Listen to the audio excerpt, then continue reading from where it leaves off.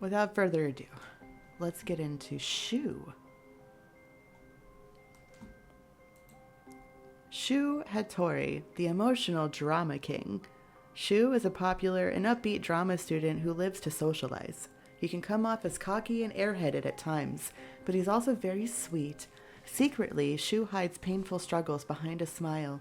Even as an adult, he still lacks control of his powers, and his choice of career remains at odds with the acceptance that he seeks from his family. Alright. Chapter... Whoa! Whoa, whoa, whoa, whoa, whoa. What? What happened?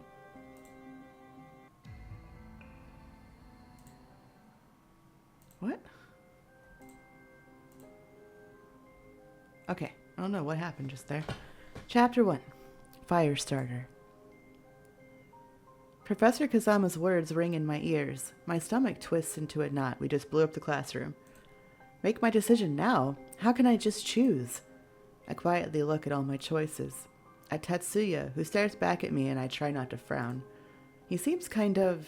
I don't know if we'd get along. Then at Shinji, who gives me an even smile. Maybe him? But no, he probably thinks I'm some weirdo after I eavesdropped on him. Though he also talks to himself, so who's really the weirdo here? Hey, I talk to myself. Despite my uncertainty, my eyes drift towards Shou. He's the one I met first and talked to the most, so I guess. Okay, fine. I pick Shou. Huh? Me? Suddenly looking very serious, Shou turns to face Professor Kazama. Professor K, I can't. You know I can't. My Shou, I think this will be good for you. Besides, at least any explosions she causes can't hurt you. Hold up. Explosions? Please tell me I'm not going to explode people by accident. Yeah, you're right. Of course you are. Professor, I don't see how this is a good idea in any sense of the word. If the only other option is Shou, I'd be a much better candidate. Oh, well, I didn't choose you, did I? I could teach her, at least. Tatsuya, this was her decision. We have to respect it. Yeah. Yeah, but how could she possibly act responsibly without full knowledge of the situation? I don't know. Maybe Tatsuya is right. I'm definitely the worst candidate here right now. If you can't believe in your judgment, then trust in mine. You can do this, Shou.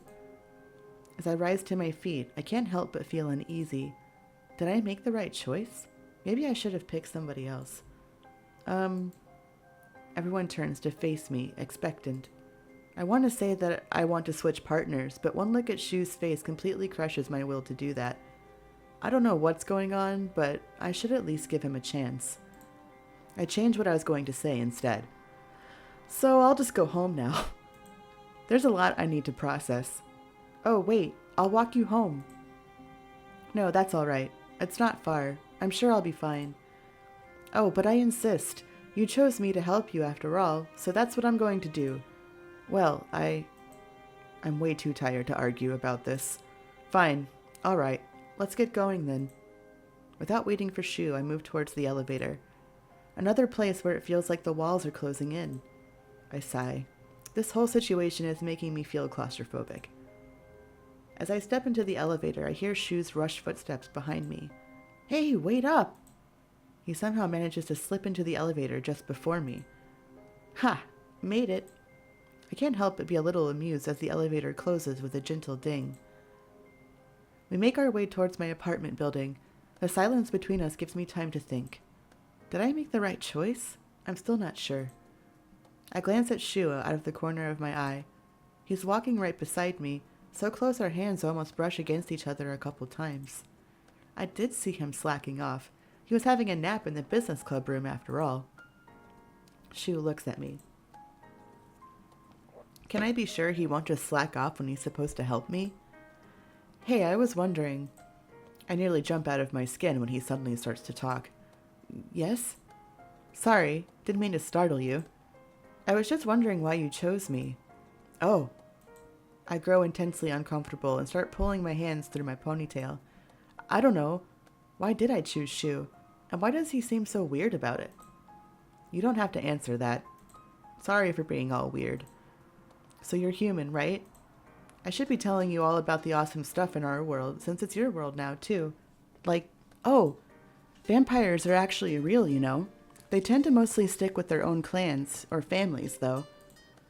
So no creepy loner vampires who live in giant castles all by themselves. As far as I know, anyway. So vampires are real. I wonder if they burn in the sun. Or maybe they sparkle. Also, as Shou gets ready to continue his lecture on Supernatural 101, I'm suddenly struck with a thought. What about you? Are you anything? Me? I'm a phoenix. Oh, a phoenix. Wait, you mean like the firebird? I look at him from head to toe, half expecting to see some feathers sticking out from somewhere. Rise from the ashes and all that? I find none. Feeling a little strange twinge of disappointment, I look back up at his face. Well, we're not actual birds. Although there are some legends about how we started out as birds and gained a more human-like form. But the stories are treated as just that, stories. So I can't really say if it's true or not. And we sort of lost the ability to rise from the ashes a long time ago, although there's plenty of theories out there. But we are still pyrokinetics. Technically, anyway. So, is that why Professor Kazama said I can't blow you up? Yep, fire can't really hurt me. That's one ability all phoenixes are born with. The conversation dies down after that, and we finally come to a stop in front of my building. Shou stands in front of me, shifting from one foot to the other. Will you be okay all alone? Should I stay? I should be fine if I don't get too emotional, right? I mean, I got through my classes fine earlier. I think so. Well, maybe. You should stay away from stuff that might trigger any releases of power. Even as he says that, he continues to frown. Oh well, I guess I'll just have to play it safe then. I won't play any video games or do anything else that might be too stimulating. I can't help myself. The sarcasm just falls right out of my mouth. That sounds like me. So much for being reassuring, Kate. Great, then I can head home without worrying. But before I go, let's exchange numbers just in case.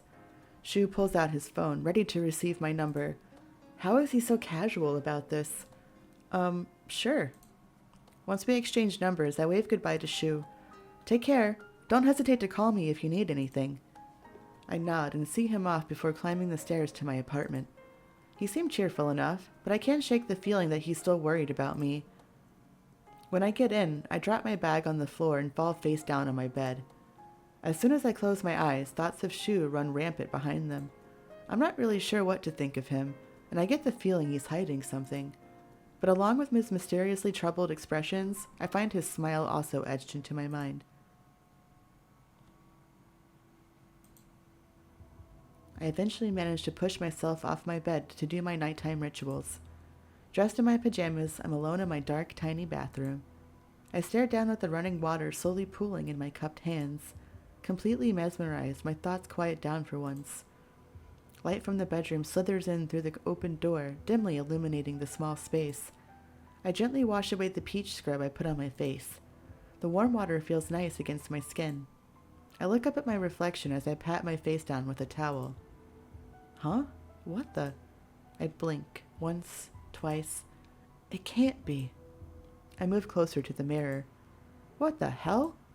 With my nose practically touching my reflection, I can't help but gasp at what I see. My eyes. One of my eyes is now a vivid green instead of brown. Stunned into complete silence, I slowly pull back from the mirror. There's no way this is normal. I carefully touch my reflection. For a moment, I actually wonder if it might suddenly reach out and grab me, but nothing like that happens. I look so strange with mismatched eyes. Could this be a side effect of my new powers? As I'm trying to figure out the various possibilities for my eye color change, I finally realize something. The green, it's exactly the same shade as... A sharp pang rings through my skull as repressed memories start flooding back to me. I open my eyes. I can see the full moon hanging up high in the sky above me. No. I try to move, but my body is completely unresponsive. Help me, please help! A homunculus, the perfect copy of my physical self, and so I created you. I am not your mother. I am the alchemist who made you. The chalk outline suddenly glows an eerie green. Shizuka stares at me, and I can see the green of her eyes starts to swirl and change into brown. I want to scream as the pain spreads from my eyes to the rest of my body. It hurts so much. Please make it stop. I'm sorry. I can barely hear her whisper the words. My mother. No, she's not my mother. My creator. The memory of the pain brings it all back anew. Like a wildfire, the ghostly pain spreads through my body. My vision starts to get blurry. Ugh, no, not again. A bright light flashes, suddenly illuminating the dim bathroom. Ah! In a rush of panic, I stumble and bump into the counter, accidentally knocking something off to the ground. As I watch my glasses fall and clatter to the floor, I'm startled back into reality.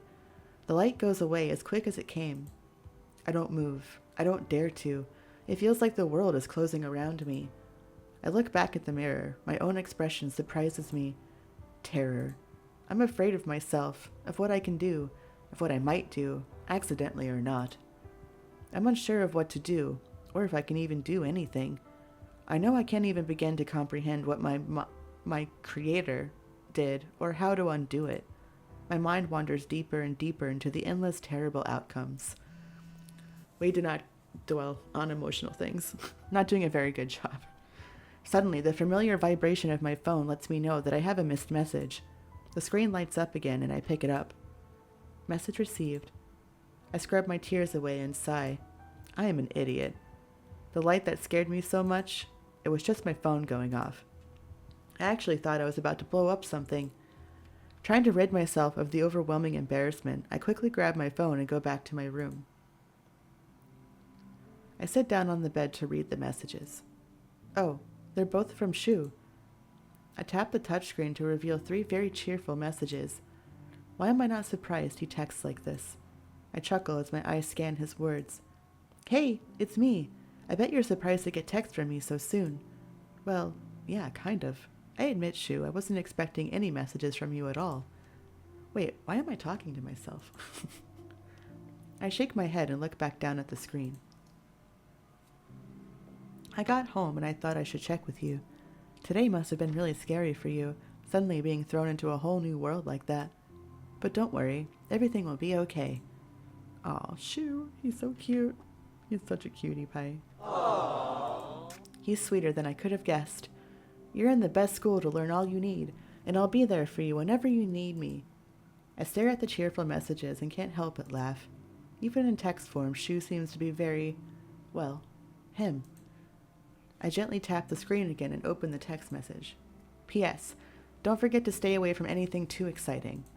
Don't watch any emotional dramas just in case. See you in school tomorrow? Alright, so Grey's Anatomy's out. I snort.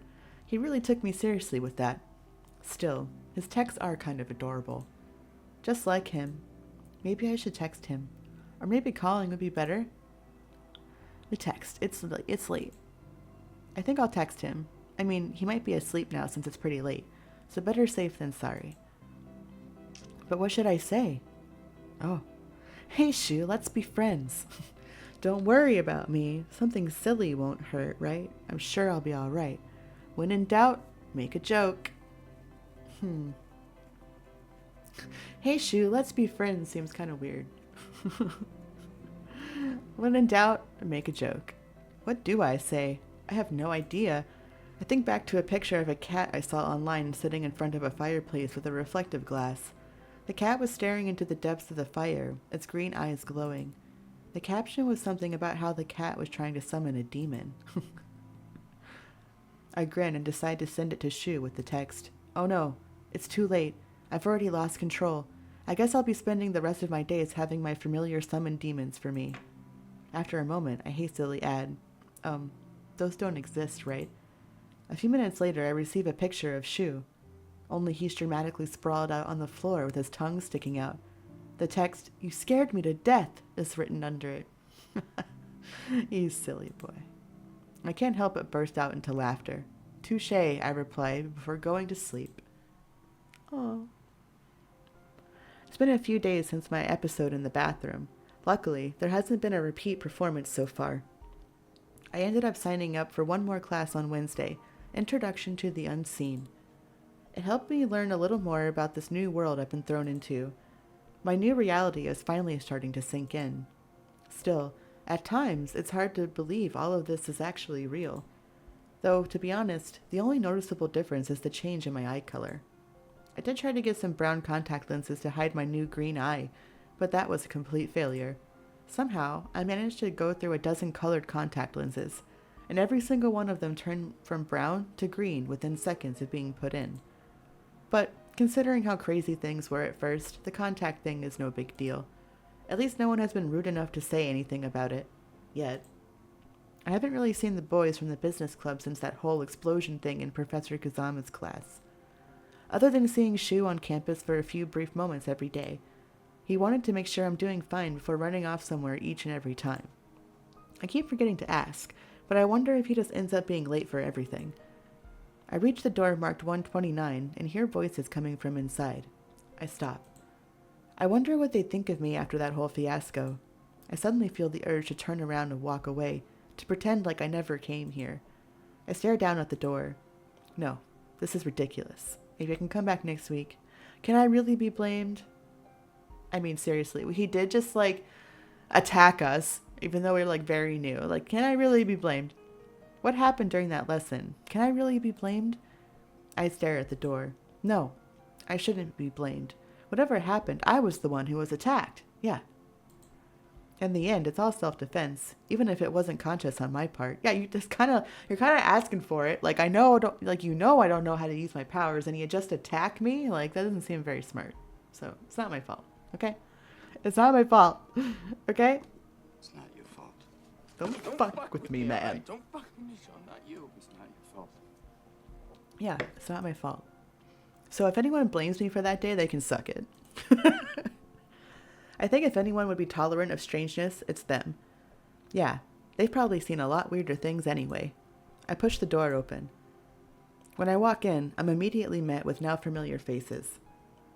Shinji is napping in the armchair. An open book is resting on his chest. It looks like he fell asleep reading something. Oh, Shinji. Tatsuya is standing next to the bookshelves, looking like he's trying to set fire to the books with his eyes. I can't help but wonder if he might actually be trying to do just that. I wonder if he has any powers, though that might be rude to ask. And Shou is sitting on the couch, his eyes carefully scanning what seems to be a script. None of them notice me come in. As I'm awkwardly standing in the doorway, Tatsuya suddenly turns to Shinji. Hey, slacker, where'd you put the book on statistics? Shinji's eyes snap open. He looks at Tatsuya with a smile. Oh, so he wasn't sleeping. A book is missing, so you immediately assume it's me. Really, Tatsu, you should know better than to jump to conclusions without any proof. Well, who else would take it? And I told you to stop calling me that. Guys, don't start this again. I can't believe you even pulled this stuff here. I step further into the room and clear my throat. All three of them instantly divert their attention to me. Oh, hey, Kate. Hey, I'm not late, am I? No, you're early. We still have 20 minutes before the scheduled start. Yes, and with Tatsu in charge, we always have to start exactly on time. You... Guys, come on, not again. Yeah, all right. Fine, I have better things to do anyway. Tatsuya grabs a book off of one of the shelves and sits down at the table to read. Shinji closes his eyes again and goes back to looking like he's asleep. Shou looks at me and pats the spot next to him. Might as well sit, Kate. We won't start the club meeting until the official time. I sit down on the sofa next to Shou. He goes right back to reading his script. It's a little awkward sitting here on the couch with him, even if it is a comfortable silence. Well, comfortable on his part anyway. Shou has been texting me every day, asking me if I'm all right or if I need anything and the like. But this is the first time I've seen him since he walked me home that night. Honestly, I'm starting to think that the professor was overreacting. Right now, it just feels like I'm wasting Shou's time. With nothing else to do, I look around the room. But everything is exactly the same as it was the last time I was here. The occasional sound of turning pages is the only sound in the entire room. What do I do? Should I just go get a drink and come back on time or something? It's then I realize that I should check my messages since my phone's been off all day. I pull my phone out of my pocket and turn it on. It immediately begins vibrating like crazy, over and over again. 6 new messages. I quickly scroll through them and see they're all from my dad.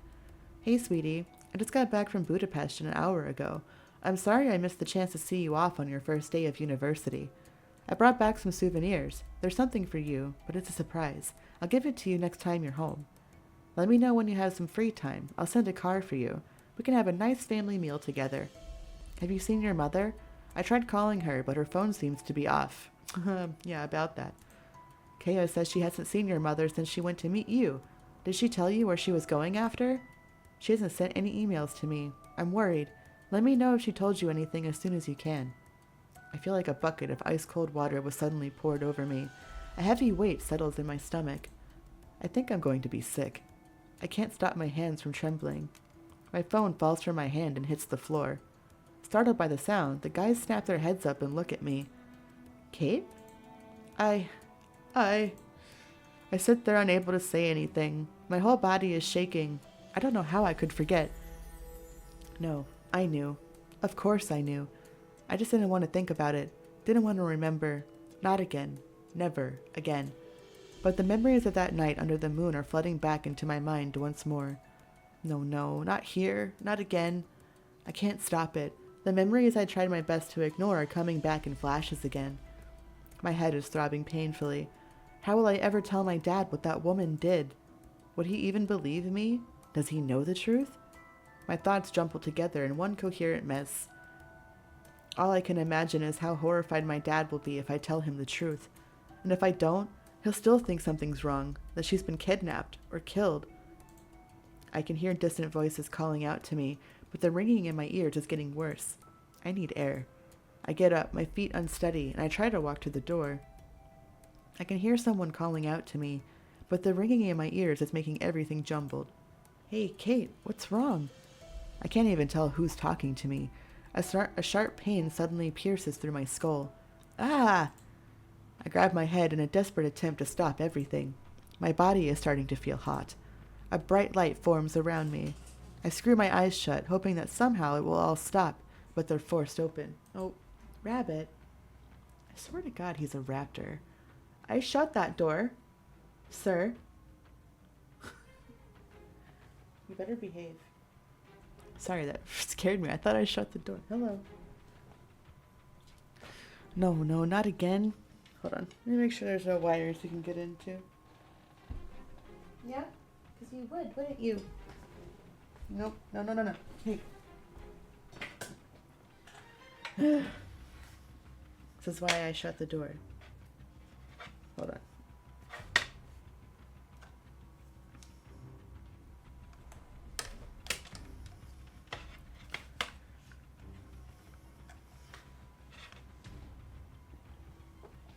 Where'd he go? Hold on, I think he left. I'm just going to shut the door. It will be easier this way. Hold on.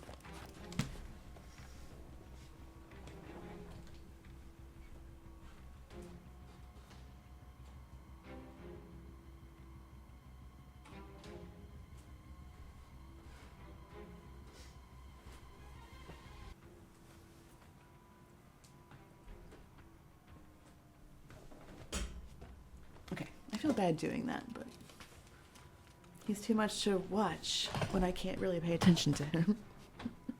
And I'm afraid he's gonna, eat a cord. Alright. No, not again. Kate! Hearing the desperate tone in Shou's voice, I open my eyes. He moves closer to me, only to be viciously flung back into the wall. Sorry. I can't even get the words out. Shou! Shinji immediately runs to help Shou up. I can't stop it. I can't do anything. My body is frozen in place as green mist-like flames surround me. They swirl and wildly dance around me. The 3 of them stand in front of me, just out of reach of the flames. This is bad. Really bad. If we don't stop her, she might blow up half the school. If we're lucky, that is.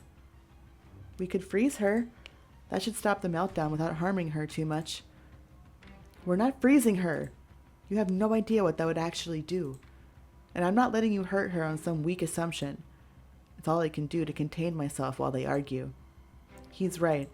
Her magic is wild. There's no telling how it would react if we even attempted to freeze her. Well, then you suggest something before we're all dead. He turns to Shou. I thought you were supposed to watch her. I told Professor Kazama I would do a better job. Clearly, I was right. Your incompetence is about to get us all killed. Not now, sir. That's enough, Tatsu. Blaming others won't get us anywhere. We need... Oh. Something behind me draws their attention. I can't move to see, but then I feel a slight sting in the back of my shoulder. Almost immediately, I begin to feel sleepy. My body relaxes all on its own, and the flames go out as if they were never present. As I fall, I'm caught in someone's arms. I look up to see the smiling face of Takumi. I got you now. Don't worry. My vision starts to go dark. I can hear the sound of rushed footsteps coming closer. Thanks for that, Takumi. I can take her now. She's my responsibility. Well, okay. My body suddenly feels like it's floating. Someone feels warm. So warm and relaxing. I start to give in to the gentle warmth. All my worries seem to float away. All the bad feelings I had start to disappear when faced with this comforting feeling. So are you going to tell me what the hell that was about? That's the last thing I hear before my consciousness finally slips away and I pass out. Chapter 2. Into the Flames. So I was off to a great start. I open my eyes, staring at a strange view for the third time in the past week. This looks sort of familiar, though. I lie still on what seems to be a cot and calmly try to assess my surroundings. It's then I realize that I've been hearing two equally familiar voices. Look, I know everything. I already did before, but now I can prove it. You can't honestly expect that I'm going to forget what I saw, Professor K. I hear a heavy sigh and turn my head to see Takumi talking to Hikaru. No, not with you, Takumi. It'd be a hell of a lot easier on me if you did, though. Kate, you're awake. I turn my head towards Shou's voice, who was apparently sitting on the other side of me the whole time. How do you feel? Before I can respond, Takumi and Hikaru's conversation stops and they both walk over to me. Are you okay?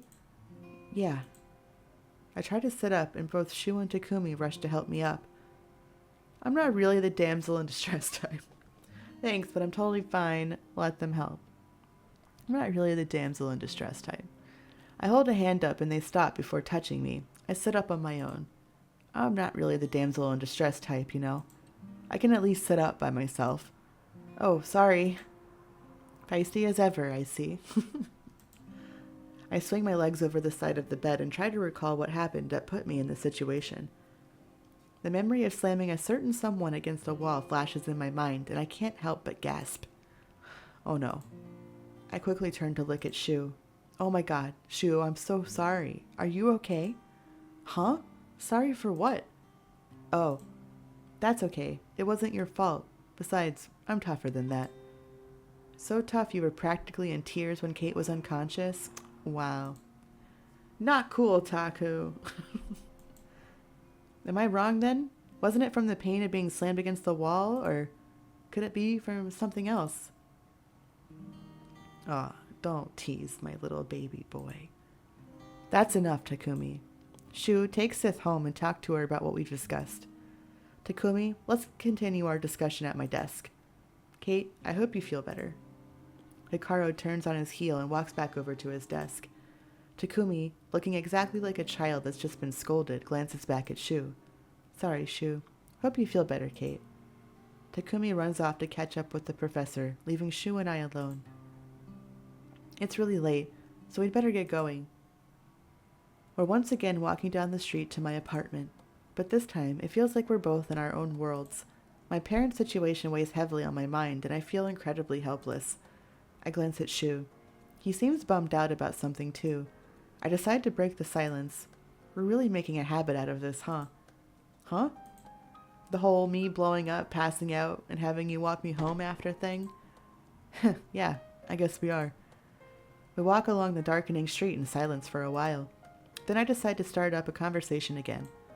I'm sorry. We stop and stare at each other. A few moments passed before we burst into laughter. You know, where I went to high school, you'd owe me a soda right now for that. Really? Huh. Well, I guess I'll have to buy you one sometime. You could tell me about your high school then, too. Sounds good. Maybe you could tell me about yours, too, then. But what were you apologizing for? I'm the only one who should be sorry. I hurt you. It's just, I totally failed you. I'm supposed to be helping you so that doesn't happen. But I was sitting right there, and I couldn't do anything to help. I think Tatsuya's right. You should have picked someone else. No. Maybe it is your fault. Wow. It's not your fault. I'm not sure what to say to that.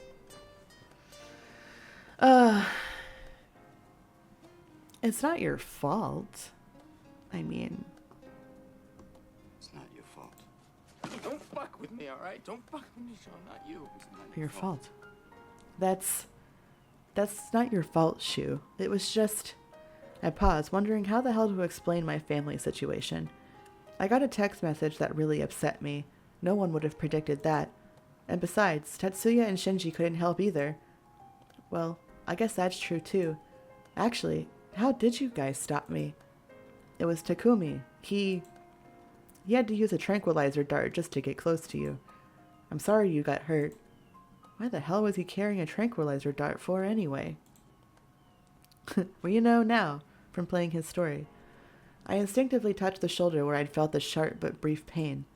Actually, I'm not sure if I even want to know. So, is Takumi just a human then?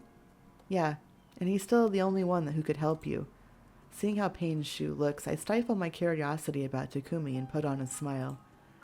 You were there to take care of me as soon as you could, and you were there when I woke up. And it was very comforting. So thanks. Oh, well, good. I'm glad I could be helpful in some way. Oh, I almost forgot. Shinji apologized for having to leave before you woke up. He and Tatsuya both had work, and Professor K said you had to start taking supplementary classes. So you're already all signed up for some classes starting tomorrow. Oh, alright then. It's pretty sudden, but I guess considering what happened, I shouldn't be surprised. We arrive at my apartment just then, and Shou looks at me. It's pretty late, so I've got to get going. But thanks for everything you said. I'll text you later, okay? Okay, thanks for walking me home. With a single wave, Shou jogs off into the night. I walk into my apartment feeling much more positive than I did this afternoon. It's the next morning. I'm staring bleary-eyed at an email that completely changes my plans for today. Normally, I only have one early afternoon class, but now... New courses added. You have been added to Control and Focus 032 Arden, Theoretical Magical Studies 0036 Hirayama, and Practical Magic Application 0013 Kazama. Ugh! I shove my face into my pillow and let out all my frustrations into it. I usually love school, but come on, even I need a break. I lift my head up and glare at the wall. Thanks a freaking lot, Professor K. Well, it's either that or we blow shit up, you know? It's kind of necessary for now. As frustrated as I am, I know that I need these classes too. Yeah.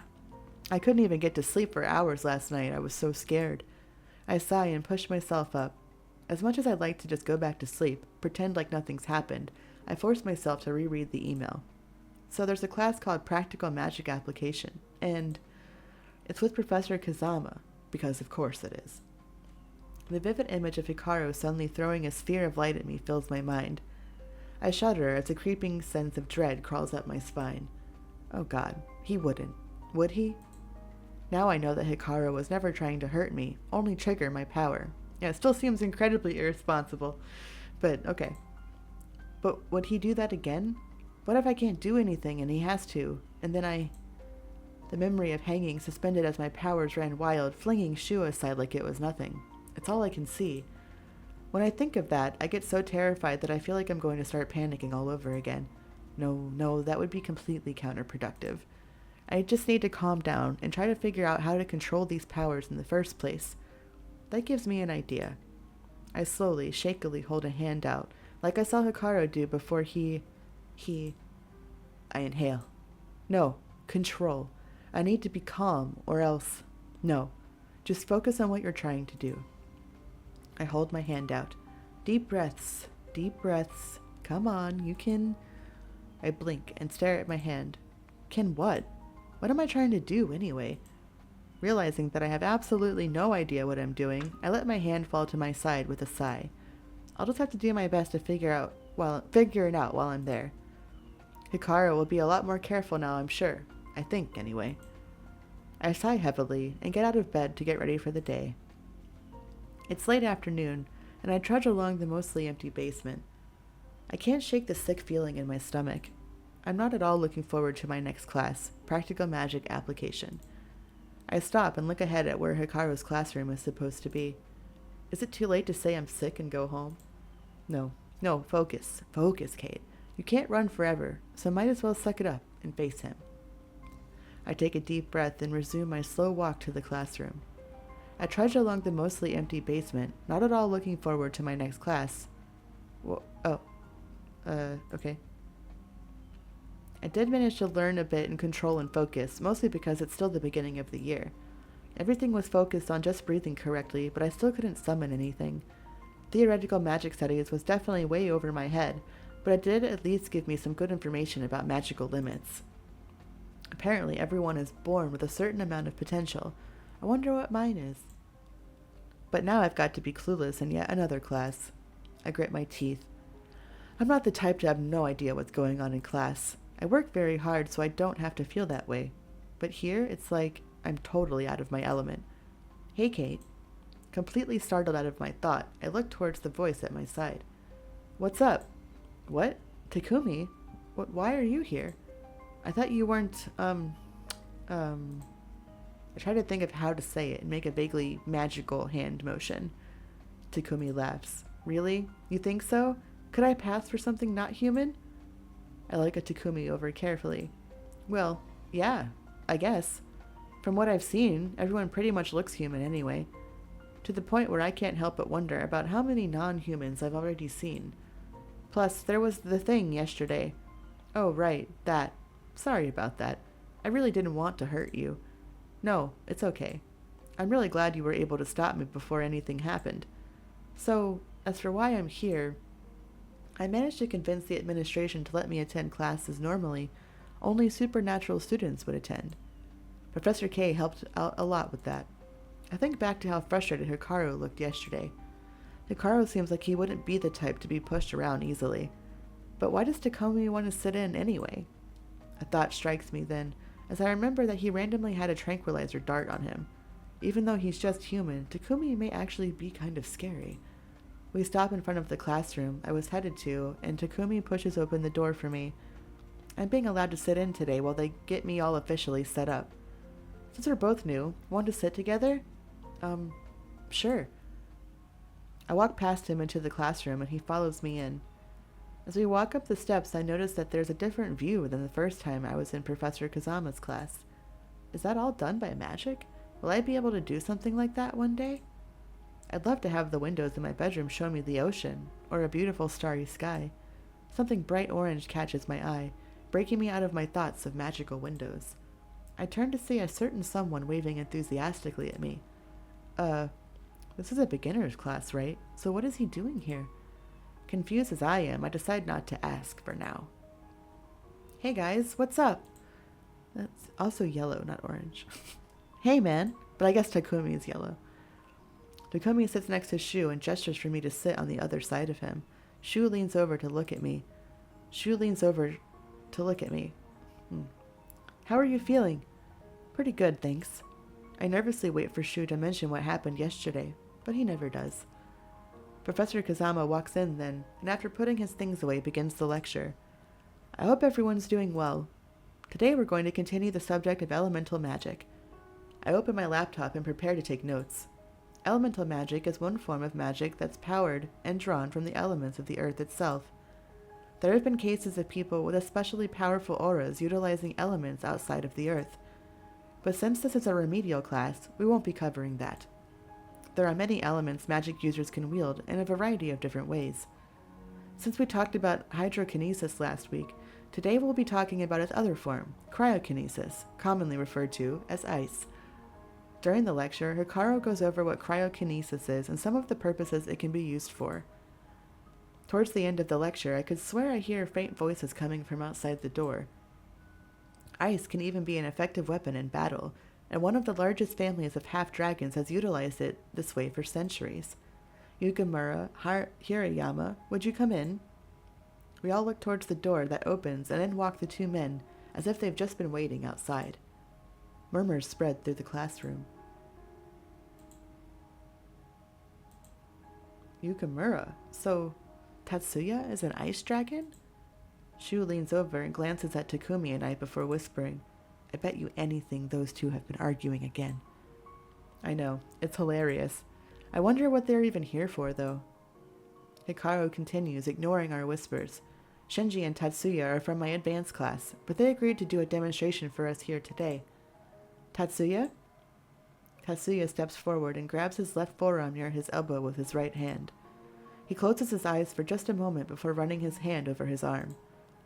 I hear a faint crackling sound from where I sit on the edge of my seat. I don't realize what he's done at first until I see the falling mist from his arm. I quickly examine him and see Tatsuya's covered his left arm with sparkling ice. There's also a blade that juts far past his fist that looks razor sharp. I can't help it when a gasp escapes my mouth at the sight of the beautifully shimmering ice blade. This is one example of cryokinesis applied for use in battle. Tatsuya has effectively covered his arm in incredibly hard ice to act both as armor and as a weapon. Before we move on to the next demonstration, does anyone have any questions? Still amazed at the sight before me, I raise my hand. Yes, Sith? From what I understand, this is the most peaceful period of time there's been so far. Why would a supernatural being need to learn to fight? Well, everybody should learn self-defense, yes? There are whispers throughout the class following my question. Takumi starts whispering to me. Looks like you've just outed yourself as being a complete newbie. Noob! What? How? It's true that monsters can no longer freely roam the land, and supernaturals have opted to hide themselves as much as possible in today's world. But the fact is that there are still plenty of reasons to learn how to use your powers to defend yourself. From ballroom brawls to supernatural wars, supernaturals are still people, and people will always have disputes, as they always have. Hikaru sighs and suddenly looks very tired. I wish it wasn't that way, but it is. So that's why you're here, to help you gain mastery of your powers so you can defend yourself. I'm taken aback by Hikaru's speech. Why? I sense I've struck a nerve and I feel like an idiot for asking such an obvious question. I want to curl up and hide, and as dramatic as it sounds, I feel like I'm going to die of embarrassment. But then I feel a warm hand on mine. I look up and see that Shou's reaching over Takumi. Just like that, I don't feel quite like disappearing into the earth. Don't worry about it. Professor K is known for getting a little emotional sometimes, and he knows you don't know about this stuff. Thanks. Can you guys maybe not do that kind of stuff right now? And pay attention to the lecture? Wow. Okay. Shinji is about to do something super cool. Sorry. We quickly drop each other's hands, and I turn my attention back towards Shinji. So it's okay if I do a combat demonstration then? Of course. We'll be doing combat later here too. Just don't get carried away. Perish the thought, Professor K. I'd never do anything dangerous to my buddy Tatsu. Shinji raises both his hands in front of his torso as if he were holding something that we couldn't see. I hear a different sort of crackling this time, and the air around Shinji's hand starts to shimmer and distort. I swear, Shinji, if you... Don't move. Suddenly, I see white flashes of something leap between Shinji's hands. Almost at the same time as I realize what I'm seeing, he pushes out both hands toward Tatsu's ice-covered arm. The electricity arcs from his hands to the ice. Almost immediately, the ice begins to melt and turn into a white mist. Everyone in the classroom seems to gasp at once.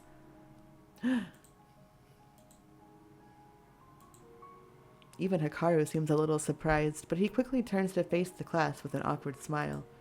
Okay, so that was one way of disabling an opponent who uses ice. If you happen to be lucky enough to be an electrokinetic. I think that was a nice conclusion to our lecture, so we're done for the day. I feel a hand on my shoulder, which snaps me out of my trance. I look up to see Shou standing next to me. Come on, I'll walk you home. Hey, what about me? Can I come? Shou looks at me questioningly and I nod and grab my bag. It's not far, and I'm feeling fine, but sure.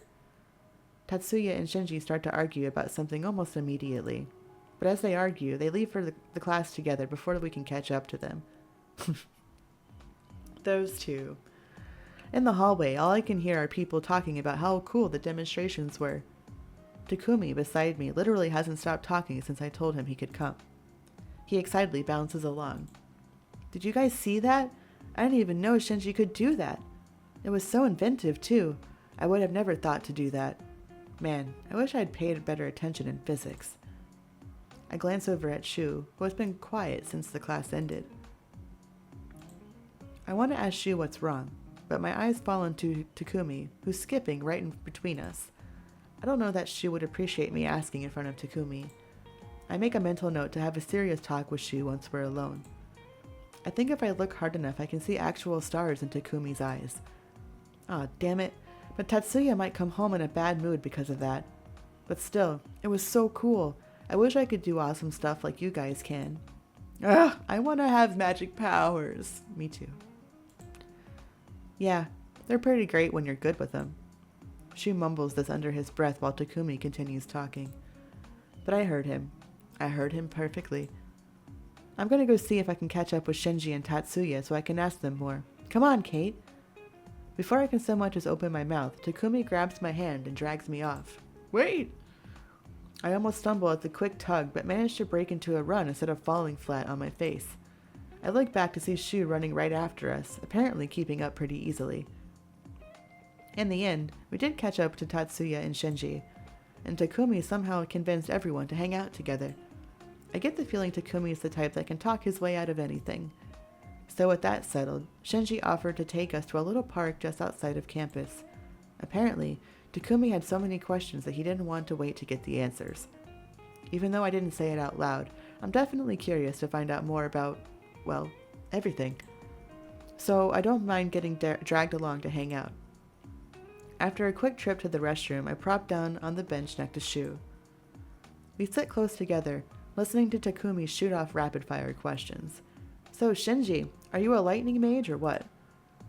I can handle all of the elements to varying degrees. Of course you can. Wow, that's amazing. So you're probably the most powerful one here, right? I glance over at Shou, who's sitting next to me. I don't know him well enough to say he's not acting like himself, but I feel like he's been unusually quiet. Yeah, right. You want to see power? Then let's have a proper demonstration. Ice versus ice. No thanks, I'm not stupid. He turns to Takumi, ignoring Tatsuya's smug grin. It's true that most people can only utilize one element, but being able to use more than one doesn't mean much when it comes to raw power. In fact, 9 times out of 10, if they're using the same element, a specialist will beat someone who can use more than one. Oh, I should save, thanks. Save. You catching this, Kate? I snap out of staring at Shou. What? Oh, yes. There are advantages and disadvantages to both ways. It seems like there would be advantages and disadvantages to both ways of fighting. Mastery might give you more power, but it lacks in flexibility, and being able to use several elements may give you flexibility.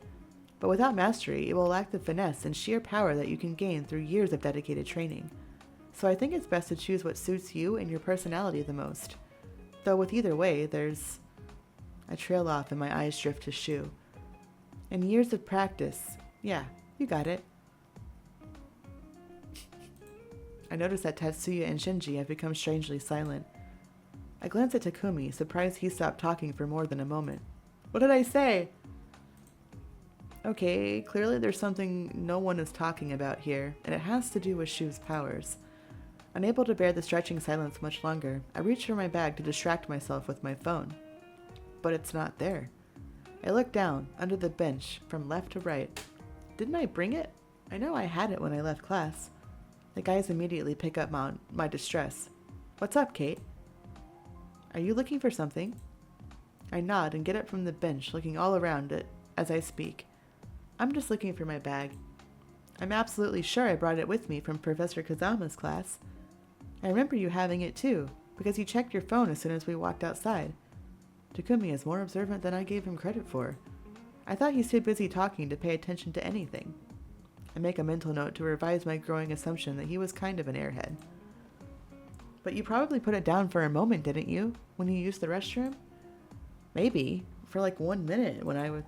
Oh, I'll be right back. I immediately dash off to the park's restrooms. As soon as I get in, I spot my bag in a spot I would never have left it, the sink. I cautiously look around the bathroom before walking up to the sink and grabbing it. When I walk back outside, Shou was waiting near the bathroom's entrance for me. Oh, good, you found it. Losing your stuff would have been a pain for sure. Takumi... Oh, and the others walk up to me. Holy shit, that scared me. Why is that so loud? Thank you for the biddies. Why is that so loud? Hi, Raven. How are you doing? Why is that so loud? How you doing? Takumi and the others walk up to us. Have you checked the bag? Huh? Oh no, but that's a good idea. I rummage through the bag, checking that my laptop, notebooks, and wallet are inside. Everything appears to be there, but everything's been all mixed up. Even though nothing's missing, someone's definitely gone through my bag. But why would someone go through your things? Do you have any enemies, Kate? What? No, why would I? I mean, kind of. But when I think through the reasons I could be targeted, only one comes to mind. I am Kate Shinomura, daughter of Shinomura Industries CEO. I don't pretend to know everything my father does, but he's bound to have some people who would want to use me to get at him. I can't tell these guys that, though, nor can I get them involved in anything dangerous because of who I am. Kate, are you absolutely sure? About to do some leveling? Hell yeah. Good luck. I hope you get good parties. I need to do my dailies later. Anything could help. This whole thing might be nothing, but no, I can't think of any reason why anyone would target me. Honestly, it could have just been a thief that got scared off by someone coming in or something. Yeah, that's probably it. There's no need to scare Kate with your theories, Takumi. Occam's razor, huh? Yeah, I guess that makes sense. In plainer words, the most simple solution is the most likely. There's probably nothing to worry about, Kate. Takumi doesn't look convinced in the least, and I turn around so I don't have to face him. Shou peeks around at me, though, his face right in front of mine. Come on, why don't I walk you home? Alright, thanks. We'll see you later, guys. We wave goodbye and go our separate ways, though Takumi's enthusiasm was noticeably curbed. I glance at Shou beside me. Did he somehow sense how uncomfortable I was? He did get me out of there pretty quick. Could he know I'm hiding something? But Shou looks at me with a smile so bright that I reflexively smile back. I know, he's so cute. Ooh, yeah, if I play, we should play sometime. He seems content to walk in silence, too. That's right, Shou's hiding something, too. I guess even people like him have their demons. Chapter 3. Resolve. Another day, another class. It's been a week since that day in the park. I haven't really had a chance to talk with Shou at length, aside from sending the occasional silly text to each other. But the more I think about it, the more I wonder why he was in that newbie practical magic class. At first, I thought he was just sitting in with Takumi, or there to watch the demonstration.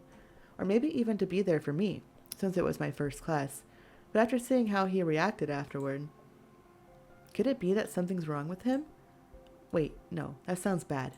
But still, if it's true, why would Professor Kazama let me choose him out of everyone else to help me? It just didn't make any sense. I felt like I was missing some big piece of the puzzle, and clearly, it wasn't something Shou wanted to talk about. I make my way into the control and focus classroom for the second time. There are only a few students inside.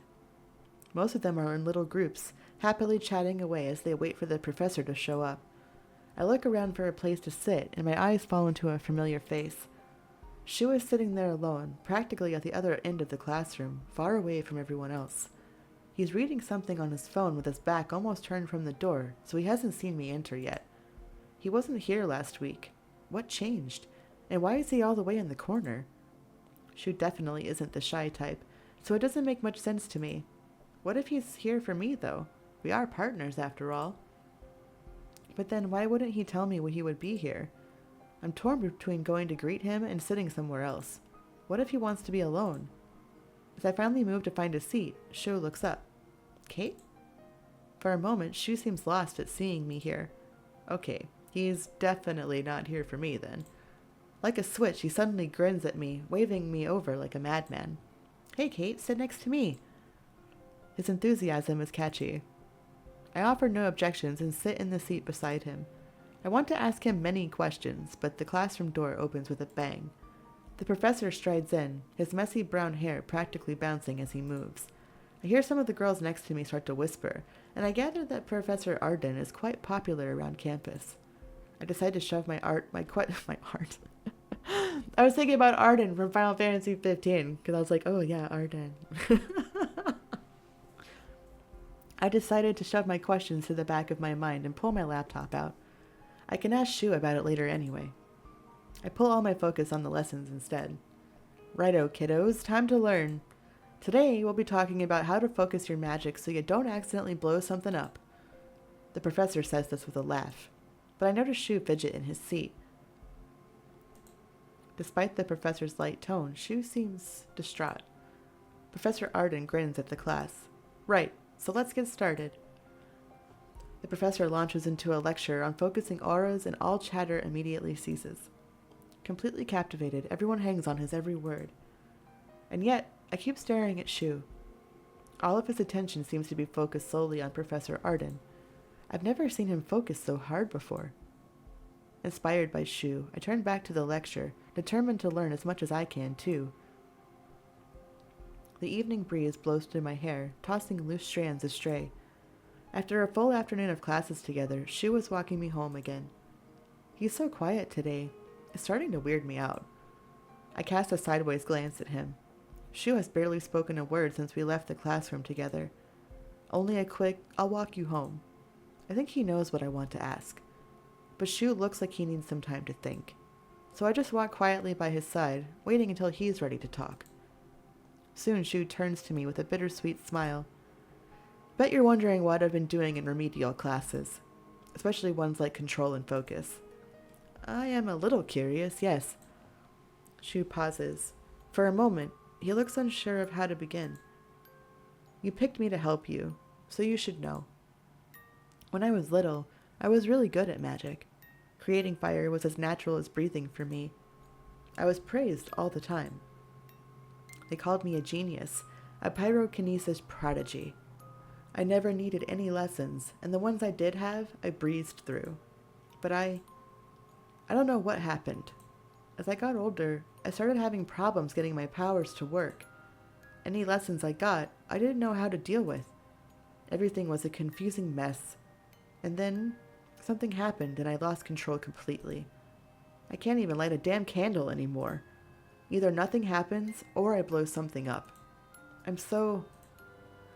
He sighs. I signed up for those classes so I can try and learn how to control my powers. So I don't have to feel so helpless and lost. Shoo. I figured it might have been something like that, but now that I know the truth, it's much worse than what I had imagined. To actually have had the power, to still have it, but not be able to use it while your friends around you do amazing things. Maybe this is presumptuous, since I've only had these powers for a few weeks, but I feel the same. I don't want to feel so helpless anymore. I don't want to be afraid of myself, or accidentally blowing something up, or worse, someone. I don't know what I'd do if I killed someone. So, maybe, if you don't mind, we could practice together sometime. Seriously? You'd do that for me? Of course. Why wouldn't I? And you'd be helping me, too. Sorry, it's just... No one's really taken the time to actually ask me to study together in years. Of course, we can practice together. I might not know how to control my powers, but I do know a lot about the theory of it. So I can finally help you out, too. Are you free now? Do you want to come over? I don't live far. I'm free, but, I can't figure out how to say it without sounding rude. Could I just go to his place like that? Isn't that kind of... Shou seems to understand, even without me outright saying it. Oh, don't worry. Remember Shinji? The super tall guy with purple hair? He's my roommate, so we won't be all alone. I can't help but feel a little awkward. He knew. I hope he doesn't think I don't trust him. But, well, I can probably make a run for it if anything happens. Okay, let's go. With that decision made, we make a slight adjustment to our destination. It doesn't look like Shou lives all that far away from me. I feel a little nervous as we move along in silence. Hey, do you want to stop by the convenience store on the way? We could get some snacks. Oh, sure. Good idea. We make our way to the nearest convenience store. When we reach the shop, wow, a lot of S's.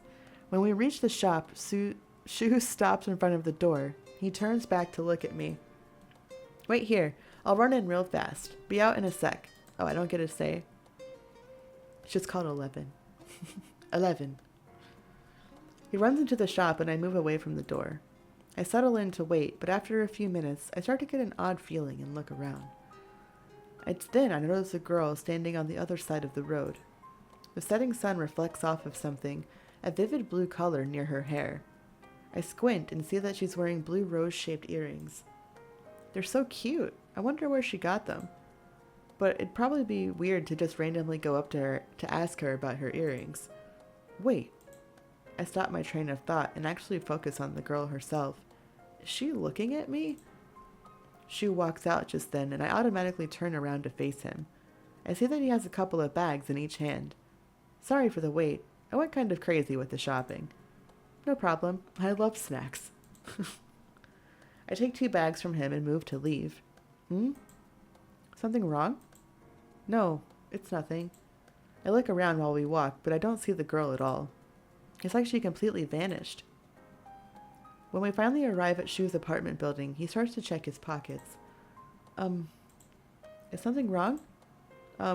No? Maybe. I might not have my keys. Sorry. I'm more worried than annoyed, but it's obvious Shou is more upset than I am. It's true I'm not particularly impressed with his lack of responsibility, but it is kind of cute. Oh, but Shinji is home tonight, so we're in luck. Shou leans forward and knocks on the door. As we wait, I start to wonder, does Shou forget his keys often? And if Shinji isn't home, what does he usually do then? After waiting outside the door for a few moments, Shinji opens it. Shou, I swear, one of these days I'm gonna superglue the goddamn keys to your hands so you stop losing them all the damn time. Hey, I seriously thought I had them today. Shinji seems to realize I'm standing there for the first time and his eyes shift to me. Hey Kate, how are you? Hi Shinji, I'm fine. I came to practice with Shou. I mean, we're gonna study magic and practice it. Ugh, I'm making an idiot out of myself. This is just so weird. One of the few things I do remember my mom, Shizuka, telling me is that I needed to be careful of men from a young age. I can practically hear her voice now.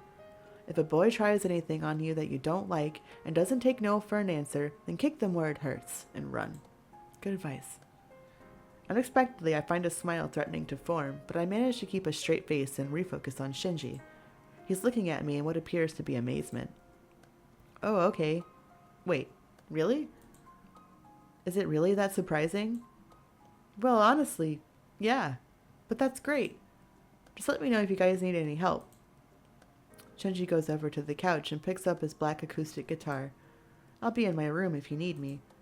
And try not to have too much fun. Oh, Shinji, please. Don't break the bed or anything. Shinji! Jeez. Shinji! What the hell, man? Well, you are going to practice, aren't you? Magic, that is. Would you just get out of here already? Shinji chuckles as he walks into his bedroom and shuts the door. Shou turns back to me and I can't bring myself to look at him. Maybe it was a bad idea coming here. Sorry about that. Shinji's a really nice guy, but even he can be kind of an ass sometimes. Let's go. My room's through here. Shou points at the hallway behind me and moves past me to lead me in. I slowly follow him, my heart beating a little faster. I can't stop my mouth from falling open.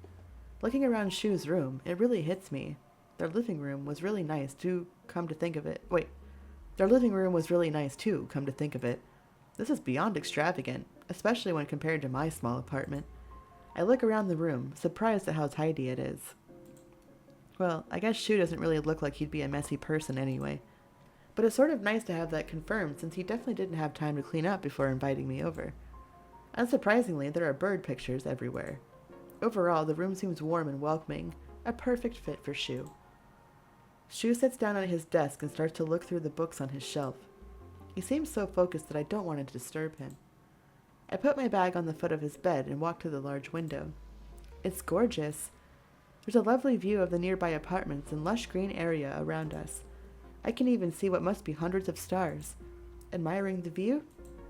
Shou's soft voice acts behind me. I look at him as he comes to stand next to me. Yeah, I was just surprised that I could see so many stars. Well, it's because we're pretty close to the campus. There's a weather spell around the campus that helps keep the skies clear of light pollution and clouds. It goes out for a few kilometers or so from the radius of campus in every direction. It's pretty cool. But if you want to know more, Shenji would know better than me. Shou says this all so casually, but I'm in complete disbelief. Really? I mean, wow. Your world is so different. Everyone's so powerful. I feel really insignificant. Hey, it's your world too now. And don't forget that I'm right here with you. I can't do anything remotely that skilled. Yeah, but we're gonna learn, right? I hold my hand out a little awkwardly to affirm my words, and Shou gives it a squeeze. Yep, we'll be partners from now on. Yeah, so let's get to studying. I move over to Shou's desk and take a look at all the books he's pulled out. They're all on entry-level magic. I pick them up and notice that they're still in the shrink wrap. The words on the binding suggest they're for elementary school students. How long have you had these? Not since elementary school, if that's what you're thinking. I bought them last week. After seeing Shenji and Tatsuya's demonstrations? Yeah, I saw the way you guys looked at them, and I thought that maybe I could do that too. No, I'm sure I can. Then let's get started. I pull out the desk chair for Shou, gently grab his wrist with one hand and quickly pull him to it. What are you doing? There's only one chair, so I'll grab one from the kitchen. Open the book and find out where we need to start. At the beginning is probably good. I'll be right back. Having sat Shou down, I hurry out of the room toward the kitchen, my determination renewed. A long time has passed since we started studying. I began by having Shou tell me about his history with magic and learned that he actually did know a lot. There was just this strange gap between his knowledge and his ability. So even though it must have been frustrating for him, I had him start with the basics and basically teach me as we went. There had definitely been quite a few aha moments for both of us, but no actual magic practice had happened. Do you want to take a break? I stand up and stretch. As I do, I look at my watch and realize it's close to 12 a.m. Oh my gosh, it's this late? But Shou hasn't looked up from the notes I wrote even once. Instead, he mumbles to me. No, I don't need a break. I think I've almost got this. Got what? I get no answer before I try to stifle a yawn. I lean over and put my hands near the papers he's been reading over and over again to get his attention. Look, Shou, it's been hours. I think... Whoa! The paper Shou's been staring so hard at ignites, and I practically jump back. Shou stands up so fast he knocks his chair backward. I watch in stunned silence as the small fire in the middle of the paper spreads ever so slowly to the edges. I did it, Kate. The fire doubles in size with a roar, covering almost the entire desk in flame. Shou, the textbooks! Crap, I've got it. Shou reaches into the flames and my stomach clenches. What are you doing? Stop! But Shou ignores me and grabs the textbooks anyway, even as they're wrapped in flames. I remember then that he's fireproof, but knowing it and seeing it are two different things. And anyway, it doesn't look as if everything about him is fireproof. Shou, your clothes! The fire from the textbook starts to climb up the sleeve of Shou's hoodie. Take it off! Fire! My brain finally kicks in, and I dash past Shou toward the door to get Shenji. Hey guys, I'm going to be... Oof! In my rush to get out, I've run right into him as he opens the door. Terrified, I look up to Shinji's face, silently pleading the words I can't manage to get out. Shinji seems to understand what I'm trying to say and looks up. I turn around to see Shou desperately trying to pad out the fiery textbooks. He appears completely oblivious to the fact that his clothes are on fire. Shinji sighs as he sweeps his open hand in front of the area that's on fire and then makes a fist. Just like that, all the fire in the room disappears, leaving only scorch marks. Whew, that was getting totally out of control. Thanks, Shinji. No problem, but was that Kate's first fire? Nope, it was mine. I can't believe I got it. And I was controlling it pretty well, too. Well, before I got too excited. Seriously? That's awesome, Shou. Congratulations. I would have had a hard time believing it if I hadn't seen it. And don't worry about losing control. That's pretty normal at first. Maybe I can make something nice for dinner tomorrow to celebrate. Thanks. I'm looking forward to it. Shou runs up to Shinji and practically tackles him in a hug. Shinji gives him a slightly awkward pat on the back, accompanied by the sort of relaxed smile that implies he's used to this. They're so cute. Aww. As I stand there, a hand on my pounding heart, a realization comes over me. A minute ago, part of the desk was on fire, Shou's clothes were on fire, and a distinct smell of smoke still hangs in the air. Yet, these two guys are just standing here, smiling and hugging each other like there wasn't a raging fire in the room a second ago. These guys, they look human, but they are really from another different kind of world. My hand drops and my body sags as weariness drags me down. Both men look at me and Shou rushes to my side. Kate, are you okay? Yeah, I'm just really tired. After all that studying and excitement, you must be exhausted. Shou, it's really late. Why don't you take her home? Shinji gives me one last smile before turning around and leaving us alone in the room. After a moment, I come to a decision and start talking. I keep my back to Shou because I know if I look at him, he'll persuade me otherwise. I'm going to head home now. It's way too late for you to walk me there and back, so... Oh, so cute.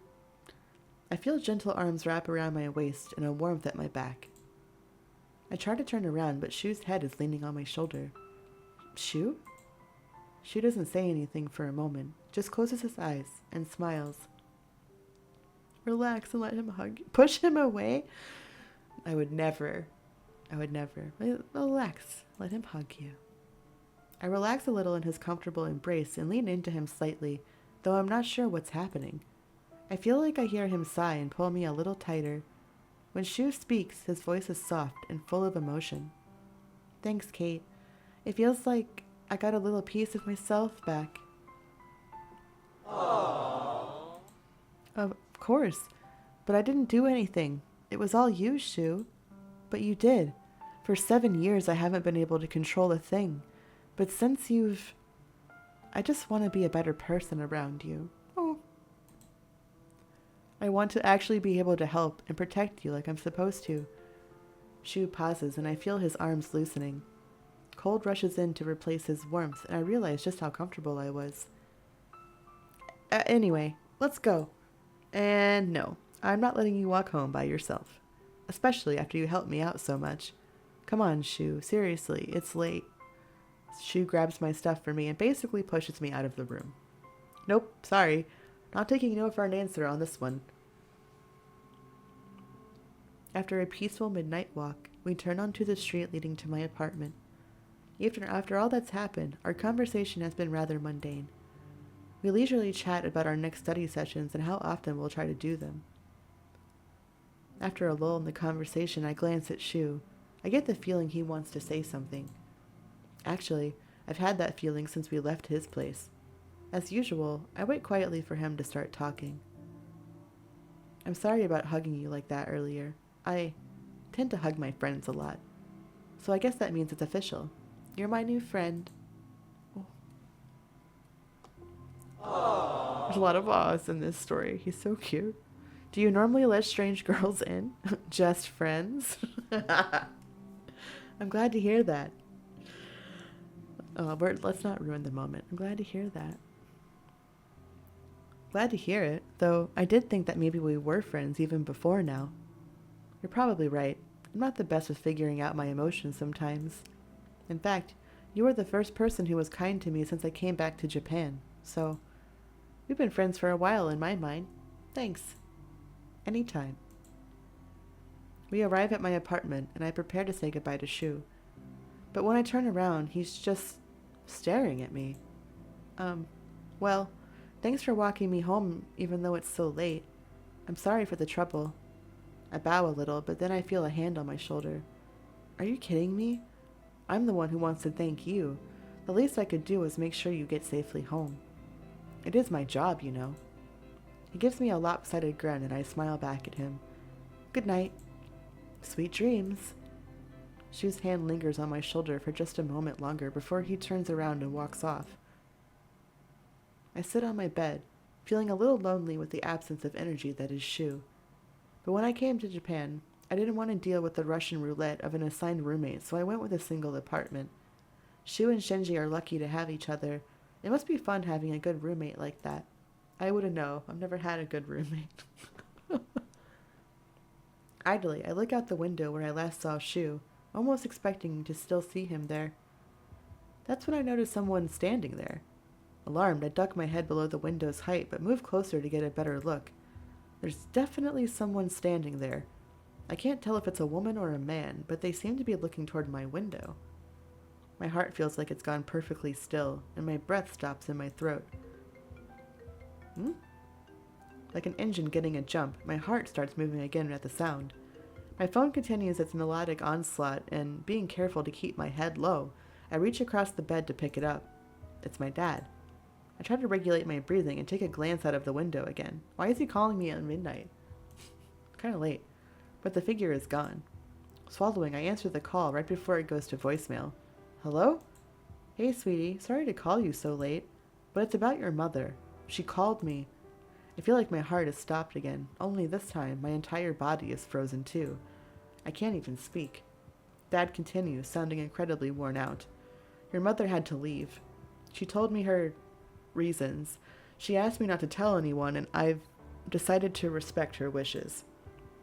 But I thought I should update you.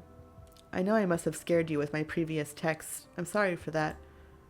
I finally managed to force my voice to work. That's okay, Dad. I understand. Thanks, sweetie. I'm gonna go ahead and let you sleep now. But I'll keep you updated if anything changes. Good night. Good night.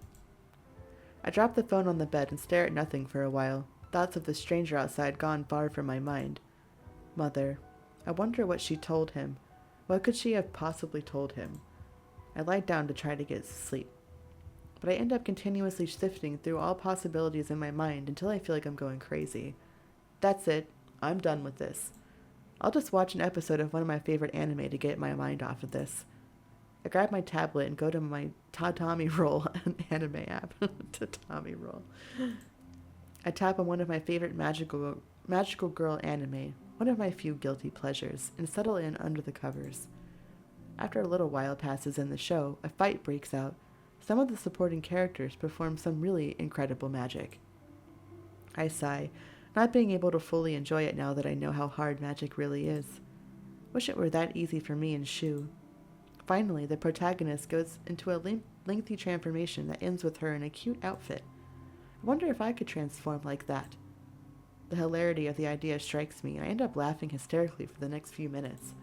I seriously do wonder if there's anything like that in the supernatural world. I definitely have to ask Shou about that on Monday.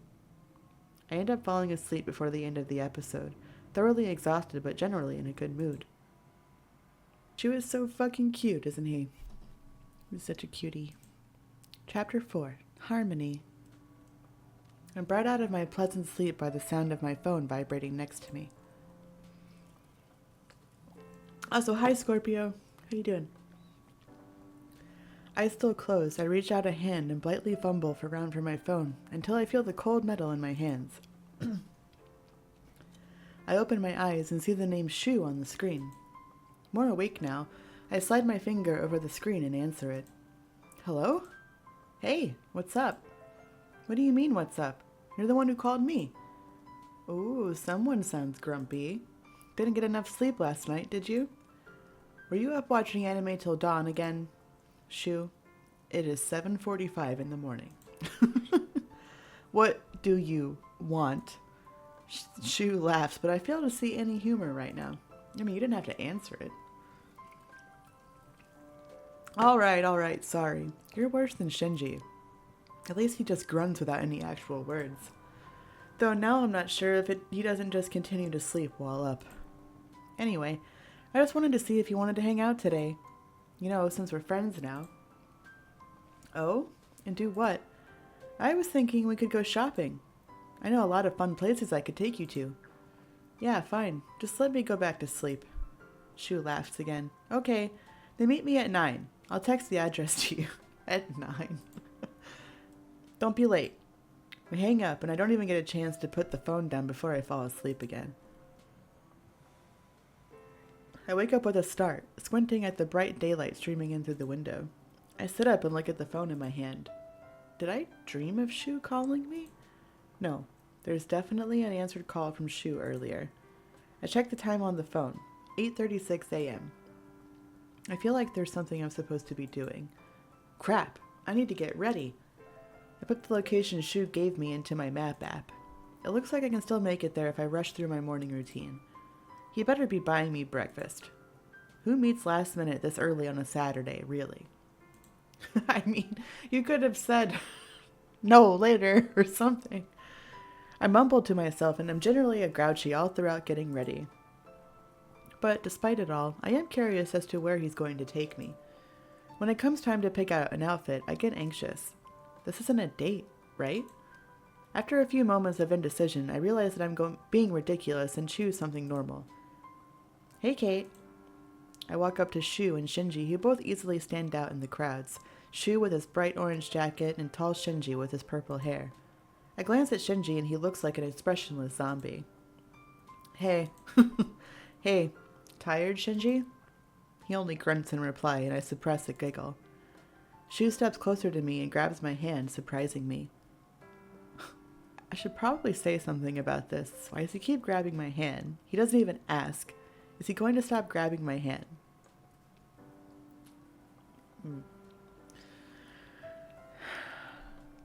Yeah, why does he keep grabbing my hand, I guess? The warm sensation of my hand isn't unwelcome at all, but I can't help but wonder. Why does he keep grabbing my hand? I stare up into his face, silently questioning. You've had to deal with all the studying and doom and gloom of the supernatural world for the past few weeks. But today, I want to show you the fun side. Come on. Whoa! Shou takes off running, pulling me along with him. I glance back at Shinji, who's striding after us, a small smile on his face. After a few minutes, we arrive in an easy-to-miss back alley. It's pretty narrow, and there are seedy-looking establishments all around. Why are we here? Oh, yeah, I guess it does look pretty shady. But just give me a minute, and I'll show you. Shou drops my hand and walks to a wall. He puts a hand on it and looks back. I look back too, just in time to see Shinji walk into the alleyway as well. We all good? Shinji glances back at the sidewalk and nods. I turn back to Shou and see that the concrete wall around his hand is pulsing and changing. The waves gradually spread to the entire wall, and then the wall itself seems to just fade away. The view changes. I see the sky and a sidewalk that leads into another part of the city. It's as if the wall was never there. In complete wonder, I slowly walk toward the area where the wall used to be. Diagon Alley? Pretty cool, right? There's a lot of entrances like this all over the city to Chua. Chua? It's a magical district where lots of supernaturals live. Some humans live here too, though they're mostly mages and the like. You can buy a lot of cool stuff here too, and eat things you'd never be able to find anywhere else in Japan. Sounds exciting. What are we waiting for? Let's go. I can't contain my curiosity and I quickly start walking. This time, I grab Shou by the hand as we go into the Chua district. We move along the sidewalk and I look around at all the unfamiliar shops in awe. Kate, you look like a tourist with your mouth hanging open like that. Well, I can't help it. I had no idea this place was even here. Just wait until you see the upscale part of the district. I haven't eaten since 6 a.m., so I'm starving. Want to go get a late breakfast? In what way is 9 a.m. a late breakfast? Aren't you tired? Nope. It'll probably hit me all at once later tonight, but for now, I'm good. Yeah, let's go to Blue Sky since we're so close. Sweet. I'm gonna go get some fruit, I think. Or maybe pancakes. What about fruity pancakes? Do they have omelets? I could go for one right about now. Aw, Kate, you too? How can you stand eating eggs like that? Huh? What? What's wrong with eating eggs? Don't worry about it. Shou's species just has the thing about eating birds. Yeah, and it's bad enough I have to see Shinji stuffing his face with them all the time. I guess that's understandable. We turn into a large building and Shou makes us take the stairs to the second floor. It's better for your health. When we get there, we head into the Blue Sky Cafe. The cafe is surprisingly nice, and yet manages to have a cozy feel. The guys spot a table and I follow them, staring at the view of the district below as I walk. We sit down at the table and are given menus by the waitress. After ordering water and pancakes, I look around at the other patrons. Are these really all supernaturals? Mostly. There are a few humans here too. I hesitate before asking an odd question that I, quite frankly, never thought I'd have to ask anyone. Are you human, Shinji? As far as I know. Yeah, he is. We met in an all-human junior high. Well, all human and one phoenix. Well, he's a sylph, actually. Shou laughs. Yeah, I guess that's right. Anyway, I've been going to human schools for years. Why is that? Oh, is it because of your... They're usually a lot more fun to be with than phoenixes anyway. An uncomfortable silence falls over us. I grab my drink and sip slowly, looking away from the table. There I go again, making things weird. Two people walk into the already bustling cafe, a rather good-looking man and a pretty woman. They're walking unusually close to each other. When they pass by, I see that they're holding hands. I'm reminded of the way that Shou often grabs my hand, just like he did this morning. Does Shou ever think of me that way when he grabs my hand? Does he know what it means? And I grabbed his hand too, without even thinking about it.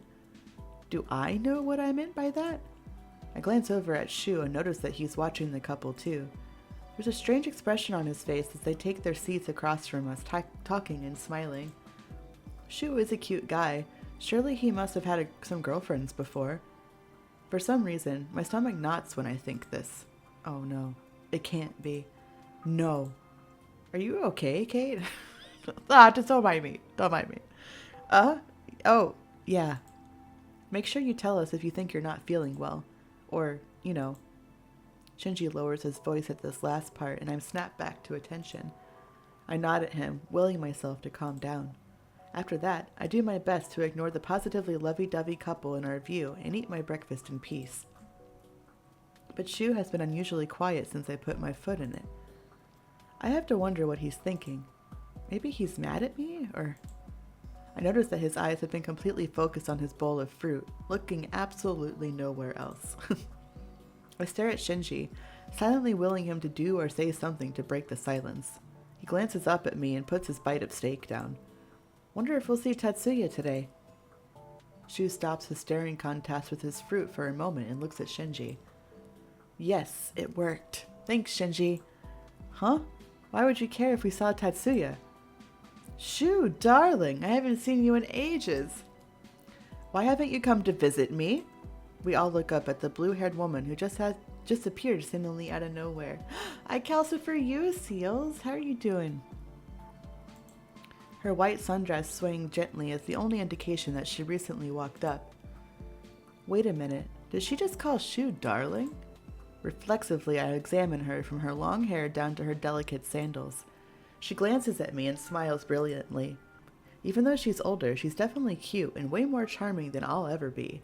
I can see that at a glance. Ugh, what am I even thinking about this kind of crap for? Good, long time no chat, been quite busy, yes. I hope you are taking some time to take care of yourself, though. If you, you're making your sim for the real world, right? Yeah, you did, right. Never mind. Forget I asked. We talked about this. Sorry, I haven't been around lately. Things have been really busy. Yeah, you sent it to me. I just have to, I think I saved it. I'll have to double check. I need to start working on those. Yeah, yes, I don't have some of them. I don't know which ones I have. I have to look. It's quite all right. I know you're busy with school. If you're anything like me, you're spending half the time partying and the other half studying. Well, I wouldn't say it's exactly like that. I used to have a pack command, but I think I got rid of it. The woman turned slightly toward me. Every movement of hers is so graceful that I can't remotely imagine her as a party girl. Would you be so kind as to introduce this lovely young lady to me? Is she the girlfriend of one of you? No, she's no one's girlfriend. The discomfort on Shou's face combined with the speed and intensity of his speech serves to crush any silly little hopes I had in my heart. It's just as well. I don't have time for a relationship right now, or anytime soon. No, that's all good. I'll have to, when I upload her to the house, I'll be able to see. But still, that was kind of harsh. Once again, Shinji jumps in to smooth things over. Sort of. If anything, she'd be more likely to be Tatsuya's girlfriend, judging by how they stared at each other the first time they met. Huh? Why is he bringing up Tatsuya out of nowhere? And why would he just forget that would he just forget that already? Wait, when did we stare at him? My character? Wait, like this character? A PNG YouTuber? Is that what you mean? You seem confused, honey, so let me introduce myself. My name is Chisaki Yukamura. I'm Tatsuya's mother. Seriously?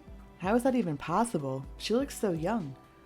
But now that I know, the resemblance seems obvious. Chisaki just beams at me while I process this, and I feel like a complete idiot. And I apologize for asking the question. I just thought you'd look good together with either of these boys. Or my son, if you so choose. Chisaki's sweet voice goes a little quieter at the last sentence.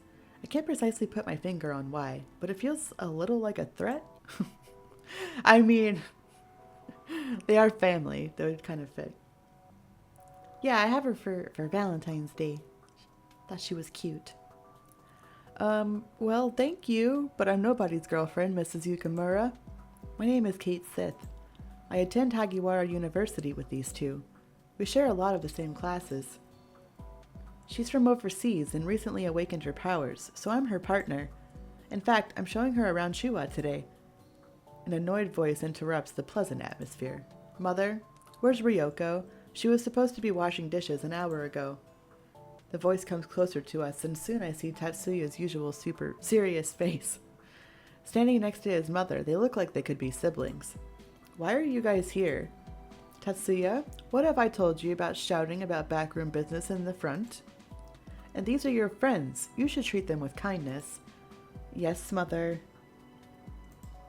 Now, why didn't you tell me there was a girl you were interested in? She seems lovely and well-spoken. Why would you hide her? Mother, why do you... Tatsuya splutters without really getting anything out for another moment or so before going to the last table behind us. He bends over and starts shaking whoever's in it, clearly trying to avoid the subject. What the heck? I get that he's probably not the best at customer service, but still. Taku, get up. For the last time. You can't sleep in here. If you want to sleep, find some internet cafe, or a hotel. Or, you know, your bed. Tatsuya, are you ignoring me? No, I just saw Takumi over here, and it looks bad for business to have someone sleeping here, and... I hear a big yawn and see arms stretching upward from the other side of the table. Tatsuya looks immensely relieved. Takumi practically leaps up and gives us all a bright smile. Hi, Mrs. Yukamura. Hey, Kate. Oh, and hey, Tatsu and everyone else. You're here early.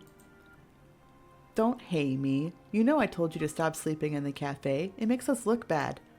Sorry, I even had a coffee this time and I couldn't stay awake.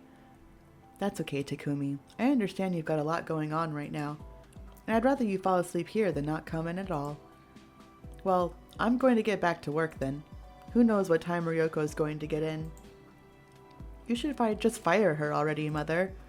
Tatsuya, backroom business stays in the back room. And besides that, I will not. She already texted me saying she was running late because her apartment flooded this morning. She should be coming in soon. Oh, why don't you guys come with us then? We're showing Kate around Shua. Oh, that sounds fun. Tatsuya and Takumi, you both go along now. Young attractive men like you shouldn't be hanging around places like this on a Saturday morning. Go and find a girlfriend. Mother. Despite her delicate frame, Shizaki easily pushes the two men toward our table. She then inclines her head ever so slightly and looks at me. It's been wonderful meeting you, Kate. Take care of my boys, all right? I hope all of you will have a nice day then. But Mother, Shizaki turns swiftly on her heel and practically floats away, not looking back once. All right. Shou hops up out of his seat and throws his arms around Tatsuya and Takumi's necks. I don't think we've ever all been out together before. This is going to be so much fun. Define fun. Sounds awesome. Let's go. After we left Blue Sky, we headed out to explore Chuwa. I wasn't sure what to expect out of spending an entire day with a group of guys in a supernatural district. But it sure wasn't manga shops, arcades, food, and shopping. I was surprised by how normal and yet not normal the Chuwa district was. With its eye doctors and florists, doctors that of course used magic, and florists that had bizarre carnivorous plants, I didn't know what to think. But the most surprising part of the day, by far, was when Shou had taken me to Mizuma Crystals and tried to buy me what was called a gear crystal. Of course, I'd refused, but he insisted on helping me pick one out. We all discussed it as we move along the sidewalk to our next destination. So I can really transform into magical clothes with this crystal? Shou laughs, though I have no idea what I said that was funny. Yeah, well, sort of. If you're thinking of magical girl shows, then no, it's not quite as fancy as that. Aw, but that would be cool, wouldn't it? Plus, in Shoujo shows, they always show their sexy silhouettes, and... Taku? Please. Sith, don't worry. Gear crystals give a lot more privacy than that. Yeah, it's just a flash of light, and then you're all decked out. Plus, you get the added benefits of whatever your gear adds to your powers. I've never really had a use for mine, but every supernatural should have something. You never know when you'll have to use your powers. Shou had gotten his first gear crystal since he became an adult too. He seemed so ecstatic to be able to buy our first adult ones together that I figured it was some kind of rite of passage. So, gear crystals can actually help you become more powerful? I swallow my doubts down. The last thing I need is to be more powerful. I had picked out the look on the digital catalog, but Shou had insisted on picking the customizations, so I didn't know what came with mine. The purchase was incredibly pricey too, since Shou had insisted on getting the best designer crystals for us both. Good thing I had my Shinamura corporate credit card with me. Hopefully Dad doesn't notice this charge. Yeah, he might. They can do many different things. A skilled enchanter can tell you what they do just by looking at a piece. Don't worry. I saw Shou pick out your augments, and they are all geared toward what you need right now. They'll give you a big boost in focus in order to summon your power and boost in control to manage it once you've summoned it. I picked the strongest ones, so you shouldn't need to worry about losing control anymore. And after you have control down on your own, you can get a new crystal with augmentations that'll work best with your developed powers. That's great! So when you feel like you're losing control again, you just need to use your gear crystal, and that should help. Really? Does that mean it's all over now? I don't have to be scared anymore? Why didn't we just go do this? It seems too good to be true, but the confident look on all the guys' faces tell me they believe it too. Thanks, guys. Especially you, Shou. Oh, it was no problem at all. I'm just doing my job. I just wish you'd have let me buy it, or I would have made a cheaper one. Don't worry, I'm not hurting for money. Shou looks so despondent, though, that I try to cheer him up. But maybe next time? And you can help me choose my augments then, too. Alright, I'm holding you to that. Hey, why don't you try out your gear crystal? Maybe see how your magic works now. Hey, yeah, that's a great idea. Try it. Right here? We're surrounded by passersby on the street. Granted, a lot of them are dressed strangely. It seems weird to change clothes out here on the street. Is that, normal to do? People don't usually do it out in public unless it's an emergency, but I don't think anyone's going to care too much. Besides, I'm interested to see if your control has improved too. Well, okay, here goes. We step out of the way of the passers-by into a covered patio area. Reaching into the fancy bag, I take out the jewelry box. I put the crystal necklace around my neck and hold the pendant. Just focus your energy into the necklace. Wow, I can't believe it actually worked. It's entirely disorienting to suddenly be clad in different clothing, and a little embarrassing to be dressed like this. But I already feel different. How's it feel? Good. I feel calm. It's strange. I feel more powerful too. That's probably just a psychological effect of wearing armor. I know I feel more badass in my gear. You do look super cool in it though. Or it might be because you're finally feeling like your power is under control. Try summoning something. Summoning something? Like what? Let's see. I think one of the earliest things they teach you to do is defend yourself. So maybe like some kind of force field? A what? Like an invisible shield. She doesn't know what a force field is? Every kind of magic has their own way of defending themselves, but I think a shield would be what's natural for you too. Oh, that's right. We went over that in our study sessions. Remember, Kate? I think it over and recall a section on defense early on in our textbooks. It didn't say anything about force fields or shields specifically. In fact, I'd found nothing about my particular brand of magic in those beginner texts. But it did cover various methods of summoning defenses. Now, what did I have to do?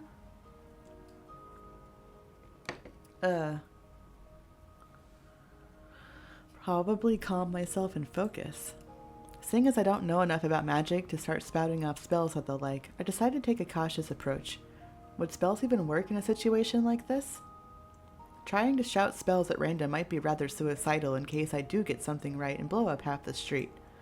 I will myself to focus, taking deep and steady breaths I try to drown out the sounds that surround me. In my calm state, I start to feel something, like a pleasant whisper of a wind trying to catch my attention. Something inside me tells me to focus on that. I take a deep breath and close my eyes.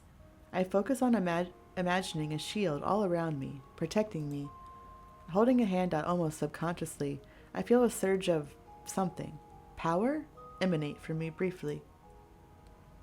The power seems to move out past my body and surround me. I can distinctly feel the presence of the guys without even opening my eyes, and it completely distracts me. Whoa! I open my eyes just in time to see a transparent green-colored spherical thing disappear around me. I stumble back in surprise, and Shou catches me by the arm. Awesome! You did it! Your first spell. Now you can use that to protect you, if you can remember how to do it. But why did you stop just when you had gotten it? It was just a strange sensation. I felt like I could feel you guys. It's hard to describe. Oh, I've heard of that happening with some spells and types of magic. They say you can feel a person's aura or soul that way, though I never have. It's technically considered aether magic, I believe. Really? I look down at my hands, amazed that I really did that at all. Is it possible for a human to have such power? Ah, that's right. But I'm not human. I try to shake off the bad feelings that are tainting my brief victory, but they still linger at the back of my mind. After being shown around a few more places, we finally head to a trendy coffee house in the upscale district. A coffee house that is all too familiar. When we sit down at the coffee bar, memories of my last day with Shizuka begin flooding back to me. I look over at the seats where we were just sitting a few weeks ago. Kate? Huh? We were asking what you wanted to drink. Are you okay? Oh, a nice coffee is fine. Everyone looks at me, seeming not to trust me completely. It's a little irritating, but I'm starting to understand that they're only concerned. With good reason, considering my last outbursts. Get it together, Kate. Yeah. When the barista moves to take another group's order, I force myself to elaborate. These guys are always trying to help me. The least I can do is open up a little so they don't worry. I'm okay. I think I've been here before. Really? How is that possible? My mother, she asked me to meet her here a few weeks ago. I'd never been to this area before, and I came in a totally different way, but I'm sure this was the place. A silence falls upon the table as what I said seems to sink in, every one of their faces serious. It is then that I realize that I never told any of them about what happened between me and Shizuka. I look down at the counter. I want to, but the words just won't come. How can I possibly tell them about something like that anyway? I shake my head, not wanting to think about it, not wanting to remember the feelings of helplessness and fear. You know, Kate, ever since I met you, there's been this kind of sadness about you. I've always wanted to cheer you up, but I never knew what to do. But today's the first time I've ever seen you really happy before we came in here. Whatever happened between you and your mom, well, we've all got parents and our own issues with them, so we can probably understand, at least a little. If you ever want to talk, that is. I'm embarrassed by Shou's outpour of emotion, but I'm touched, too. Thanks, Shou. One day, I'll take you up on that. You know, I keep so busy that I don't have time to think about much. Maybe you could do the same. If you fill up your nights and weekends, you won't even ever have time to think about the bad things. Solid advice, yet somewhat worrying. Yeah, just don't deal with it. It's solid advice. Oh, come on, Tatsu. Not everyone is a workaholic like you. Though, I do agree. Tatsu and I are both rarely home, and we almost never think about our problems. We live in blissful ignorance. Takumi stretches back and puts his hands behind his head, truly seeming happy with life. It's a gesture of lightheartedness that seems to stir something in the back of my mind. This place is hiring, actually. I work here, so I could put in a good word for you. Seriously? You work here? I had no idea. But, I don't know. It's kind of shameful to admit this, but I've never actually had a job before. Oh, don't worry about that. There's plenty of people who don't get a job until later on, for one reason or another. And sometimes you just need to take a leap of faith. Sometimes something clicks in my brain then, some final piece of a puzzle I didn't know I'd been solving. This nagging feeling of familiarity I've been feeling with Takumi since we first met suddenly makes so much sense. Taku? Yeah? Hey, wait. You finally remembered me? I can't believe it took me so long. I guess I've been so wrapped up in my own problems, but still. I'm so sorry. How could I forget you? You were... Hello there. Whoop. Everyone jumps at the sight of the newcomer, except for Shinji, who calmly looks at the man as if he knew he'd be there. He seems to have literally appeared behind us, carrying our tray of drinks. He smoothly moves behind the counter and doles out the drinks with perfect accuracy. I'm Galen, the manager and owner here. I couldn't help but overhear that the young lady might be looking for a job. I don't know. It's all so sudden. Now, there's no need to be shy. There's actually a few open positions here. If Shinji is recommending you, then there's no problem. Well, I actually don't even need a job technically, and with my studies, it's good to get all kinds of experiences while you're so very young. And besides, Shinji and I really could use the help around here. Galen sighs rather dramatically. Good help can be so difficult to find. Well, okay, I guess you're right. Splendid. I'll waive the application process and hire you immediately. Galen produces a paper from seemingly nowhere and hands it to me. It has a checklist of requirements like ID and other legal papers. Bring these things in on Tuesday at 4 p.m., and you can fill out the rest of the paperwork then. Sir, if you have multiple positions open, I'm actually looking for another job right now. Could I please ask my assistant manager Shinji for a recommendation? Or if that doesn't work for you, you can submit an application instead. Ask Shinji? No way. Well, if you reconsider, you know where I'll be. Toodaloo. As fast as he came, Galen wiggles his fingers in farewell and leaves. What just happened? Tatsuya looks at Shinji and everyone looks at the two, expectant. Well, if you'd like a recommendation, I'd be more than happy to give it to you. If you'll ask nicely, that is. I'd rather go broke first. I'll submit an application. Aw, Tatsu, why do you have to be so stubborn? Takumi sighs and then turns to me. Congratulations on your new job, Kate, and on finally remembering me. Takumi picks up his glass of juice and holds it up.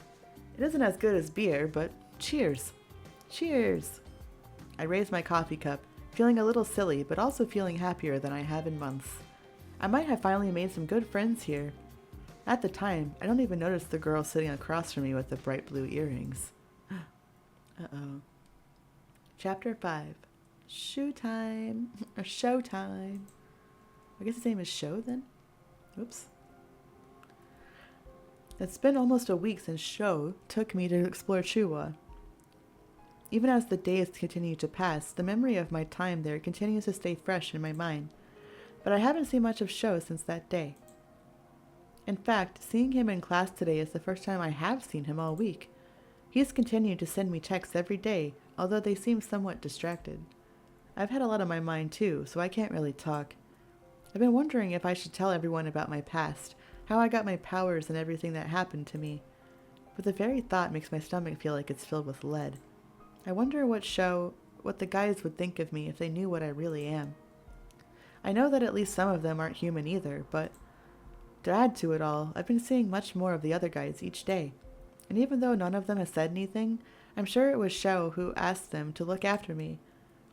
The classroom fills with chatter as students start filing in. Out of the corner of my eye, I can see Shou. He's completely absorbed in reading something.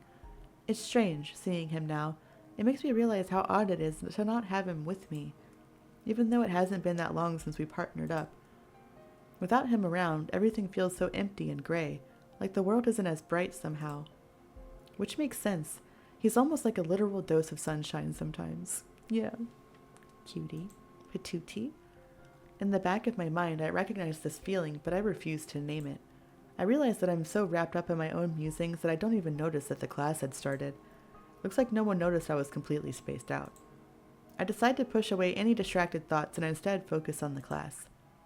Right, kiddos? I think we're all ready to try out a bit of magic today. Now, not everyone's going to be able to do this, but don't get discouraged if you can. I stood up straighter at the professor's words. We're doing magic already? I can't help but feel excited at hearing that. Recently, I've realized that I've started becoming more enthusiastic at the very prospect of having powers. It's all because of Shou, though. Otherwise, I might still be afraid of losing control. I glance at his profile, wishing I could go talk to him. Which one of you wants to go first? Multiple hands shoot up before Professor Arden even finishes his question. The professor quickly points to one of the students at the front of the class. Matsuda, right? Go first, then. Matsuda only nods and stands up. She holds out her hands in front of her. As she cups her hands, something happens. Water starts dripping through her fingers. The droplets turn into a rush of water. The girl seems so startled that she drops her hands, getting water all over the floor. Professor Arden smiles at Matsuda, and the class gives her an encouraging cheer. The class gives... we said... I join in, quietly cheering for the girl myself. Even from all the way up here, I can see her cheeks painted red with embarrassment. Well done, Matsuda. Put a little less power in it next time if you want just a handful of water. Even as he says this, he scans over the classroom. I notice his eyes settle on me. Righto, Sith. Show us what you got. He gives me a once-over. I can only assume it's to try and assess what I am without outright asking me in front of everyone. Can you do a flame? All eyes are on me. I take a deep breath to help center myself and stand up. I hold my hands out in front of me. Nothing happens. I feel heat rising to my cheeks. All right, this is nothing to be embarrassed about, Kate. You can do this. I wonder how exactly Shou managed to create a fire last time. I automatically glance at Shou and find him looking at me with a smile. Shou. I can't keep my lips from twitching into an easy smile. Now, Sith, try to think of what a flame would feel like. Imagine it coming to you. I take in the professor's words. What would a flame feel like? A small flame in my hand. Probably not a hot blazing wildfire. Let's not do that. A gentle, warm, and kind fire, like a little calcifer in your hand. A calm, flickering flame, small and controlled. A gentle, warm, and kind fire. I like your spark. Okay, sorry. I tune out the whispers of the classroom and focus on the palm of my hand. As I try to conjure the fire, my mind drifts. My thoughts go to Shou, his seemingly never-ending energy and kindness, his bright and happy smile. Just by being around him, I feel warmer. I smile. A tiny green flame suddenly sparks into life in my hand.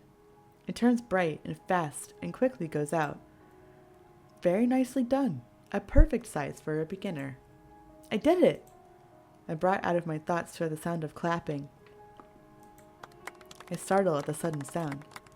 I turn and see Shou clapping for me, with the biggest smile on his face. His enthusiasm is contagious, and soon everyone is clapping for me. I could swear my cheeks are what's on fire now. This is so awkward, but I can't help it. I feel happy. I did it. I made my first fire.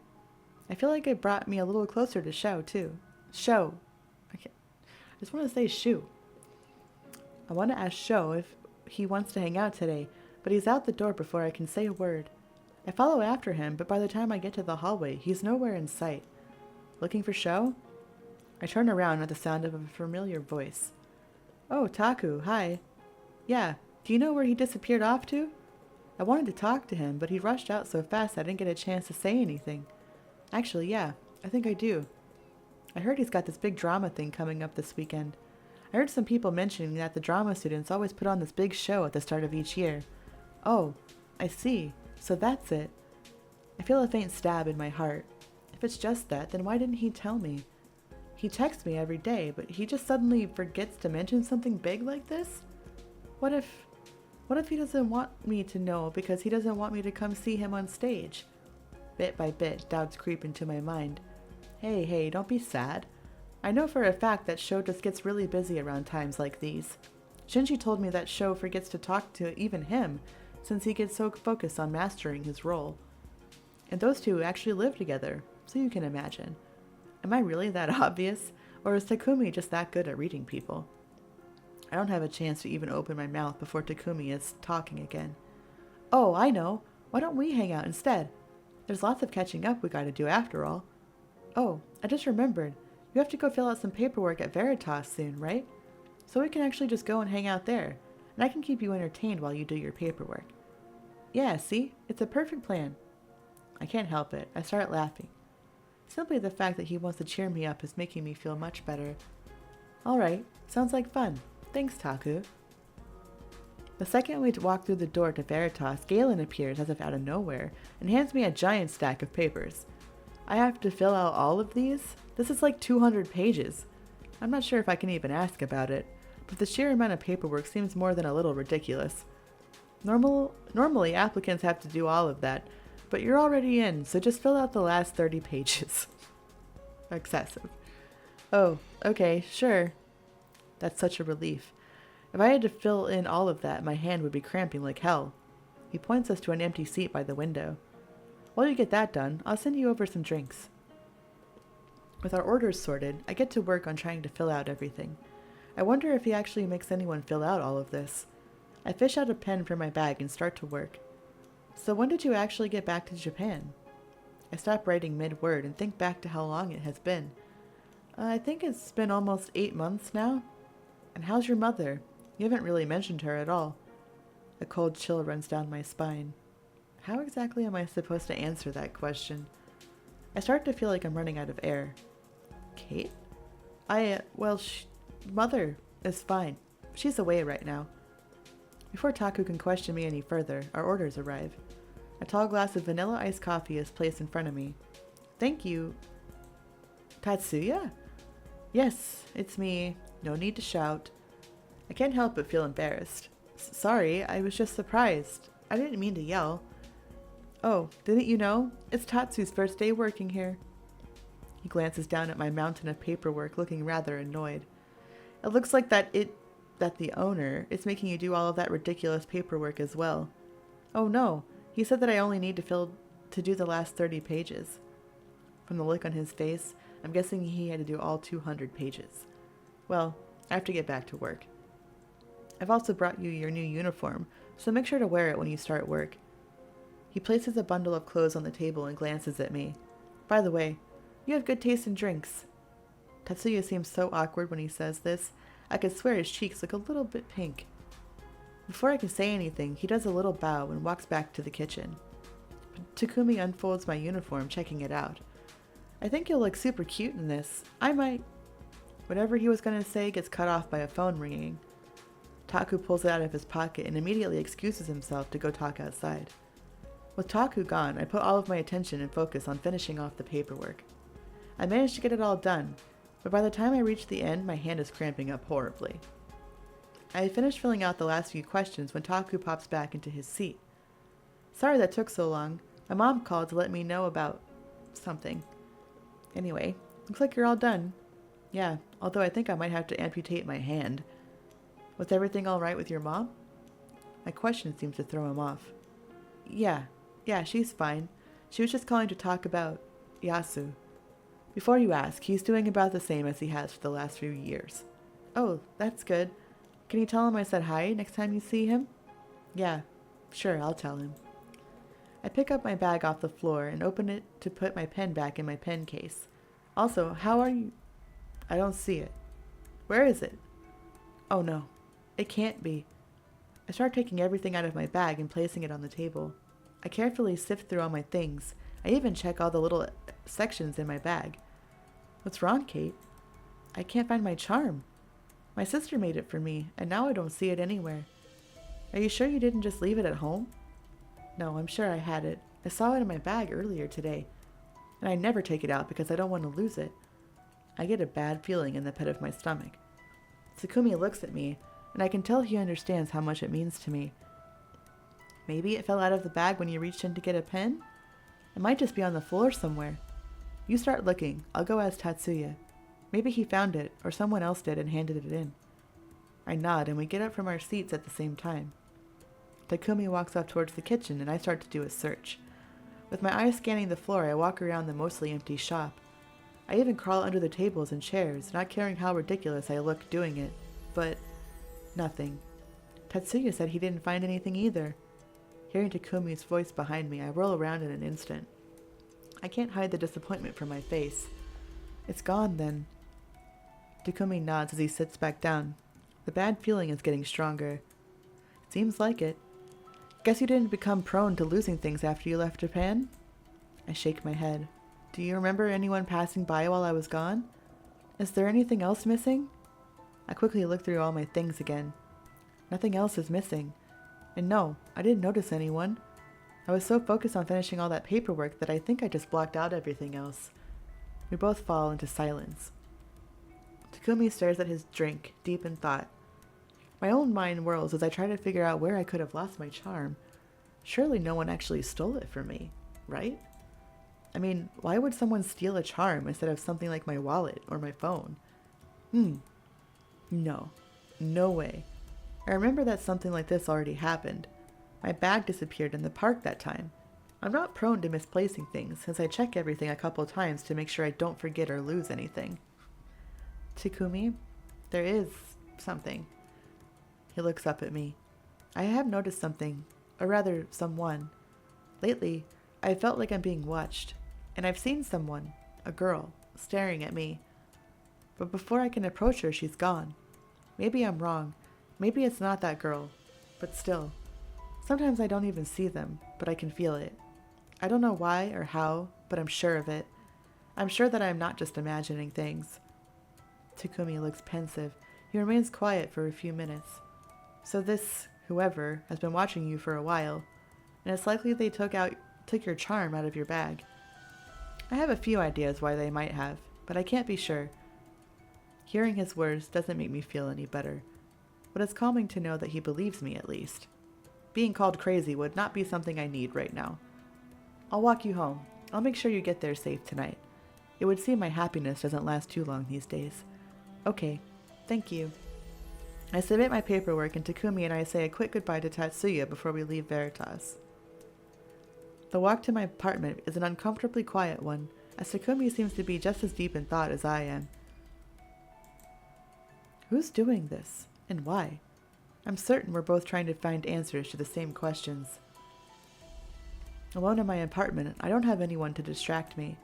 I'm starting to realize that I really might have a stalker, and that's not a happy thought at all.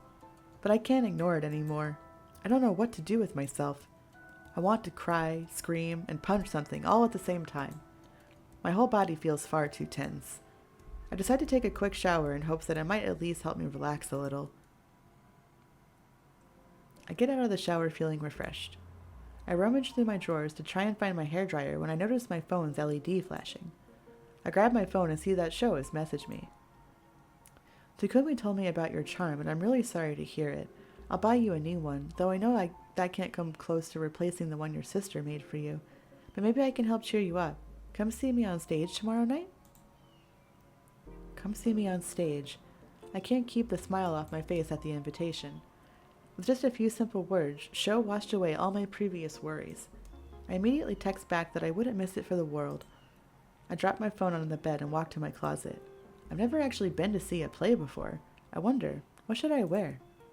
I start to go through everything in my closet. I'm not entirely unaware of why I care so much about what I'm going to wear every time I go out with Shou, but I push any wayward thoughts away for another time and focus on what I'm doing instead. After a relatively calm day of studying and relaxing, I managed to get to the theater with time to spare. This is one thing I would never want to be late for. I don't think I would live through seeing Shou's disappointed face. I look around the crowd and realize that going with my casual clothes was a good choice in the end. If I showed up all dressed up, people might think I'm the star's girlfriend or something. I manage to find my seat with relative ease, and the lights go out just as I sit down.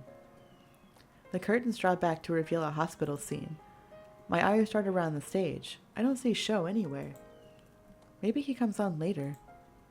My thoughts are cut off by a deep, confident voice. "Do your job, doctor, or I will have you fired. You better make sure my brother lives through this." What? Shou? Shou? God, I'm never going to get that right.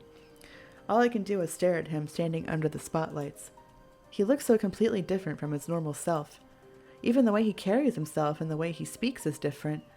I'll do my best, but I won't have you threatening me in my own clinic.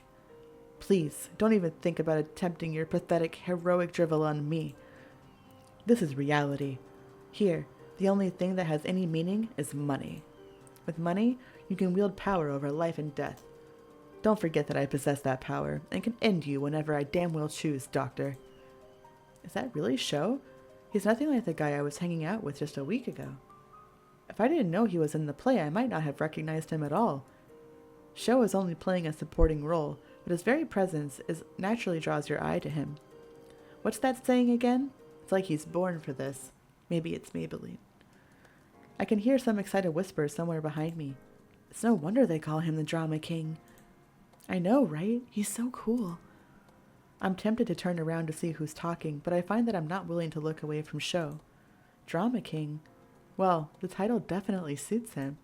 Ignoring the whispers, I get comfortable in my seat and immerse myself in the play. The play ends with a roaring applause from the audience. Let's give it a roaring.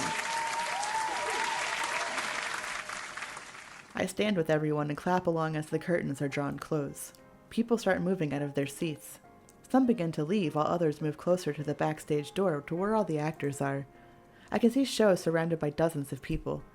He looks busy. I'll just go home. I can tell him I enjoyed the show later. I gather my bag and my coat and start heading for the door. Hey, Kate, wait up! Hearing my name called out, I stop and look around.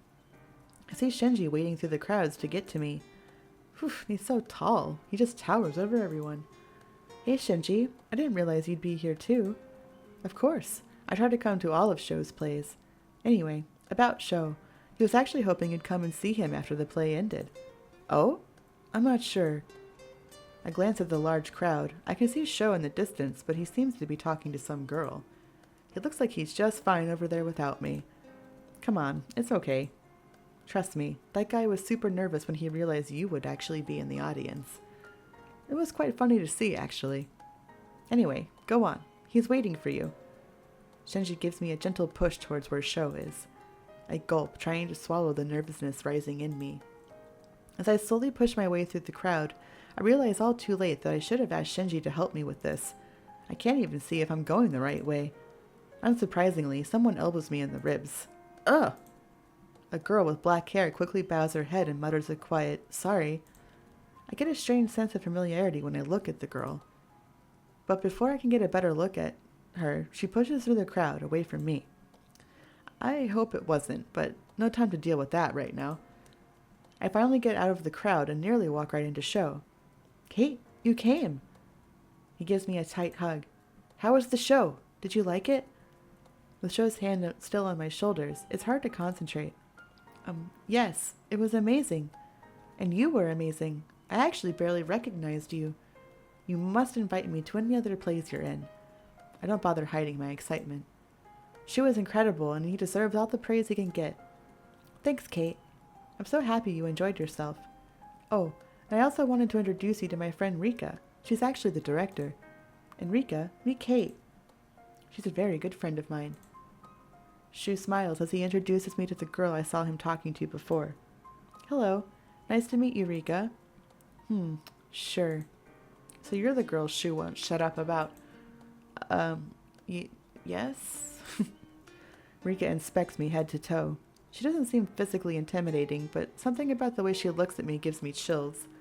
Are you sure you aren't just one of his groupies? Shou is a very talented actor, and I'm about to tell her off, but Shou intervenes just a second before I can open my mouth. Well, anyway, I'm going to walk Kate home now. A chorus of disappointed voices surround us. Oh, really? The party's not the same without you, man. Yeah, really, you sure you don't want to stay? Yeah, but I'll be back later. So see ya. With those parting words, he takes my hand and walks me outside. We walk down the quiet street hand in hand, under the billions of tiny shimmering stars. I look up at the sky and smile. It's still so unbelievable to be able to see stars in the city. I glance at Shou, who looks focused on the road ahead. He's still holding my hand. I don't want to let go. Never let go, Jack. I don't want to let go. I can't help but smile looking at Shou. Who would have guessed that he's such a great actor? Although, with how much he seems to work on it, it's not that big of a surprise. Thinking back to how magnetic he was on stage feels so odd, especially since he was so completely different from the Shou who was holding my hand now. I can't help but notice how warm his hand is, how soft his skin is. I have to stop myself from actually stroking his hand with my thumb. I can feel my heart begin to race. I'm thankful for the relative darkness of the night, knowing that he can't see my cheeks turning red. Hey. At the sound of Shou's voice, I look up. He can't sense what I'm thinking, can he? I wanted to say, I'm sorry. I know I said it already, but I should have found more time to be a better partner for you. No, it's okay. I understand. It's so great, though, that you were able to make that flame in class. You're improving really fast. Thank you, but you helped me a lot with that. Did I? Good. Then I haven't been completely failing at my duties. He says it as a joke, but I can feel the sadness behind the words. I gently squeeze his hand and smile. I've been practicing alone, but I think I have more progress when I'm with you. Well, maybe we could practice together sometime soon. Really? You don't mind? He looks so happy. Of course I don't mind. Then, are you busy tomorrow? Maybe we could meet up. Sure, tomorrow sounds perfect. Great, then it's a date. Date? My heart pounds in my chest. Quiet, heart. You know he doesn't mean it like that. After that, we walk to my apartment building in a comfortable silence. Although my heart doesn't stop drumming against my ribs, and no matter how much I try to calm myself down, it doesn't seem to work. And yet, I feel happy. I lie in my bed, staring at the ceiling. I examine the hand that my God! Scared the shit out of me. Smells like cringe. My God. Hello. I examine the hand that Shou held. I got to see Shou tonight. I can still feel how my hand felt in Shou's. Crap. I think I'm starting to really fall for him. Chapter 6.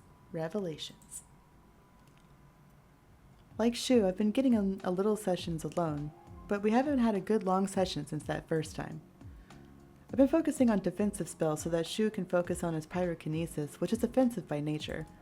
On my own, I've been practicing every night. At first it was with my gear crystal, but I quickly learned to practice without it, and I can reliably summon my shield anytime I want now. It feels strange to think that just a little while ago I couldn't do anything on my own. It's definitely nice to see my own progress. I turn into Shou and Shinji's apartment building. I wonder what else would I be able to do. For a moment, I allow myself to imagine the possibilities. I'm fully aware that I've barely scratched the surface of what's possible, but that makes it all the more exciting. I knock on Shou and Shinji's door, excited to show him my progress. At least that's what I tell myself to explain my unusual excitement and cheer. Shinji opens the door, but his usual smile isn't there. Hey, Kate. It looks like the old man needs me at Veritas. Someone called in sick again. So I can't be here to stop any fires that break out. I hate to say it, but maybe you should go home. Okay. I know that Shinji is just looking out for us. An image of Shou's bedroom sprinkled with flames is still vivid in my mind. But I really want to spend time with Shou. To get better, of course. We made a promise we would. Of course. I'll be really careful, Shinji. I glance behind Shinji to see Shou walking out of his bedroom. I mean it. I've been studying really hard and practicing control. I'm starting to remember how it used to feel. Shou, I don't know. You worry too much. It'll be okay. Kate and I can handle it. Besides, I have my gear crystal if I really need a control boost. Fine. I can't really stop you guys anyway. Just take it slow and call me if you need me. Shinji leans over and grabs his bag off of the floor. I'll be back tonight. Good luck. He moves past me to leave, closing the door behind him. I find I can't look at Shou without remembering last night. How cool he looked on stage, how everyone had surrounded him, complimenting his performance. How it felt when he held my hand.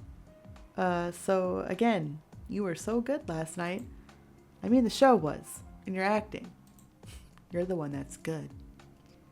I couldn't stop thinking about it. The show, that is. I mean, it was seriously good. So, yeah, thanks for inviting me again.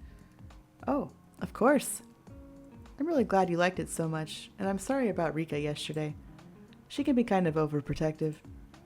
I want to ask more, but there's a part of me that doesn't want to know more either. Thankfully, Shou doesn't elaborate and leads me into his room. Walking through the door, I immediately notice something different. It takes me a few moments before it finally clicks. Shou, your room, it's not burned anymore. Oh, yeah, I just called up some fixers and they got everything back to normal in a few minutes. Fixers? Yeah, they're people who specialize in fixing up magical messes and making them disappear. So, they managed to undo the burns within 2 minutes. Oh, I see. Sounds very useful. Shou nods. Definitely. Though not everyone feels comfortable calling them. How come, if they're so useful and all? Well, don't quote me on this, but I heard rumors about around Shua that fixers are apparently involved in some shady stuff. Shady stuff? I don't know what it would be. The rumors just say they're part of some underground black market type of thing. I quickly glance over the room, and true to his word, there isn't a single singe visible. Involvement in shady dealings or no, fixers definitely seem too useful to not use. Somehow, being here, it feels different than last time. Memories of last night and thoughts of being alone in the house dance in my mind, and I struggle to push them away. Alright. So I thought I'd continue to focus on defensive techniques, and maybe you could try controlling a somewhat bigger fire this time? Oh, yeah, let's do a bigger fire, because that went well. As I talk, I put my bag down on Shou's bed and my books on his desk, avoiding making eye contact. Sounds good. But, there's something I want to show you first.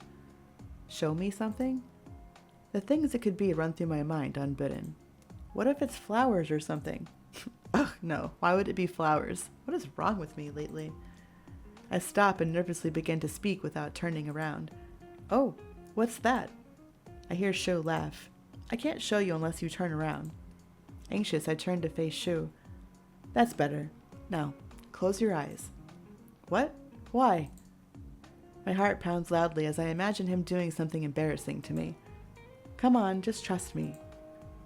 Seeing the look on Shou's face, I sigh and do as he asks. I wait patiently until I feel something warm near my face.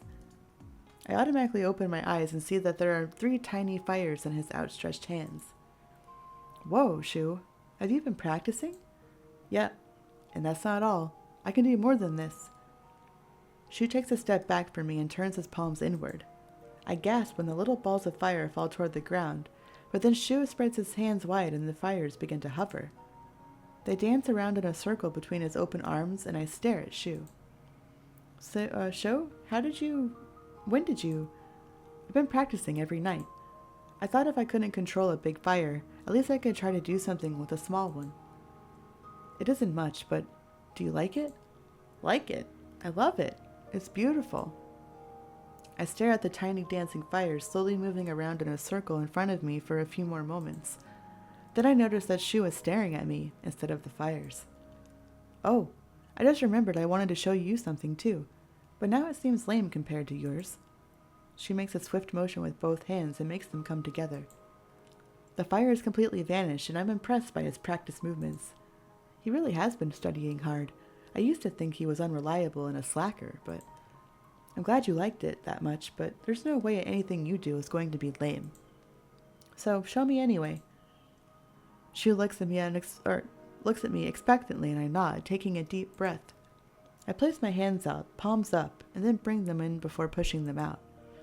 I can feel my awareness of the things in the room grow as my shield spreads out over the entire room. When it moves over Shou, I find that I can almost recognize his presence, but this time, I don't let go. Whoa, you've been practicing too. Yeah, I was scared at first, but I realized I didn't want to just depend on my gear. I wanted to learn to control my powers for myself. I let go of the shield when I feel my focus waver. What Professor Kazama said has stuck with me too. That people often need to fight in this world. I thought the first thing I should learn to do is protect myself and my friends. There's a part of me that hopes you'll never have to fight. But I guess that's not realistic. So there's a part of me that's also really happy you'll be able to keep yourself safe, even when I'm not around. That's pretty vague. Don't say anything, say something? Like what?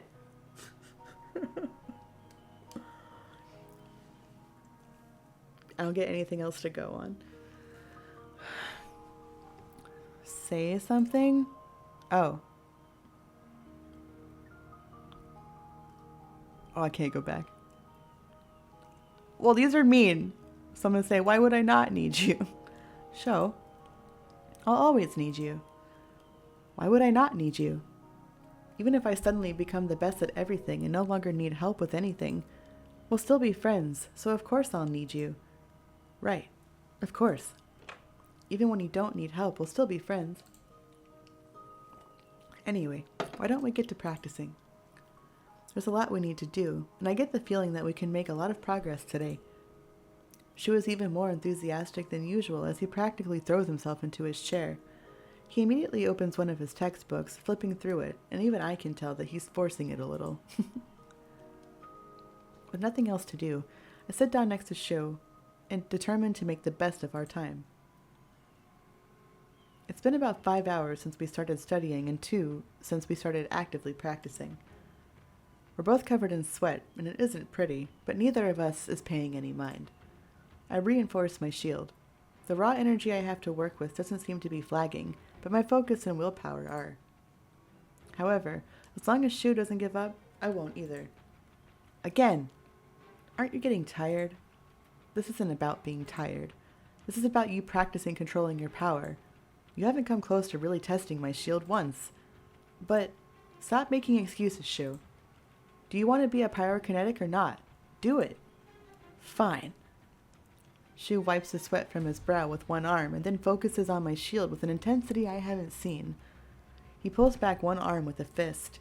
The hairs on the back of my neck stand up and I feel, for the first time, a distinct feeling of fear as I realize the danger of the power before me. But I only get a moment to feel anything before Shou throws his arm forward in a punching motion. He opens his palm so that a massive torrent of fire pours forth from it toward me. I throw my hands up to my face in a gut reaction, and I feel my shield shatter around me. I'm flung back by the force of the attack. Ugh! The glass window behind me shakes upon impact, and I slide down to the floor. Kate! Shou runs over to me, but I'm completely disoriented. I stare blankly at the tiny fires on the floor around me as I try to understand what just happened. I was practicing with Shou, and then he... Kate! I feel warm hands on my shoulders as Shou crouches down, and suddenly his face is right in front of mine. His pretty gold eyes look so terrified that I reach out and touch his face. What's wrong, Shou? What's wrong? I just hurt you. Are you okay? Do you hurt anywhere? My head still feels dull from hitting the glass, so it feels like I'm working through sludge just to respond. I'm okay, just a little out of it. I try to sit up but slump forward and grab my head. I regret the action when my hand burns in pain. Ah. I grab my hand, but Shou takes it from me and looks it over. He takes a deep shuddering breath before speaking. Your hand, it's burned. Just a little, it looks like. It's not too bad considering the amazing attack you just did. I hear Shou's already quick breathing start to become irregular. He drops my hand and sits on the floor in front of me, still not looking at me. I struggle to focus on him. Shou? It's okay. I'm okay. No, it's not okay. I hurt you. I hurt someone again. Shou, please, it's okay. I can see he's starting to panic, and I try to reach out to him. But Shou grabs his head with both hands and looks away from me at the floor, his breathing rapid and shallow now. He doesn't appear to be talking to me anymore. I hurt someone again. I hurt her. I knew this would happen again. I realized she was totally losing control. He looked so helpless sitting there, gently rocking back and forth, trying to maintain some kind of grip on his emotions. It brings back a very potent memory of me watching Shou and the others, emotions running wild, stuck in a body that won't cooperate. Is this how Shou felt watching me? Did he feel so useless? As horrible as I feel right now, I know Shou is suffering more. I don't know what's going on, but I have to help him. I get on my knees, burned hand and possible concussion be damned. Shou doesn't seem to notice as I crawl closer to him until I'm right in front of him. He still won't look at me, even though he's shaking. Shou, I'm right here. I'm fine, and I'm right here. I gently touch his hands and take them down from his face. He looks so completely helpless sitting there, shivering with no defenses left, that emotion overcomes me too. I reach across and lightly put my arms around him. Immediately, he throws his arms around me too. I can't see his face, but I can feel and hear him softly crying. We stay like this for some time. I don't let go until I feel Shou's breathing return to normal.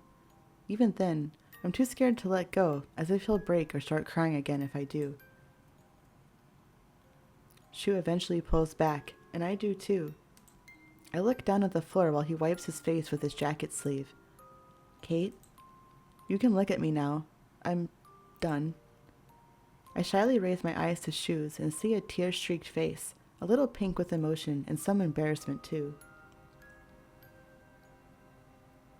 Ooh, I would watch The Godfather. I've never seen those games either. I love the movies. I'm sorry about that. I don't know what happened there. I shake my head. There's never any need to apologize for your emotions. Thanks. When you say it, it makes sense, but some other girls in the past haven't been so understanding. But I already know you're different. Girls, huh? My stomach tightens in an uncomfortable way that I can feel in my chest, too. So you don't have to talk if you don't want to, but I just want to let you know that I'm willing to listen if you do want to. Shou doesn't say anything, but his face seems to say it all. After a few moments of silence, I start to get up from the floor, but Shou grabs my hand. Wait, please. I'll tell you, just please don't leave me alone right now. The last sentence comes out as a whisper, but I can hear the pleading in his voice. Oh, I've never heard of the Bureau or Maid Man. I love mafia shit, though. I sit down, folding my legs beneath me. There's actually not that much to say when I think about it. It's just not a pleasant memory. Shou takes a deep breath before he begins. When I was 13, I tried working on my powers all on my own. I was sick of being the only useless one in my family. No one took me seriously. Nobody even paid attention to me. Shou's pain is evident in the bitter way he says this, and I realize that this is something that still bothers him. In my head, it was all because of my problems with my powers. It wasn't until later that I realized that there were many other reasons. But I had convinced myself. I would suddenly regain my powers and my parents and everyone would love me again. So I tried practicing on my own, in my room. It wasn't a good idea because I was even more powerful than before. And combined with teenage hormones and frustration and not knowing what I was doing, I ended up blowing up part of my bedroom. Even worse, my caretaker, Miniko, was entering the room at the time, and she was hit by the fragments and debris from the explosion. They hit everywhere, all over her body. Just seeing her collapsing to the floor, blood everywhere. Minoko was so dear to me, and still I hurt her. Shou reaches for my burned hand and holds it ever so gently. Just like you. Even while she was at the hospital, about to go into surgery, she just kept saying, "It's okay, I'll be fine, Shou." But the fact was that I hurt the only person who ever cared about me. And I've done it again. No matter what I do, no matter how hard I try, it just never comes out right. Shou holds my injured hand to his face and closes his eyes, but I see the tears fall. I take his hand and hold it to my own face. Please don't say that. You're a wonderful, bright person full of energy and kindness, and you're a talented actor and a great friend. I struggle to find the words to describe how I feel about Shou, to make him see himself as the amazing person I see. But I'm not sure if words are enough right now. I wipe my tears away with my arm, and Shou looks up at me. I wish I could thank you for all you've done for me in such a short time. I just want to see you happy, Shou. I stare into Shou's eyes, trying to communicate my feelings as hard as I can. How do I put the smile back on your face? He stares just as hard back into mine, and I wonder what he's trying to tell me. Shou? Oh. If you lived in the 1900s, you would have been in the mafia. That would have been fun. If you like documentaries, I just watched one called Get Gotti on Netflix. It was really good. You have a... Oh my god, it's an AO unicorn? Amazing. Unicorn twins? I love that. I love a unicorn. Obviously. We're gonna move closer. Almost out of nowhere, I get an overwhelming urge to lean in. Having him so close, my eyes drift to his lips. And is now the moment? Is now the moment? His lips look so soft. Our faces move closer to each other, and I start to close my eyes. But nothing happens. Aw, boo. I open them, and Shou's face is still there in front of mine. Kate, thanks. Oh, you're welcome. Yeah. All right, never mind. It's like my brain suddenly kicks in and understands precisely what it is that we've been doing in the strange position we're in. I practically throw down Shou's hand and scramble to get up. Shou easily stands up and offers me a hand. Though hesitant, I end up taking it when I realize I still feel dizzy. Yeah, we still have a concussion. When I'm fully upright, we make eye contact for just a moment before I look away. Thanks, I'd better get going. Got an early class in the morning and some homework to do. Oh, I love true crime shit too. I begin gathering my things in a hurry. You're hurt. I should walk you home. I should probably go to a hospital. I mean, concussions ain't nothing to fuck with. You probably shouldn't be alone either. No. I mean, seriously, I feel fine. I was probably just a little shaken up. No, you don't fuck with concussions. If I have any difficulties, I'll make sure to call you. But you can't always get your way, Shou. I'll see you later. Bye. Before he has a chance to say anything else, I run out of the apartment. It's probably not super smart, but okay. Not protocol nowadays, right? Like, don't fuck around with concussions, head injuries. Natasha Richardson. It's my first day working at the Veritas Coffee House. I'm completely nervous. Well, sort of. It's kind of hard to be nervous when my new boss, Galen, as he insists being called, is so completely relaxed and down to earth. And weird. Not only do I get a strange feeling about him, but he just acts strangely. I stand next to him sweeping up some coffee grinds, trying not to stare, as he stacks the coffee mugs in a seemingly impossible way. He sings as he stacks the cups so precariously that I'm certain they'll fall. All the while, a customer whispers to him. Galen occasionally stops singing to talk to the man. You know my rules regarding that little matter.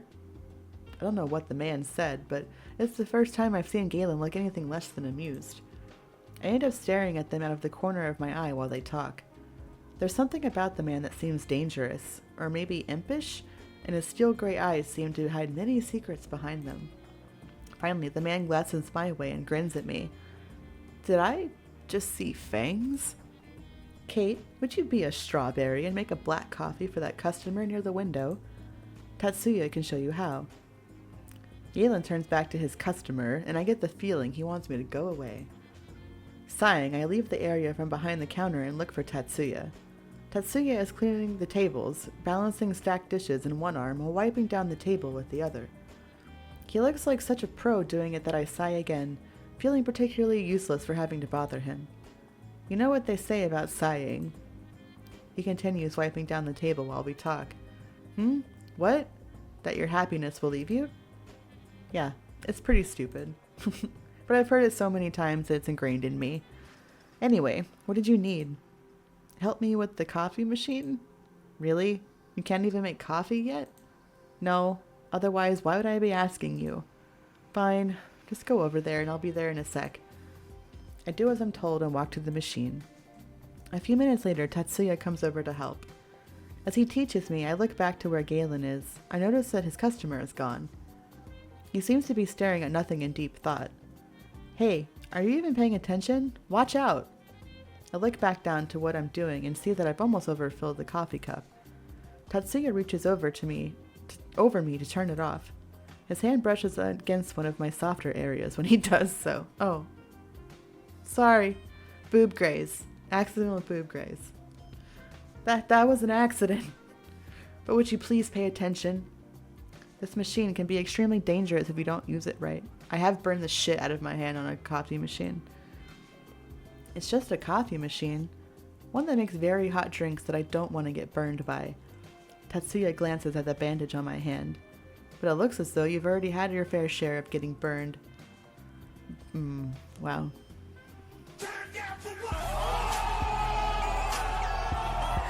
He got me. Everything all right over there? Yes, sir. I told you to knock it off with the sir stuff. Anyway, I'll be in my office. Try not to need me, but I'll be there if you do. Galen saunters from behind the bar into the back room. At almost the exact instant the back room door slams shut, the front door opens. I'm shocked to see who it is. Professor Kazama? Oh, yeah. The professor visits this place in the evenings a lot, I hear. Actually, there should be a woman coming in soon after him if the rumors are true. Oh? Tatsuya moves away to go serve the customer their coffee, leaving my questions behind. Hey there, Sith. I didn't know you'd started working here. Today's my first day, actually. Oh, well, good luck. You look nice in your uniform. Thank you. The front door opens and another customer comes in. This time, it's a tall, gorgeous woman with dark red hair. She's so trendy and well made up, that I wonder if she's a supermodel as she takes a seat next to Hikaru. Oh, could this be the woman that Tatsuya was talking about?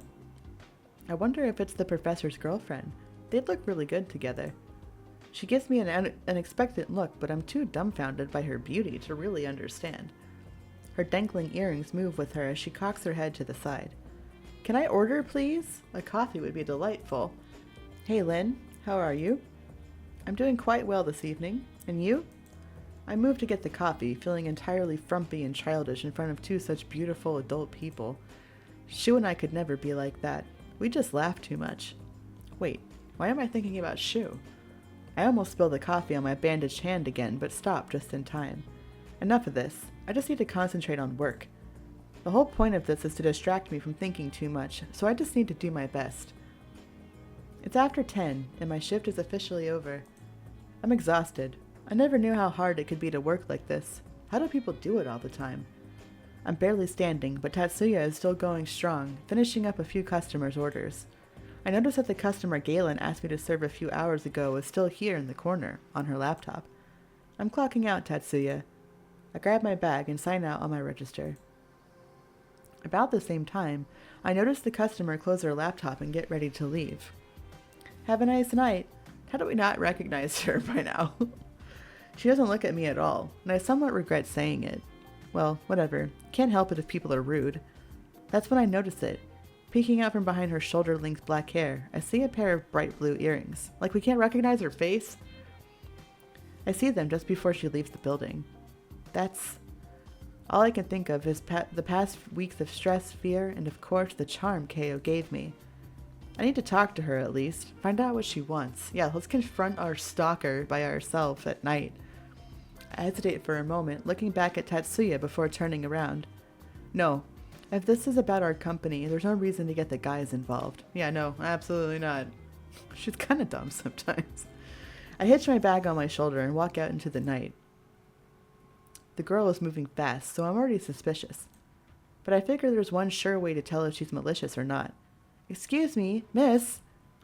The moment I call out to her, the girl pushes someone aside and breaks out into a run. I knew it.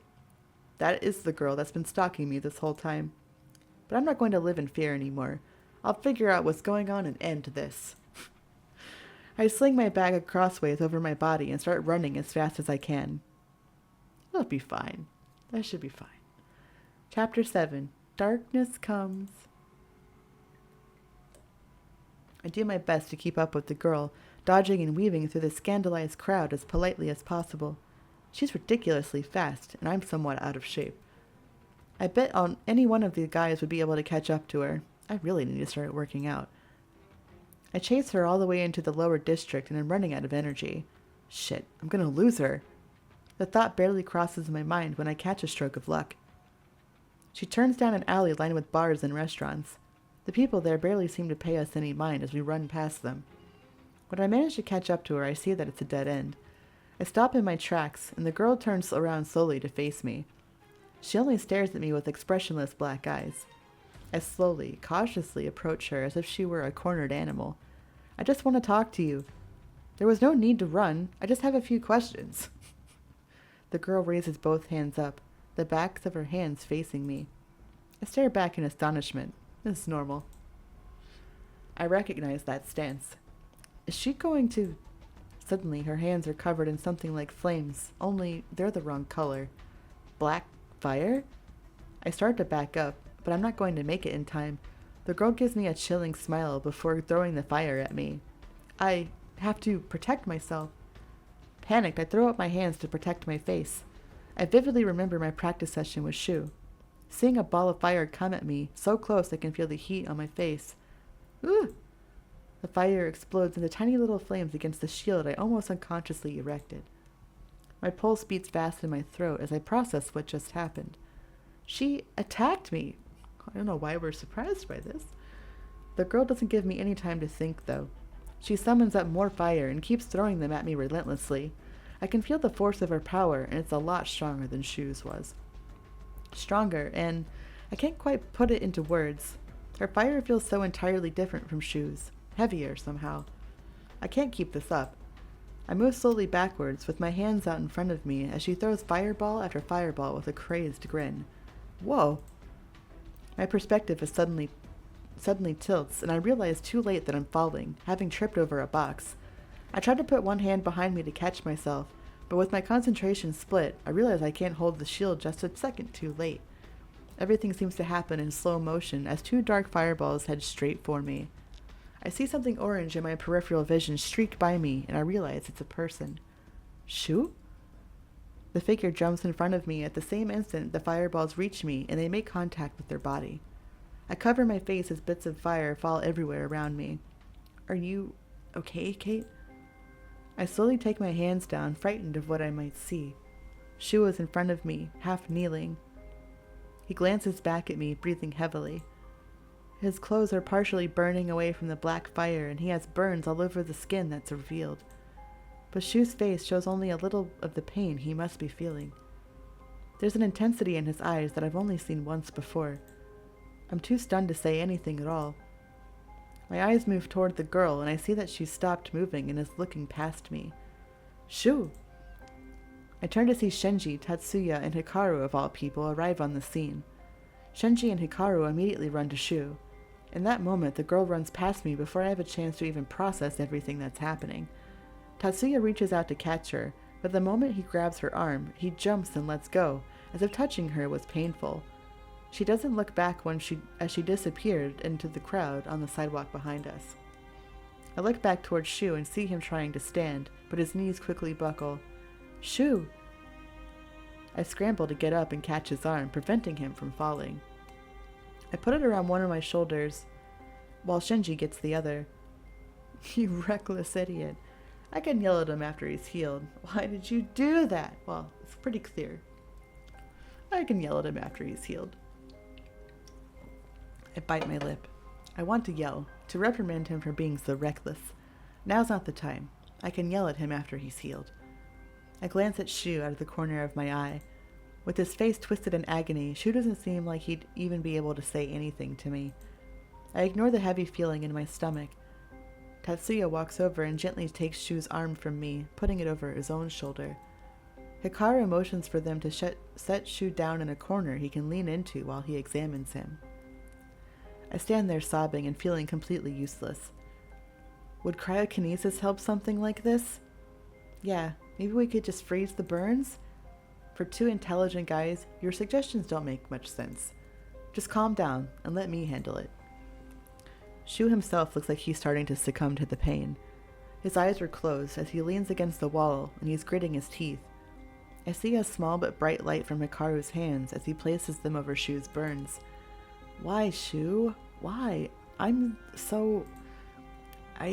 don't know. I just wanted to. For whatever reason, this makes me cry even harder, and Tatsuya looks up at me. Crying is not going to help right now. Hey, shut up. Why don't you go home? Shu's not going to die. He's in good hands with the professor. I can't leave Shou like this. I won't. Hikaru stands up, apparently done with healing Shou. Shou himself seems to be almost asleep, his breathing more regular. Hikaru looks at me. You're too emotional to get home by yourself. I'll take you. He looks back at Shinji, who's helping prop up Shou. Please take Shou home. He needs a lot of rest right now. I just got off work, so I'll help you get him back. I don't think he's capable of standing right now. I watch Tatsuya and Shinji pick an unconscious Shou up and Hikaru puts a hand on my shoulder. They'll be fine. Come on, let's go. I spent the first few minutes in the car finishing off my pathetic sobbing in front of Hikaru. God, I've never been so embarrassed. But Hikaru never said anything, just quietly kept driving. I kept wondering what he thinks of me, of the whole situation. Does he think I'm reckless? Does he think I'm pathetic for crying like this? I wouldn't blame him if he did. What was I even thinking? I can't ask him these things, but I finally get the courage up to ask one question. Is Shou going to be okay? I watch Hikaru's face as it occasionally illuminated by streetlights. I can't read him at all. Finally, he glances at me. Of course he will. He's all healed up already. Healing just draws on your own energy, so he's going to be exhausted. But we both know Shou has plenty of energy, so he'll probably be back to 100% by tomorrow. Oh, good. I'm relieved to hear that, but the shame of my actions won't just disappear so easily. Why was Shou there, though? Why was Shinji? I don't understand how you guys found me. Shinji was coming in to handle something with his manager, and Shou had come with him. Shou saw you run past him, apparently, and sent Shinji inside to get help. He went after you by himself. Oh. I ran past Shou? And I didn't even see him?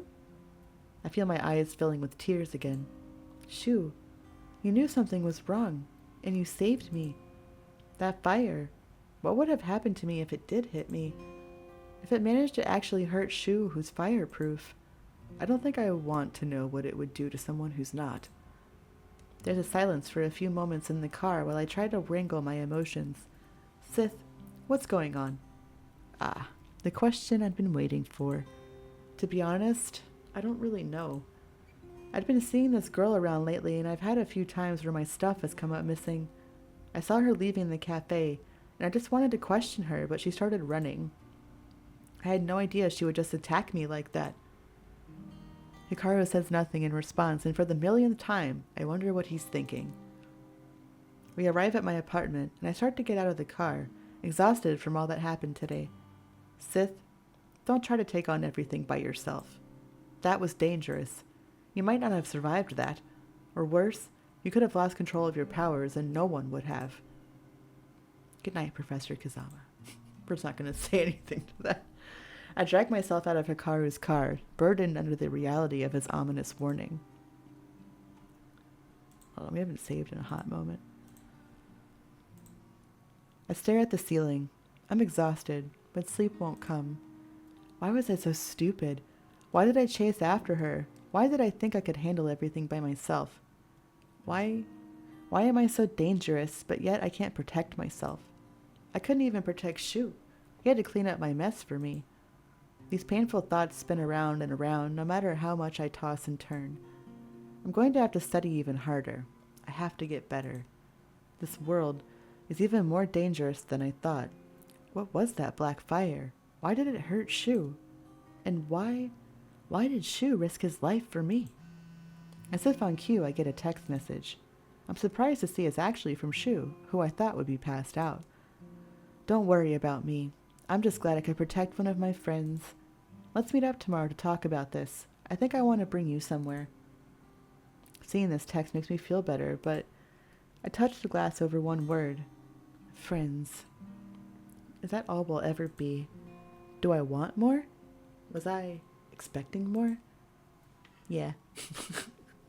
Big time. I'm outside waiting for Shou. After magic theory ended for the day, he asked me to wait for him while he talked to Professor Hikaru about something. The minutes feel like hours. I start tracing the tiles in the pavement to distract myself. I wonder what Shou wants to do today. Oh, maybe we can go to the arcade together, or go eat somewhere, or... Not long after I hear footsteps approaching, and a familiar pair of shoes come into my field of vision. I look up just as Shou walks up to me. His expression worries me.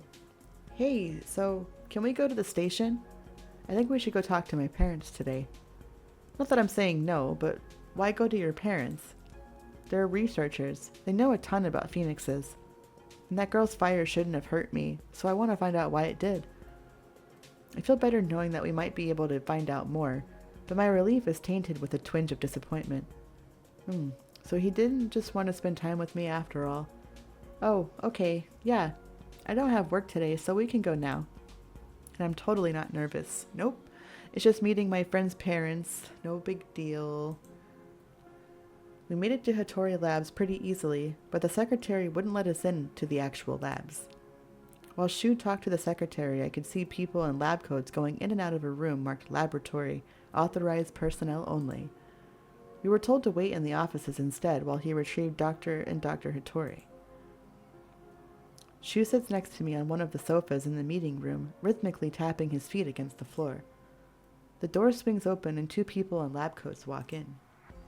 They look around the room, and when their eyes land on Shou, they walk towards us. When they get closer, I can finally get a better look at them. The man is tall, with short, spiky, light brown hair and honey brown eyes. He has a very sharp face, although from the bags under his eyes, it's clear he hasn't been sleeping much. The woman is beautiful, with golden brown eyes and long blonde hair that she swept to the side. The couple stops in front of Shou, who jumps to his feet as soon as he sees them. Both of them look rather surprised to see me. Shou, I see you brought a friend with you. I quickly get up, trying not to seem like I'm panicking. It's unusual for our son to bring friends to meet us. Regardless, a pleasure. I'm Dr. Masaru Hattori, and this is my wife, Dr. Ai Hattori. Mr. and Mrs. Hattori would be sufficient, as we don't want to cause confusion. Now, Shou, why don't you introduce your friend? Shou's parents look to him for an introduction. I don't know why, but I feel a little annoyed. I'm Kate Sith. It's a pleasure to meet you, Mr. and Mrs. Hattori. I bow slightly after introducing myself. Kate is a sorceress that I've been tasked to watch over as part of my grade. I held back the smile threatening to form. Shou is practically beaming like the sun at the simple fact that he's my partner. I can't help but feel more than a little happy at that. But his parents look wary instead. A sorceress? Is that so? And is there a particular reason you've come to us? Other than simply to meet your... friend? Actually, yeah. Something happened last night. We encountered another phoenix last night, and she attacked us. The doctors, Hattori, both frown and wait for Shou to finish talking. Normally, that wouldn't be a problem, of course. But she used this dark fire. The woman managed to hit me, and... Oh, stars, no! She hit you with it? Mrs. Hattori frantically starts checking over Shou for any visible signs of damage. Mr. Hattori looks particularly pale. His eyes settle on a very awkward Shou. Are you all right, son? Really? Yes, I'm fine, Mom, Dad. My Professor Kazama, healed me, so I'm completely fine. But that's not the point. What I wanted to ask is, how is it that the fire could cause any damage in the first place? Mr. and Mrs. Hattori glanced at each other. That had to have been a dark phoenix. I agree, but that begs the question. Just how did you cross paths with one of those corrupt things? Oh, I can explain that. I don't know if I want to. I can explain that. I actually chased her without really knowing who or what she was. I was being stalked, you see, and it was that dark phoenix who was my stalker. I probably should have thought it through better before running after her. Mr. and Mrs. Hattori remain quiet. They look at me with what I think can safely assume is silent judgment. Miss Sith, we would like to speak with our son, in private. If you would be so kind as to wait outside the office. Oh, of course. I bow slightly. Shou looks away from me. Shou. The silent sting of being unwanted almost makes me flinch. If you'll excuse me then, I'll just be right out here, I guess. I go out into the hallway to wait for Shou. But even with the office door closed, I can hear everything perfectly. Shou, we shouldn't have to tell you this, but you need to stay away from that girl. What? Why? She's my friend, and I promised to protect her. I can't just... Shou, there's a reason that sorcerers are nearly extinct now. The gods themselves despise her kind because of the one who gave them power. If you continue to hang around this girl, it will only end badly for you. Sorcerers are magnets for bad things. So please stay away from Miss Sith. If she needs assistance, so be it, but tell her to pick someone else. Hearing their words sends a chill through me. As if an arctic wind blew through me, I'm frozen in my spot. I know I should move. I know I should go somewhere where I can't hear what they're talking about. So they think I'll end up getting Shou hurt, or worse. When I think back to him jumping out in front of me like that, I can't help but reluctantly agree with that assessment. The silence from the office is deafening. I can't see what's going on behind that closed door. I'm tempted to crack the door open to sneak a peek, but I can't imagine how I would even begin to explain if I was caught. No, I can't. I can't just abandon her.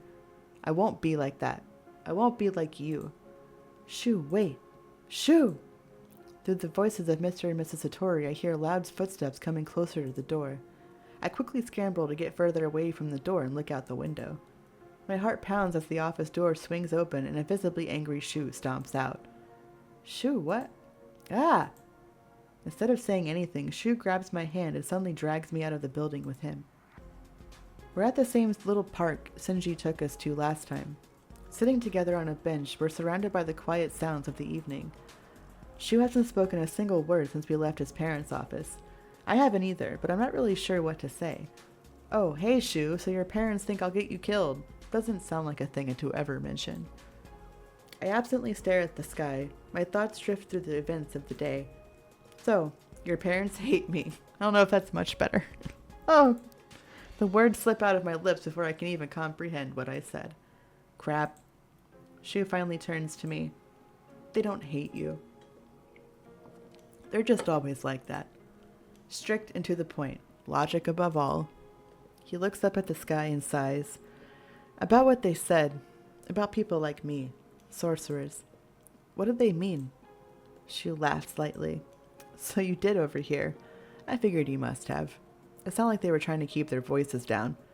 Yeah, sorry. It's okay. It's not your fault. And about sorcerers. He continues to stare at the sky for a few moments. Shou then turns to me. I don't know the whole history, but I'll tell you what I do know. Ooh, I'm sorry, I have to take a headache pill. As usual. You should know about your own people after all. He pauses. I wonder if the topic is particularly hard. Or if perhaps he doesn't know much about sorcerers at all.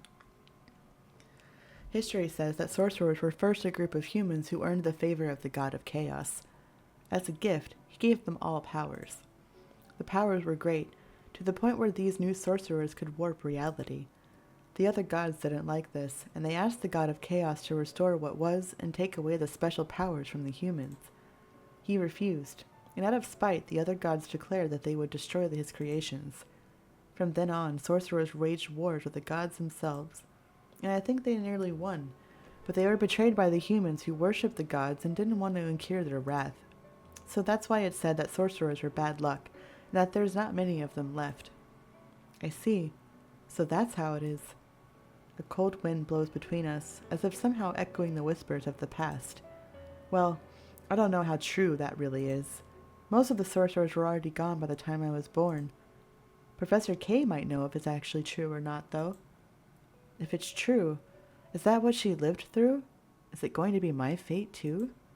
This new knowledge weighs heavily on my heart and my mind.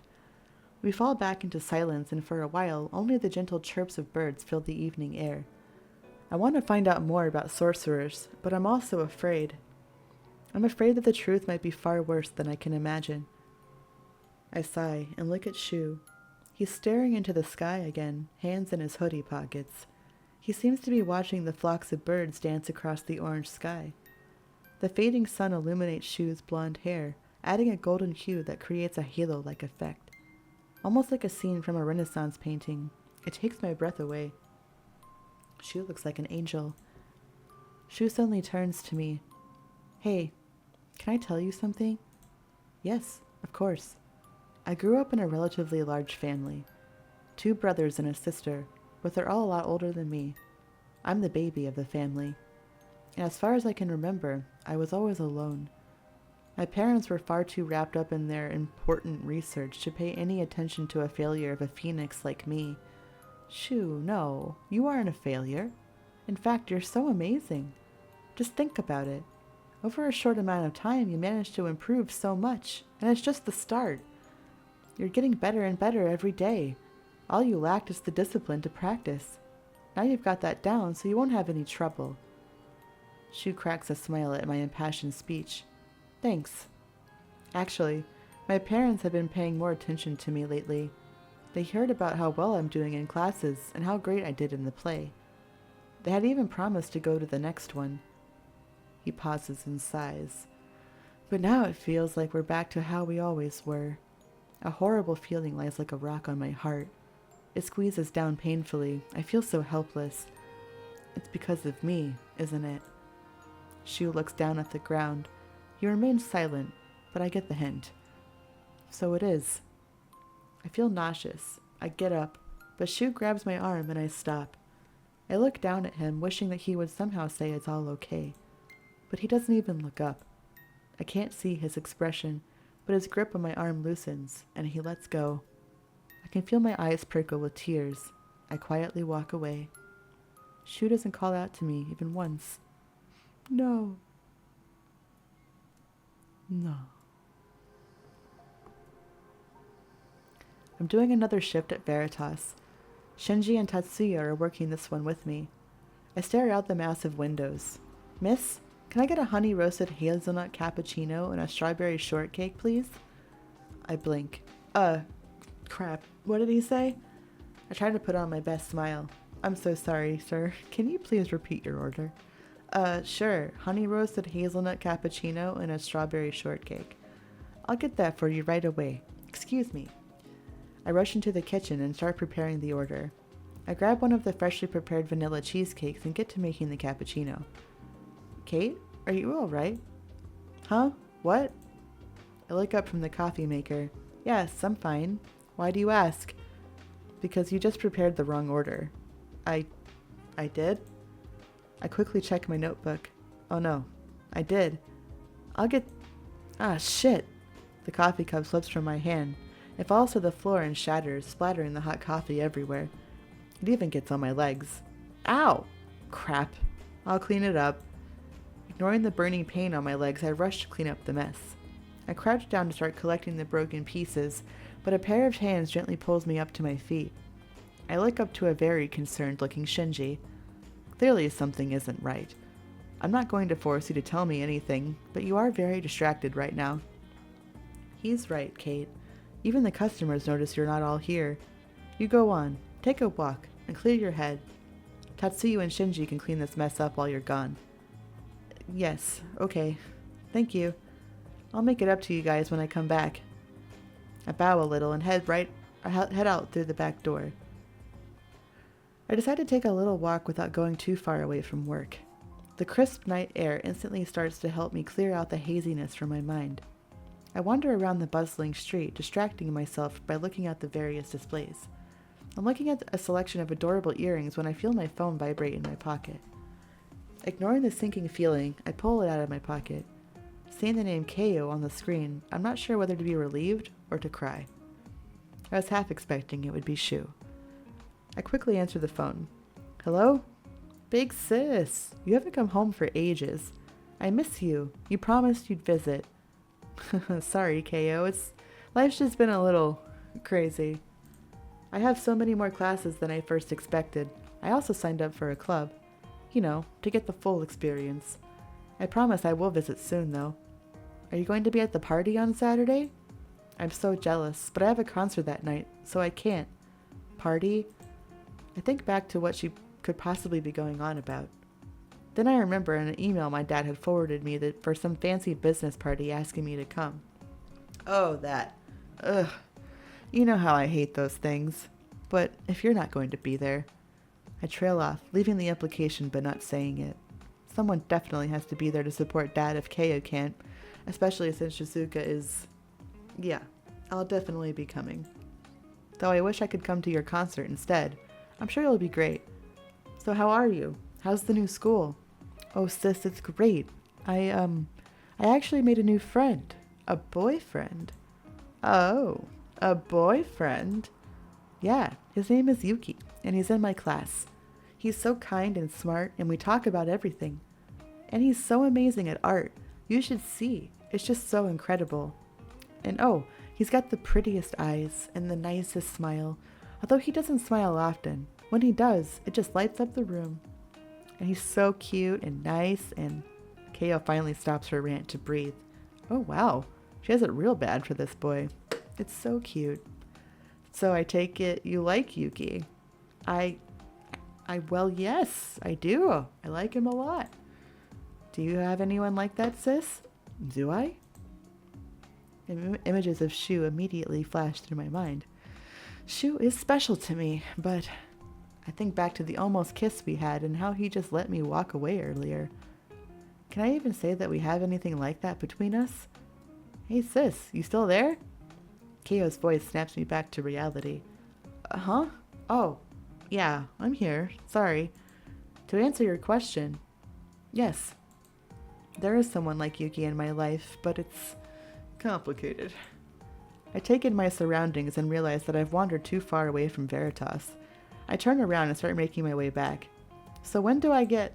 I run right into someone. Although for a split second I think I've run into a brick wall. The collision sends me flying backwards. I see it almost happen, almost in slow motion. The man reaches his arm out and grabs me. He pulls me forward and I end up colliding with his hard chest. He wraps his arms around me to keep from falling. I have been running into a lot of people lately. Maybe I should get some new glasses. I look up at my savior. Oh, I gasp. Oh my god. Wow, he's so... My mind draws a complete blank at the sight of him. Pressed against him, I can't help but notice how warm he feels. Even though all his clothes, I can still feel how hard his chest is. No wonder I thought I'd run into an actual wall. With his porcelain skin and sculpted face, I briefly wonder if he's not actually some Roman statue come to life. Could he be a god? His vivid red eyes practically shine with amusement as he looks down at me. He even smells so nice. Focus, Kate, focus.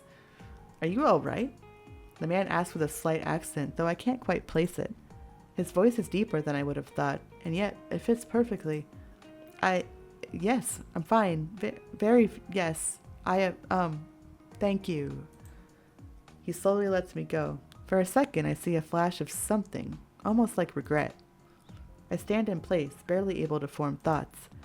You are far prettier than what I heard described, dear lady. It seems that no words could do you justice. Huh?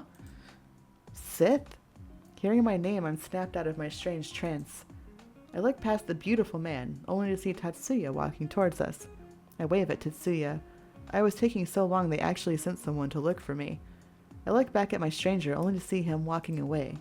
I want to cry out, tell him to wait, to not leave.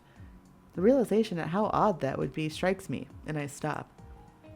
What am I even doing? That's so weird. The stranger fades into the bustling crowd just as Tetsuya runs up to me. Where the hell have you been? Since when does a short walk mean nearly an hour? Do you know how worried we've been? I came to find you in case something was wrong. Tatsuya keeps lecturing me, but I can barely focus. Oh no. What? Keio. I look at my phone and realize that the call has been running all this time. Keio, I'm so sorry. It's fine, sis, but what's going on? Are you okay? I hear someone familiar. Who's that you're talking to? I'm fine, Keio. Everything's fine. I just walked into someone by accident. I have to go now. I need to get back to work. Bye! I end the call and shove the phone into my pocket. Wasting no time, I practically speed walk back to Veritas. Tatsuya scrambles behind me, trying to keep up. Chapter 8. Nightfall.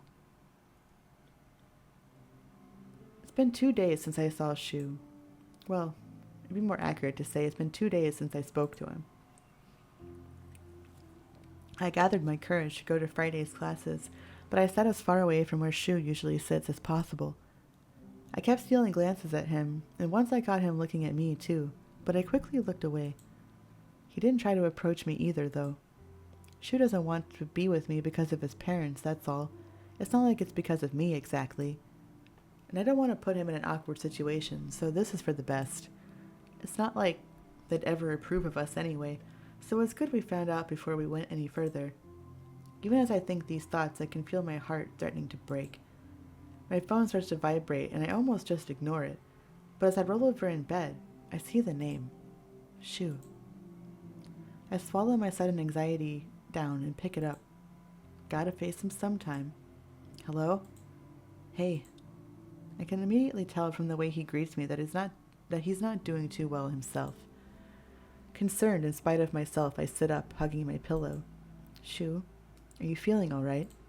Yeah, I'm fine. How are you, though? The hesitance in his low, tired voice makes my chest tighten. Everything's always been so easy with Shou, but now it's so... I'm okay. Is there a reason you called? Yeah. I just wanted to apologize for not being a good partner again. He laughs, a bitter, self-deprecating laugh. I guess he really should have picked someone else. Shou. Am I the one who did this to Shou? Have I already been hurting him this whole time? Yeah. Sorry, I didn't call to whine to you. I mean, I just wanted to see if you wanted to go out tomorrow, so that I could make it up to you. Go out? With the others? The last sentence just sort of slips out. Of all the things I expected him to say, this was not the one. I can hear my heart pounding in the expanding silence of the moment. No. I kind of thought it could just be the two of us. Speechless, I almost dropped the phone. A date? But I squashed down the hope rising within me. Or at least I tried to. No way. He must mean something else.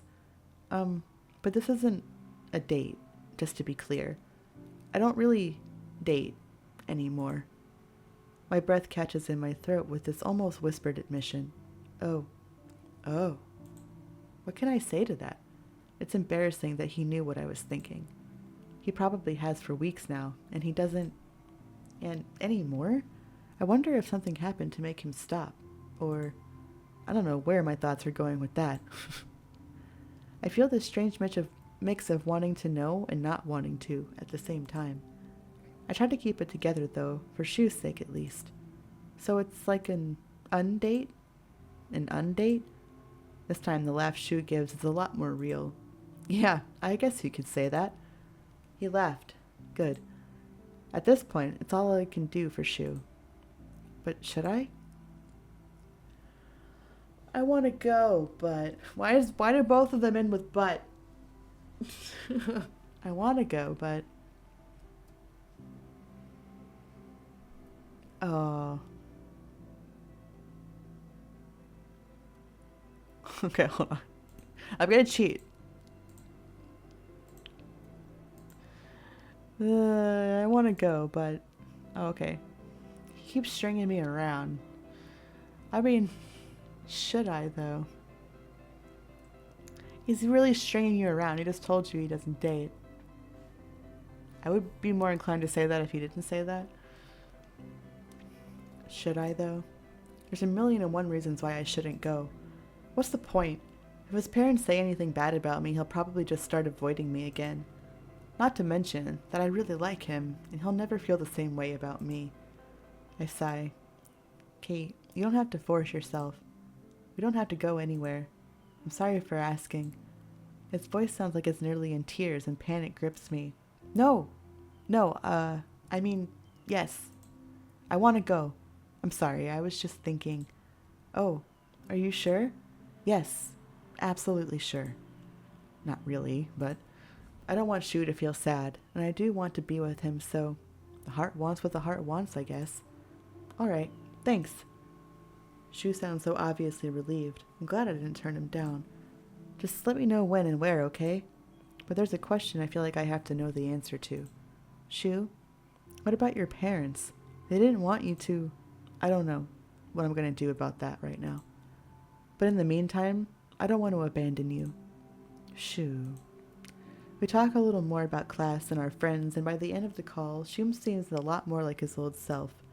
I end the call and almost leap off my bed to look at my closet.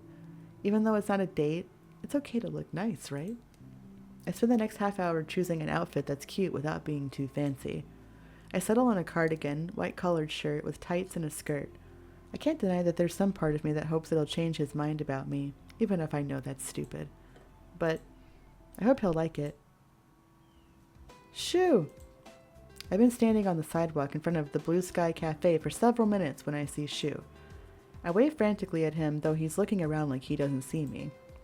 He turns around at the sound of his name and then spots me waving. Kate? Duh, of course. Who else? I can't help it today. I'm in such a good mood. I stride right up to Shou and take his arm. People glance at us on the sidewalk, but I don't care. There's been so much going on, I can't remember the last time I got to relax. And I might never get a chance like this again if Shou decides we can't see each other anymore. So today, I'm going to have as much fun as possible with my favorite person while I can. While we stroll into the building, Shou has been staring at me like I've grown 3 heads. You sure are in a good mood. Of course, I get to hang out with you. Saying something cute like that while looking like that? That's not fair at all, Kate. What's that? You think I'm cute? No. I mean, yes. But, I just thought your outfit was really cute today. That's all. Say more. Thank you. Well, I thought I've never been on an undate before, so I didn't know what to wear. Just the whole thing. I just threw it on. I put no thought into it at all. You're definitely doing this on purpose, aren't you? She whispers this last bit, and I have to say I do feel a little bit avenged. I knew none of this is Shou's fault, but he has been sending me a ton of mixed signals, so it's nice to give him back a bit of his own medicine now that I know where I stand. All right, no need to pout. I'm sorry. I'll be a good girl. Shou lets out a heavy sigh as we climb the stairs, and I can't help but giggle. We chose to get some lunch at the Blue Sky Cafe since we knew the food and atmosphere was good. It had the added bonus that, unlike Veritas, no one who knew us would probably be there. I'd even texted Tatsuya to see if he was working today, and Shou said Shinji was going to be practicing with some musician friends all day. Ironically, we were surrounded by couples again. It seemed to be a popular date spot as well. So, you said you've been practicing hard for the past week? Yep. Actually, Shinji said I might have been overdoing it. Since the play is over, I've managed to find a lot more time to study. When you guys are at work, I study. I know I probably won't have time once we have to start practicing for the end of year show. But right now, I'm doing really well in all my classes as a result. I've actually found that it's starting to come pretty naturally to me again. I even almost beat Shinji once, though his guard was probably down since he didn't expect it. I swirl my coffee around with my spoon, feeling at ease for the first time in a long time.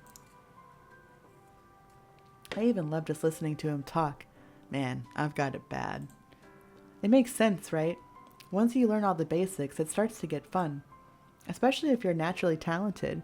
You'll probably be able to think up all kinds of interesting ways to use your powers. I've been slacking compared to you. I'm really proud of you, Shou. Thanks, Kate. But you've been working hard too, I know. You had so many classes just dumped on you, not to mention so many things have happened. So you're doing awesome, just as you are. Oh, on a date, are we? We both look up at Chisaki, who's again managed to surprise us. Is that like a trait of owning a cafe? Being able to sneak up on people? Oh, hi, Mrs. Yukamura. No, we're not on a date. It's an undate, actually. Shizaki smiles gently, but I see a hint of mischief in there. An undate? That sounds adorable.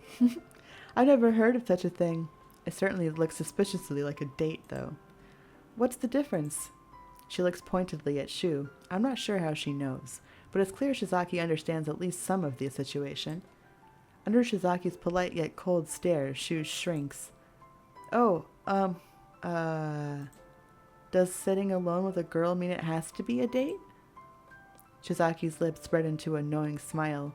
For some reason, I'm reminded a bit of the Cheshire Cat. I do see your point. It's not a good answer in the least, but I'll let it go for now. Whoa, she can be surprisingly blunt when she wants to. Maybe it runs in the family. Shou, however, seems relieved to be off the hook. Should I not mention this to Tatsuya then? I thought it might break his heart, but if it's not a date, could you just not mention it to anyone? I don't want anyone getting the wrong idea. I look at Shizaki, feeling a mixture of spite and disappointment about Shou's insistence. There's that cat-like grin again. Even though it's not a date? Well, since you chose my cafe to come to for your very first undate, I am feeling generous. My lips are sealed. I hear something distantly crash in the kitchen, and Shizaki's eyes leave us briefly. It seems I have other matters to attend to, so I hope I'll see you both later. She inclines her head slightly. I hope your undate goes well. Maybe undates can, at time, lead to future dates? Without saying anything more, Shizaki floats off, smiling. I look back at a red-faced Shou, who lets out another giant sigh. Poor guy looks like he's been through the ringer. Hey, Shou. I was thinking, is it okay if we go see a movie? A movie? What were you thinking? Oh, well, I'm sort of into anime, and there's this one about the end of the world I heard was really good. But it's pretty violent. Oh, so not a romance movie or anything? Well, we could if you wanted to. No. I'm not that great with gore or violence, but if you really want to see it, I think I can make it through that one since it's an anime. Great. I already looked it up, and there's a showing in 10 minutes, so I think we can make it if we rush. We didn't plan this at all, though. What do you mean? Getting up, I put down my half of the bill. Shou looks like he wants to say something, but I pull him up by the arm. Okay, let's go. 2 hours later, we walk out of the movie theater. Shou seems to be quietly thinking, but I can't shut up about it. Ah, that was so good. I can see why it's so popular now. The story is so amazing. I never know what's going to happen next. It was a really good movie. I don't usually watch too many things like that, but I'm glad I did. I think experiencing lots of different things helps my acting a lot. I smiled back at Shou, glad that he was able to appreciate it. I was a little nervous when he started covering his eyes, but it was really cute, and it turns out he liked it anyway. I checked my phone since I'd heard it vibrate during the movie. There's a text from my dad. Huh? Kate? Is something wrong? Oh no, I forgot I have a party today. What, really? Is it tonight? Yeah, it's some Caro mansion or something. Oh, it's not a friend of mine or anything. It's a business party my father asked me to attend with him. Seriously? I'm supposed to go to that party too. Really? What for? I thought it'd just be all rich people. Oh crap, I sort of gave myself away there. But Shou doesn't seem to notice. Actually, my parents asked me to go. They never invite me to anything, but I guess my siblings must be too busy to go or something. Shou. No, I'm not going to let anything ruin our time together. An idea comes to me just then. Well, what if we go together then? Together? Well, yeah, it makes sense, right? I'm going, you're going, and we're already here together. I just mean as friends. I'll probably be with my father most of the time anyway. Oh, Yeah, sure, that makes sense. It's pretty obvious when you put it that way. Great, I'm sure it'll be a lot less boring this way. Oh, but I totally forgot to buy a dress. What? Really? Then we have to go get one now. This time it's Shou who grabs my hand. He starts dragging me toward the upscale side of the district. We don't have a lot of time for either one of us to get ready for the party, so we can't really afford to be picky. I know a good place though, so don't worry. You're in good hands. Alright, I trust you. I look down at his hand as we walk. So he's even good at things like this. Yeah, I'm glad I came with Shou today.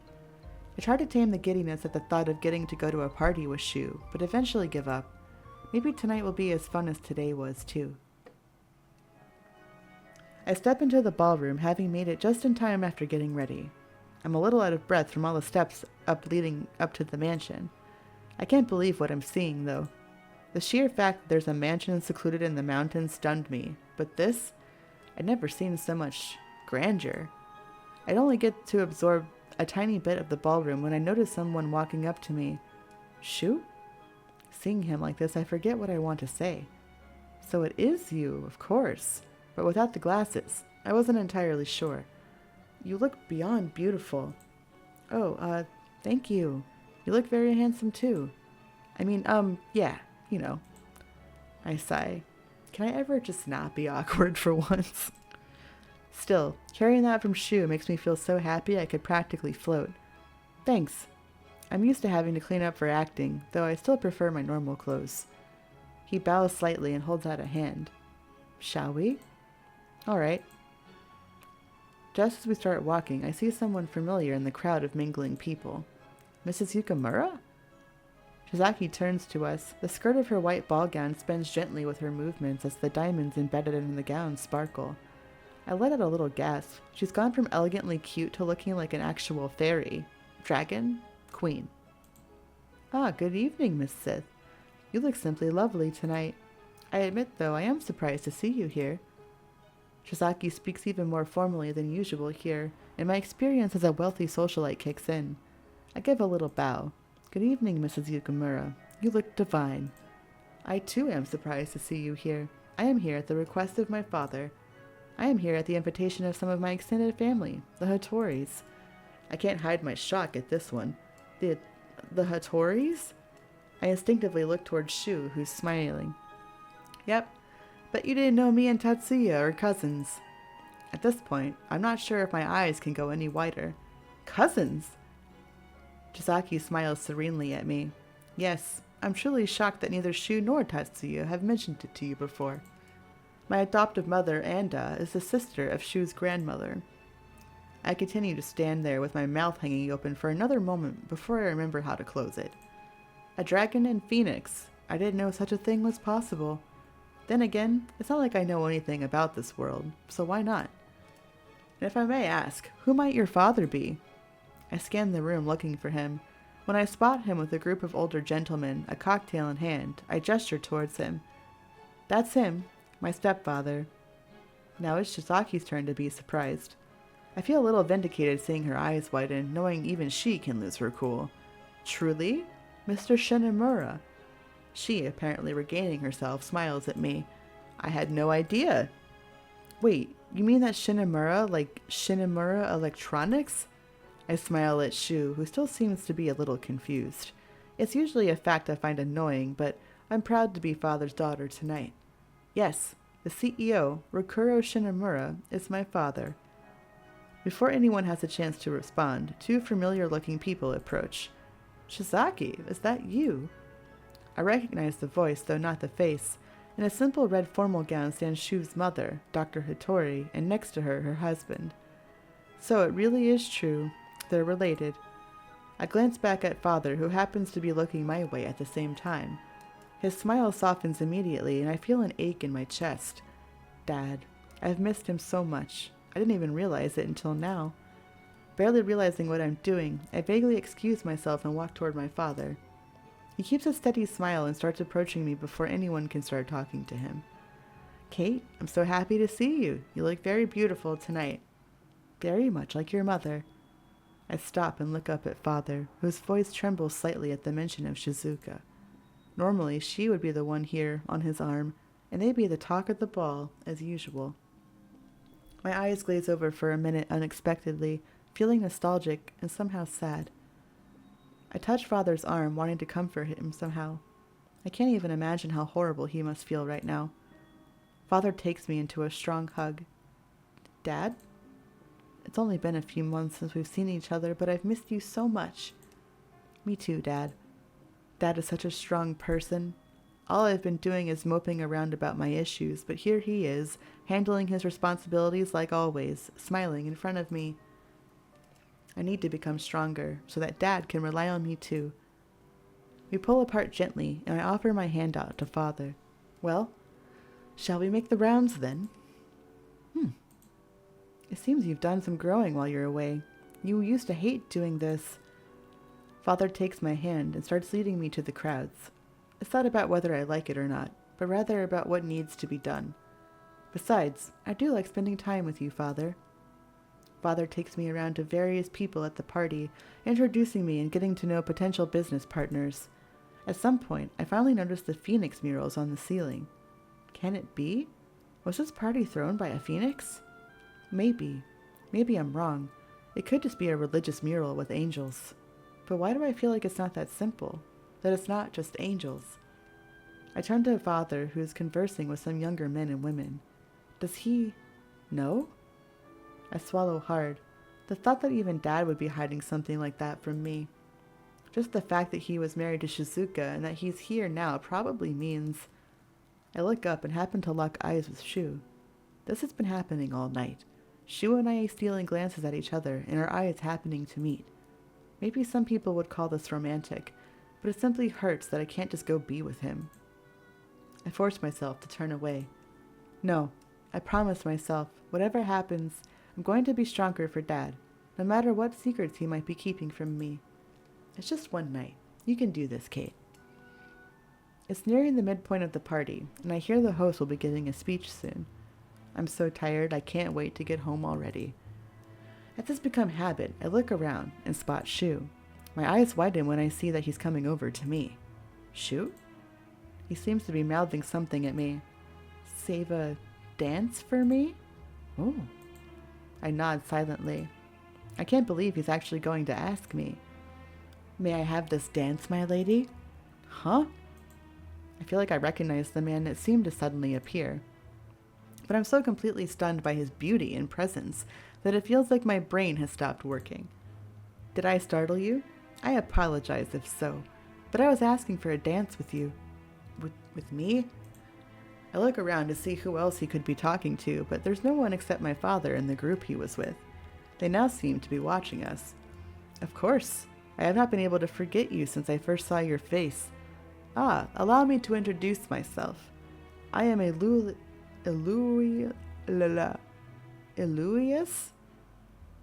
Aloysius Caro, the owner of this mansion and the host of this party. Aeolius does a small bow, and I see that almost everyone in the room has their eyes on us. I look a little behind him and see that Shou has stopped where he is.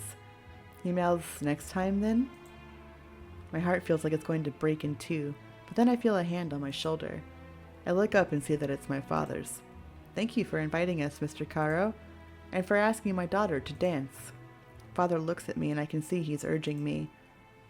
I see. It'd be rude to turn down the host, especially someone who's clearly so influential. I try to calm down, but it seems near impossible with the statuesque man in front of me. I give a small bow, and that's when I realize this is the man I ran into that night. I try to calm myself down and hold my hand out to Aeolius. He gracefully takes it, and my traitorous heart starts hammering away at the feeling of his large warm hand on mine. Stop that. It's Shou you want to be dancing with, after all. As I step out onto the ballroom dance floor, I look for Shou. When I spot him, I wish I hadn't. I can't stand to look at him, and I'm almost grateful when Aeolius moves into my view. He places his palm face up, and I meet him with mine. His fingers intertwine with mine quickly, greedily. And almost the same. Oh my god. You want to take a nap? I'm taking a nap here. Okay, take a nap right there then. Good night. Take a nap there. In almost the same motion, he puts his other arm around my waist and pulls me to him roughly. Whoa. Whoa. But Aeolus stops our bodies from touching, just barely. As he leads me into the dance, I think I can feel the raw masculinity emanating from his body heat.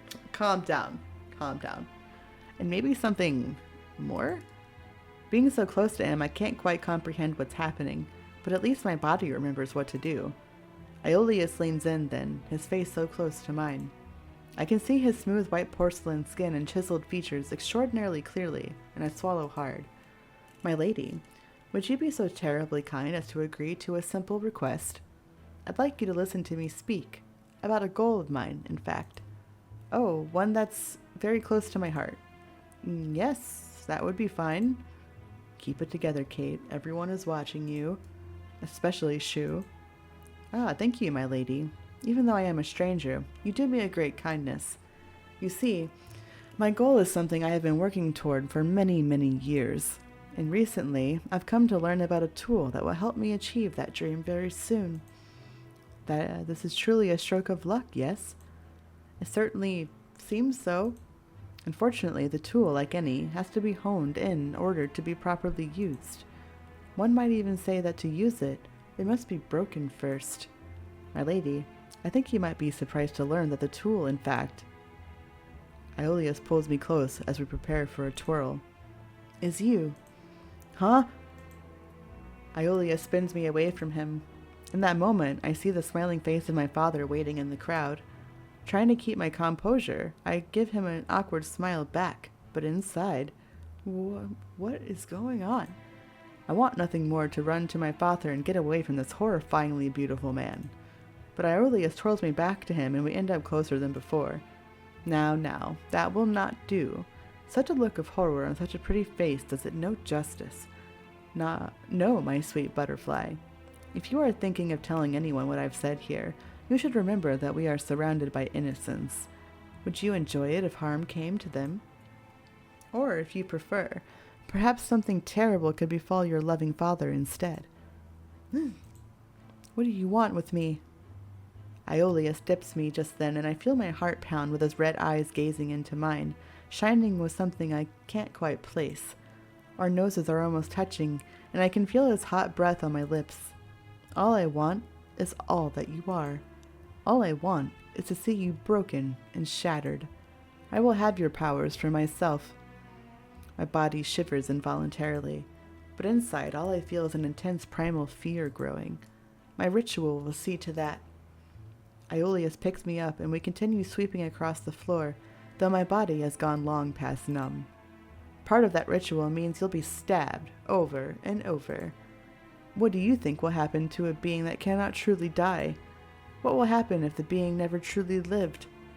Can a thing like you even feel pain? Would anyone even miss a pretty doll like you, who can only play at being alive? Aeolus suddenly closes the remaining distance between us, pressing me up against his hard body. I do so often think on these questions. I admit, I'm very excited on the prospect of finding the answers. Uh-oh, what are you? But fear not, my sweet butterfly. I will remold your pathetic existence into something useful. Be proud. Your sacrifice will be the foundation on which the true phoenixes rise again. Somewhere distantly, I realize that song is coming to an end. Even though we were so close together, I can barely feel it when he releases me. I stand completely still as he bows to me and walks away. I can see the satisfied grin on his terrifying face from here, and I suddenly want to vomit. My father starts to approach me from the other side of the room. Kate, are you feeling all right? His voice snaps me out of my daze, but then I start to panic. Dad? Oh, I'm fine.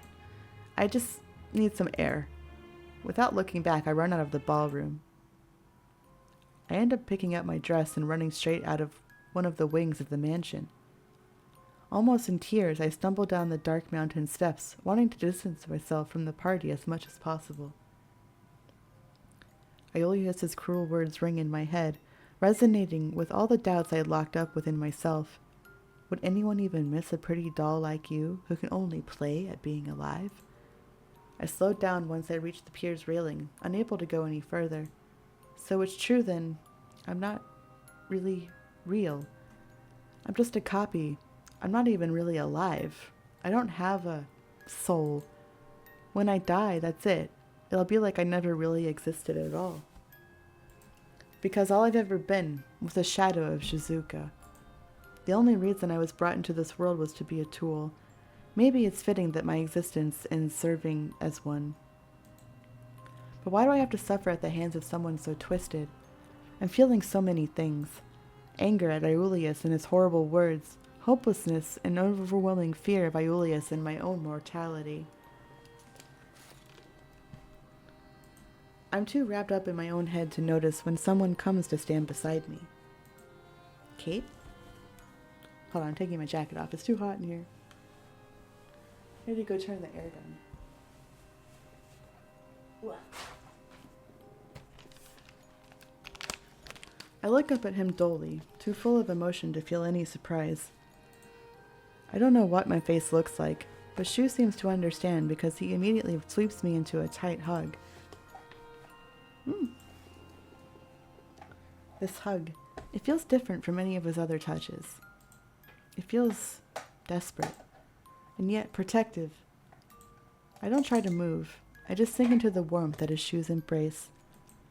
His gentle and deep compassion, it's like the sun warming my face after an eternity of wandering in darkness.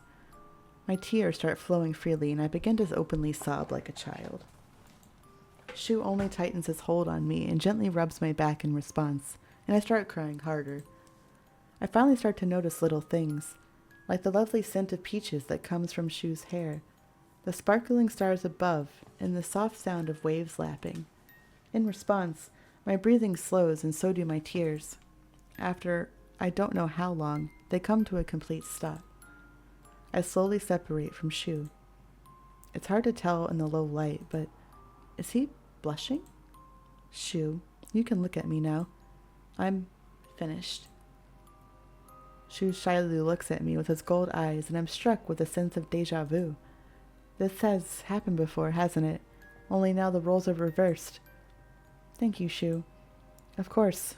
Just repaying the favor. I don't know what happened, but I'm here if you need me.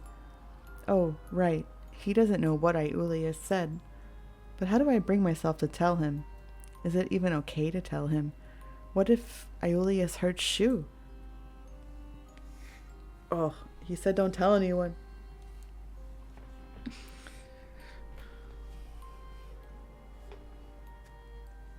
It's unsafe. I can't tell him. I want to tell you, Shou, but I can't. Why not? Whatever it is, I want to help. I can't just leave you alone, Kate. If there's a problem, I want to face it with you, my friend. I sigh. No matter what I do, Shou isn't going to just sit by and watch me struggle. As much as I hate to admit it, I can't really handle this one by myself. I bend over to slide off my shoes and sit down, my legs hanging over the pier. I lean on the middle railing and sigh. Shou follows suit, sitting down and swinging his legs over the side. It's about that guy I danced with, Aeolus. I could swear I see Shou frown when I say dance, but maybe that's just wishful thinking. I knew it. Something about that guy rubbed me the wrong way the minute I saw him. And then when he ran off right after, I knew it had to have been something he said. What could he have said to make someone like you react that way, though? It's hard to explain. I guess I should just tell you exactly what he said and did. I launch into a description of what happened. It's so vivid in my mind, I find it myself unable to skip over a single terrible detail.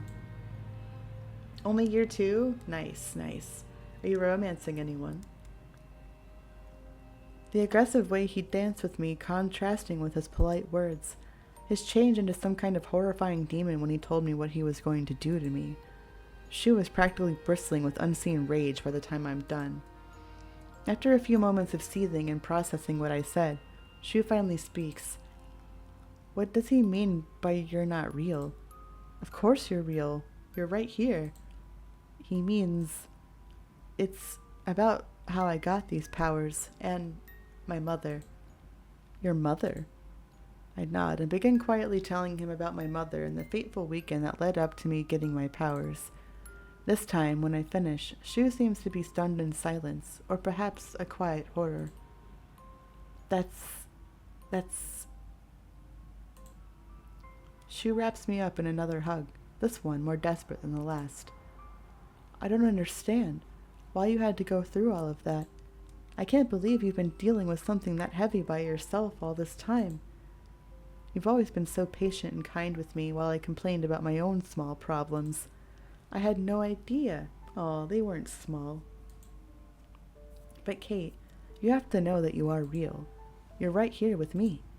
You're warm and soft. You laugh. You cry. If that isn't real, then maybe I'm not either. Kate, I won't let anything happen to you again. And neither will the other guys. Please, just try to rely on us a little more. I don't know what to say to all of this, so I simply nod in his embrace, but he doesn't let me go. Shou, thank you. I don't know when it happens, but his tender warmth and faint scent of peaches ends up lulling me to sleep. Get the tissues for this one. This one made me cry. So, there's just a little warning for you.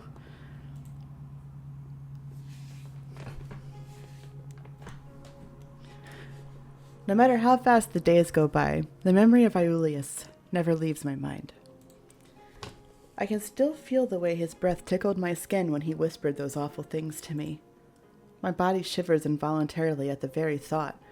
Nothing I do seems to help me forget. I took an extra shift at Veritas today simply so I could focus on work and nothing else. Every time I sense the negative feelings bubbling up in my chest, I dive right into some menial task.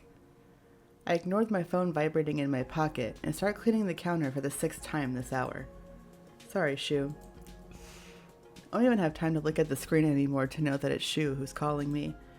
Even more than before, I'm aware of how dangerous my very existence is to others. It hurts to even think about it, but Shou and the others would be much safer without being close to me. The very memory of Shou getting hurt protecting me makes me feel sick. I'll never forget the good parts of that day with Shou. I loved our day together, and how I was able to fall asleep at his side. But the next day, I realized I just couldn't face the thought of continuing to put Shou in danger any more than I have. In the end, all the bad things just added up. I've been trying to avoid everyone as much as possible, without being too obvious about it. I glance at Shinji, who's talking to a group of customers out front. Our eyes meet for a second, and he gives me his usual smile. He hasn't said anything about my change in behavior, and he doesn't try to pry. I'm thankful because I know if I tried to explain it, my resolve might crumble. I miss spending time with Shou, but I can't risk it. Sith? Images flash through my mind of all the horrible things that could possibly happen to my friends. If I'm not close to anyone, Aeolus shouldn't go after them, right? Sith? Hello? The sound of my name being called snaps me out of my thoughts. Huh? I whirl around to see Hikaru standing at the other end of the counter, smiling rather serenely at me. Oh, Professor Kazama, hello. I've been trying to get your attention for a while, Sith. It looks like you are pretty spaced out. I can feel my cheeks start to burn. Oh my god, I'm so sorry, Professor. What would you like to order? Crap, this is so embarrassing. Some hot sake, please. I blink. Professor, you do know this is a coffee house, right? I do. I don't have time to react before Shinji reaches out from behind me and places Hikaru's order down in front of him. Here you go, Professor K. Bit early for your usual, though, isn't it? So it is. I look from Shinji to Hikaru, who just lets out a little chuckle and shrugs, taking a sip of his sake. Yo, Ghost Daddy, what's up, dude? I get the feeling that they have gone through this particular exchange before. Now I want sake. Sounds good. As Shinji walks away without a word, I'm left standing in place. I didn't even know we serve alcohol. Are we even allowed to? Well, whatever. I'll ask about it later. I start moving towards the back room when Hikaru calls out to me. Sith, wait. I look back. Yes, Professor Kazama? Do you want to order something else? He remains silent for a moment. His vibrant aqua eyes seem to pierce through my very soul. You seem troubled, Sith.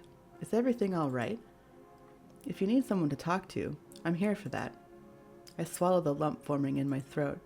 part of me wants to pretend like I'm fine, like everything is okay. I know if I smiled right now and told Hikaru I'm okay, that he wouldn't question me further. But I bite my lip. His unexpected kindness really hits home right now. Maybe someone like him can help. I'm not entirely sure where to even start. I look around before hesitantly taking a seat next to him at the bar. I begin talking in a low voice, finally speaking the things I felt like I couldn't tell anyone. I recently learned that there is someone after me because of what I am. I know that if I remain close to everyone, then I'll just cause them trouble.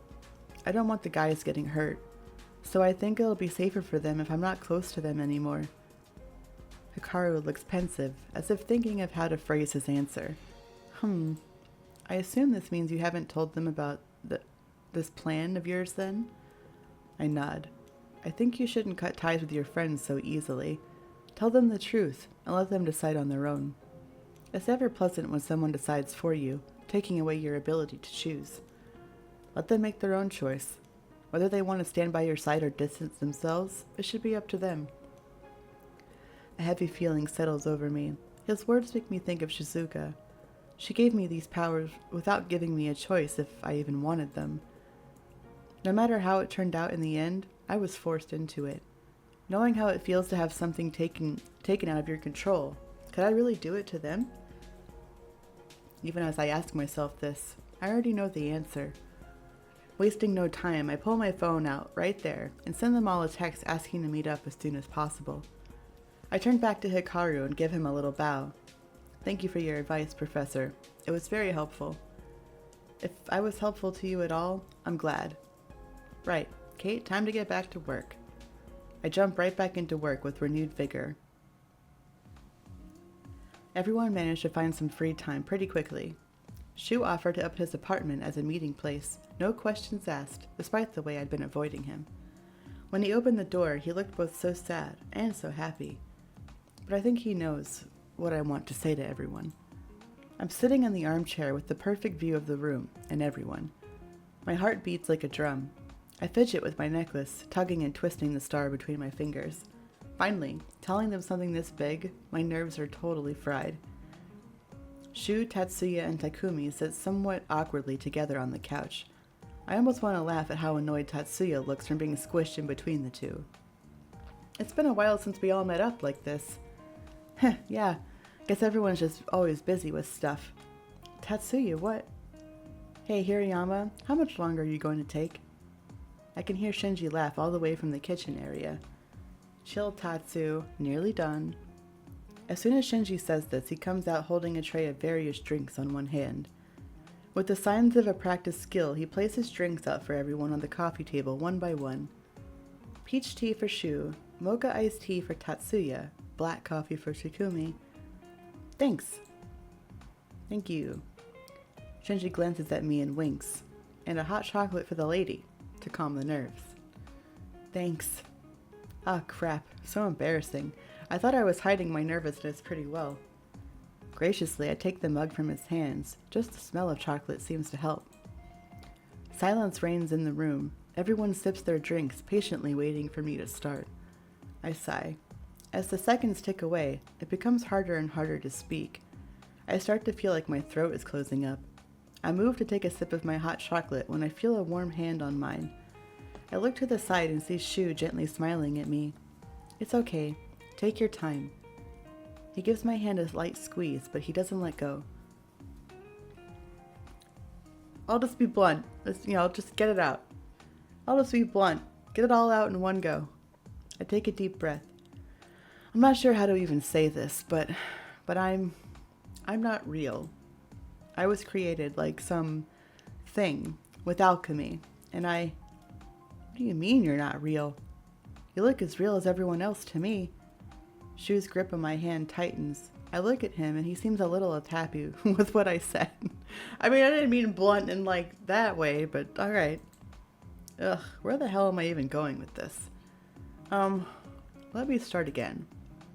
I sigh. Shou gives my hand another gentle squeeze. Shou.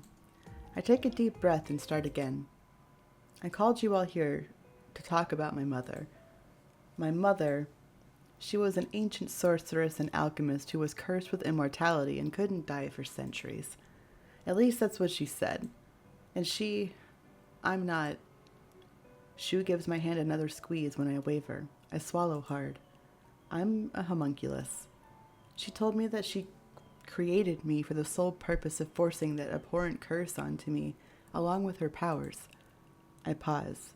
The guys remain silent, but their expressions tell me that they are taking my words very seriously. Even still, they can't completely hide their shock from my words. Especially Takumi, who's staring at me in utter disbelief. That's actually how I became a sorceress. After the ritual she did, she disappeared, and now somehow a man called Aeolius found this out, and he's after me. I'm not sure what he wants to do ultimately, but the things he said. I can see Shou nod at me slightly from the corner of my eye.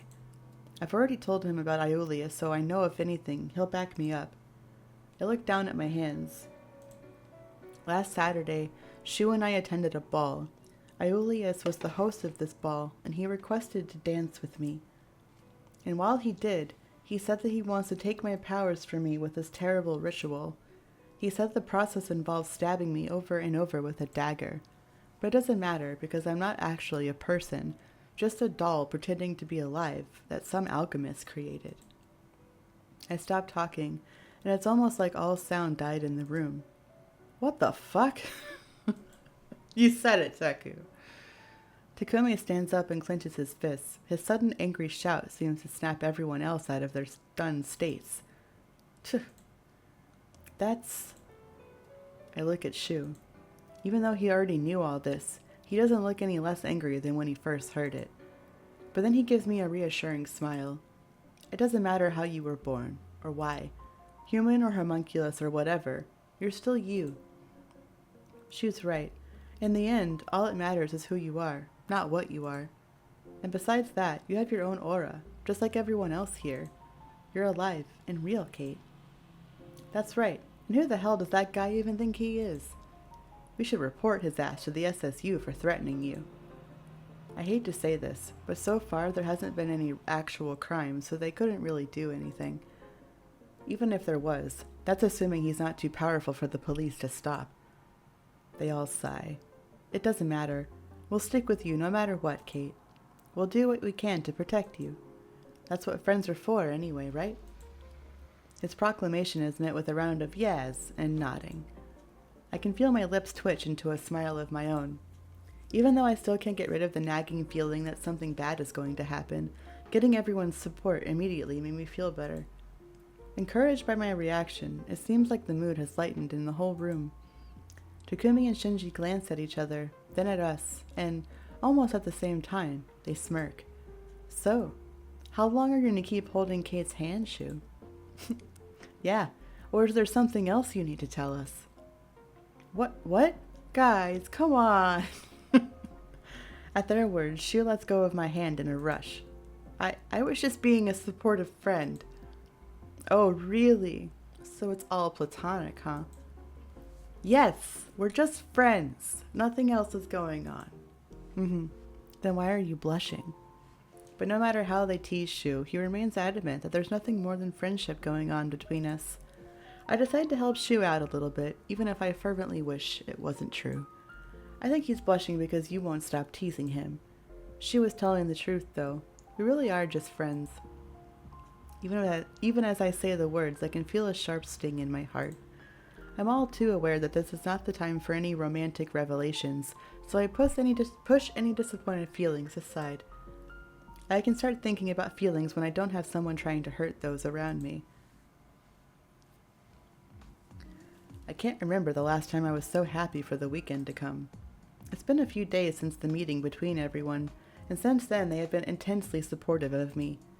And more than a little overprotective, going so far as to play bodyguards on rotation, which meant I barely had any time for myself. I can't believe I managed to actually convince them to knock it off for now. In the end, all it took was me saying that I would just stay home all weekend, which, as it turns out, might have been exactly what I needed anyway. I love a staycation. There's so much happening in my life, it's crazy. I grin as I sit down in front of my laptop. Time to relax. With a hot chocolate in hand, I sit back. I get comfortable and click play. It's been far too long since I had time to watch anything. It's going to take me so long to catch up to the new episodes. I feel giddy at the thought of just relaxing all day and watching anime. It doesn't take me long to finish an episode, and it's only then do I notice that I received an email from Shou. Oh, Shou. He's such a worrywart. I bet he's checking up on me again. Hey, I'm sorry I didn't say anything before, but I followed Aeolius around. He got on a plane like half an hour ago. Couldn't follow him, so went to check out his place. I thought I might be able to find something against him, so maybe he'd back off from you. I'm in his mansion right now, and I actually think I found something. I'm not entirely sure what it is, but I think it might help. Come over. I'll wait for you. I can feel my heart sink into my stomach as I read the words. I'm in the mansion right now. Shou, what the hell? What an idiot. What is he thinking?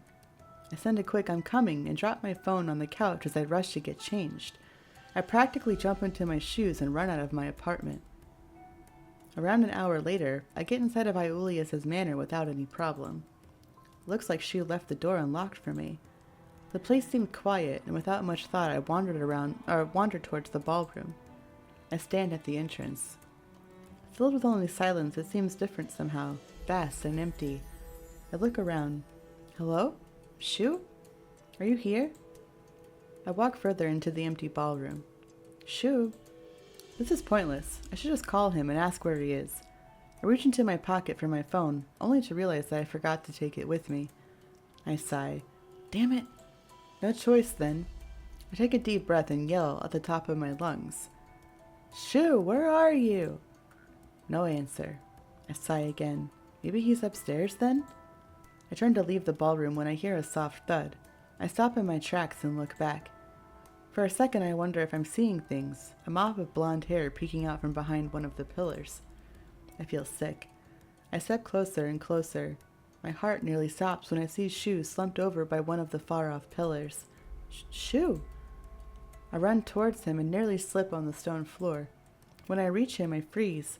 On the ground is Shou, bound and gagged. Upon seeing me, he looks up at me wide-eyed, and I gasp at his bruised face. Oh God, Shou, what happened?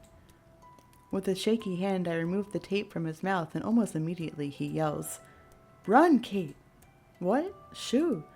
Please, it's Aeolius. He caught me last night and used my phone to email you. Just leave me here and run! An unpleasant chill shoots through my spine. He's not here, though, is he? And don't be ridiculous. I'm not leaving you here. I just have to get these damn ropes off of you. I ignore my hammering heart and work on untying Shou. No, I don't think he's here. After sending you the email, he left somewhere, and I haven't seen him since. I should have guessed. Shou wouldn't be so stupid as to actually go explore this place. I try my best to give him a smile. See? That means we can still get away together. In hindsight, I was so panicked at the thought of Shou doing something so reckless, I didn't stop to think if he actually would. The ropes around his hands are tied so tight. I glare at the knots as I try to undo them. Shou looks at me with a worried expression. Kate, before it's too late, I'm not leaving you. I snap at him. Shou looks surprised at my glare. It's not like we have magic or anything to undo these knots. I won't leave you. I whisper and get back to untying the ropes. With one last tug, they fall apart. Surprised by my success for a moment, I forgot to react. No, Kate, this isn't the time to space out. I jump to my feet and Shou quickly gets up. We look around, but the ballroom still seems to be empty. Maybe we're lucky, and Aeolius got delayed somewhere. I hear Shou whisper from behind me. Yeah, maybe. I have a bad feeling, though. Let's get out of here before he decides to show up. We silently move through the room. We make it halfway across the ballroom when I hear a metallic click from above. I look up just in time to see one of the chandeliers attach and fall. Ah! I jump back, pulling Shou along with me, barely in time to dodge the falling object. Ah! I miscalculate my steps and trip, falling backwards and pulling Shou down to the ground with me. As the chandelier hits the floor, it shatters into a million pieces, scattering everywhere. Shou somehow manages to cover me with his body. I can feel him stiffen at the impact as the glass hits him full on. The dust settles and we look up. A slight spark in the air catches my eye. It grows, and a whirlwind of black flame bursts forth. The flames scatter with the sound of flapping wings, revealing Aeolus in his true form. His massive black wings push away the remaining flames. As his red eyes settle on me, I realize that I can't breathe. Even with Shou next to me, I suddenly feel so cold. Aeolus smirks, playing with a small black flame in his hand. I see that I picked right. He briefly glances at Shou before his eyes settle on me again. I was wondering whether you would come save the fake phoenix, and it appears I was correct. Aeolus seems to completely disregard Shou's presence and looks at me. I am a little disappointed, though. I was expecting more of you, little butterfly, but to have you fall for the very first thing I tried? He laughs. Well, that's more than a little pathetic. I muster everything I have into a glare. Normally, I wouldn't have fallen for it, now that I think about it. That message was plenty suspicious. But the very thought of Shou in any kind of danger sent me in a panic. I rushed out without even thinking about the psycho that's after me. I looked to my side at Shou. I nearly gasped at the glare he's sending Aeolus' way. I've never seen him look so pissed off. Before I can react, Shou jumps to his feet. Just shut up already. He flings a fireball at Aeolus, who doesn't even flinch when it hits him. Instead, he chuckles and throws a black fireball at Shou. Shou barely manages to raise a wall of fire as a shield, but when Aeolus' fireball hits it, the sheer impact sends Shou flying backwards. He flies right into a pillar with an all-too-loud thud and slumps down to the ground. Shou! I move to get up and run to him, but out of the corner of my eye I see Aeolus start to move closer. The predatory glint in his red eyes makes me swallow hard. The grin he gives me is positively sadistic. There is one little thing I forgot to mention about how I'm going to take your powers. My darling butterfly, I need to break you, both mentally and emotionally, before I can take your powers. Break me? Shall I bind you? He glances at Shou. Play with that little bird of yours right in front of you. Perhaps when I'm done with him, I'll go after your dear father and sister. I can't move. Oh, might you be surprised I know about them? I know everything about you, little butterfly. My subordinate made sure of that. Specifically, a lovely young lady with black hair. Might that ring a bell? No. She was... All that time, weeks before I ever met him, Aeolus was the one who was truly haunting me. Aeolus chuckles. This ritual normally kills people, but you can't die, so I wonder. It will be an interesting experiment, testing the endurance of a true immortal. My body is shaking. Move! He seems to notice my frozen state and laughs, amused at my terror. It's a shame you're the only one I can test it on. There is another, but he's impossible to catch. It's unfortunate, but one immortal is more than enough. He walks toward me at a leisurely pace, step by step. I can't stop shaking. I can't move. You're a butterfly! Yeah, you're a Genji. Hi, Genji. Genji? I like it. What do I do? Kate. Huh? Shou's voice brings me back to my senses. I look back to see him clutching a bleeding arm, but his eyes shine with a defiant fire. Suddenly, I feel my terror melt away. Without hesitating, I get up and get into a fighting stance, both fists clenched. There's no way in hell I'm going to just let you do what you want. Aeolus stops and gives me an odd look. Then, as if the very thought of me stopping him was somehow the most ridiculous thing he's ever heard, he bursts out into laughter. My eye twitches in irritation. You? Stop me? Do you even know what you're doing? You are so new at this. Have you ever been in a real fight before, girl? Don't respond. Just be like, fuck you. Can we just say that? Don't respond. I don't want to admit anything to him. All I can do is glare. No answer then? Very well. Then my assumptions were correct. Shizuka truly taught you nothing. Shizuka? Her name is the last thing I expect to come out of his lips. Oh? Surprised I know that name. He chuckles. It appears she kept many secrets from you. Aeolus begins slowly walking back and forth as he speaks. My eyes follow him as if he were a viper that might strike at any moment, but he never takes a step toward me. He just enjoys the sound of his own voice, or he's doing this to mess with me. Probably both. Ah, the legendary sorceress Shizuka. There are few who do not know of her. A woman so skilled and powerful she could stand her ground against the gods, all on her own. He pauses, a smile tugs on his lips. However, it's anything but gentle. And then there's you. I admit it. I went after you because I knew defeating Shizuka would be impossible. When she gave up her powers like that, I saw it as an opportunity. I'm sorry to say, little butterfly, you are very easy prey. Regardless of what he says, he doesn't look sorry at all. I open my mouth to reply when he suddenly throws a fireball at me. Shit! I jump out of the way, just barely. The fireball flies past me so close I can feel the intense heat of it for a split second. Alright, so maybe I really don't know what I'm doing, but I will sure as hell try. I stand with my feet firmly planted on the stone floor. I can do this. I grasp the gear crystal at my throat and focus everything I have to consciously call for my powers. I throw out my arms and a barrier forms around me just a second before Aeolius throws another fireball at me. Though it was a direct hit, it simply dissipates when it hits my barrier. Undeterred, Aeolius throws fireball after fireball at my shield. 1, 5, 13. I start to lose count. Even through the continuous onslaught of fire, I notice Aeolius is no longer smirking. He forms whips from his fire and continues to hit my barrier. Whip after whip, it seems to do nothing. My barrier holds strong. What's wrong? I thought I was easy. I throw in a snipe of my own at him, feeling a vicious sort of satisfaction at seeing him grow visibly annoyed.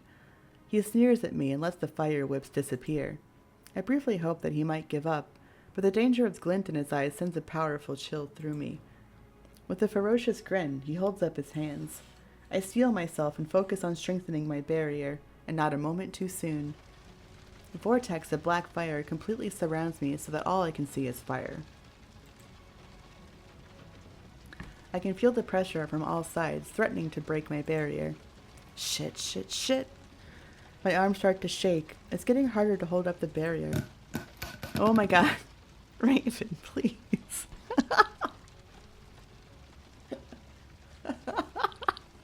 That gets me every time. How dare you? Hi, Raven. How's your leveling going? I know. Oh, shit. I can feel the vortex slowly, lazily closing around me. Hello? The force it creates is enormous. How do I even get out of this? I feel sick. My eyes dart around trying to find some weak point in the vortex, all while I desperately try to stand my ground against the crushing force. I can't see any weak points. My body shakes as the fear creeps over me. Suddenly, it takes over my whole body. I close my eyes. What do I... Ah! A sudden yell and a crash interrupts my frantic thoughts. Immediately, I feel the pressure disappear. I open my eyes and see that the vortex is gone. A little further ahead, I see Aeolius crash into one of the pillars. I can only watch as part of it crumbles and buries him under the rubble. I let down my shield with a tired sigh. I look at Shou and see all of the guys are there with him. Even Hikaru is here, a little ways away, looking even more serious than usual. He cautiously walking toward the pile of stone that Aeolius was covered under. They came! Shinji helps Shou to his feet and continues to support him. Somehow I manage to find the strength to run to them. Shou, are you all right? Is it bad? Does it hurt? How badly are you hurt? I'm just a little beat up. I'm sorry I couldn't help fight. I bite my lip, holding back the countless apologies I want to make. Liar! Wow. Liar? No. As a distraction, I turn toward everyone else. Not that I'm not grateful, but how on earth did you guys know we were here? Oh, when I got home after work, I realized Shou was missing. I called everyone else, but no one had seen him in a while. We tried calling you, but you didn't pick up, so we all ended up meeting at your place. And, I sort of picked your lock. Sorry. But we found your phone and the message from Shou, and the rest wasn't hard to figure out. Taku called me, and we made our way here. I also thought it'd be a good idea to try and reach Professor Kazama to see if he could come along as well. Hikaru stands up from where he was crouching by Aeolius and walks over to us. It's a good thing I did. Oh my god. I had no idea you and Shou were involved in something so serious. Oh yeah, it's too bad you couldn't see it. We took the guy by surprise. Professor K blew him away straight into one of those pillars. Oh, so that's what happened then. I mean, I did see it. I was here. Thank you all so much. I can barely hold back the tears as I bow to them. Although I'm tempted to take a page out of Shou's book and just hug them all. Yeah, we just slapped the shit out of that guy. Boom.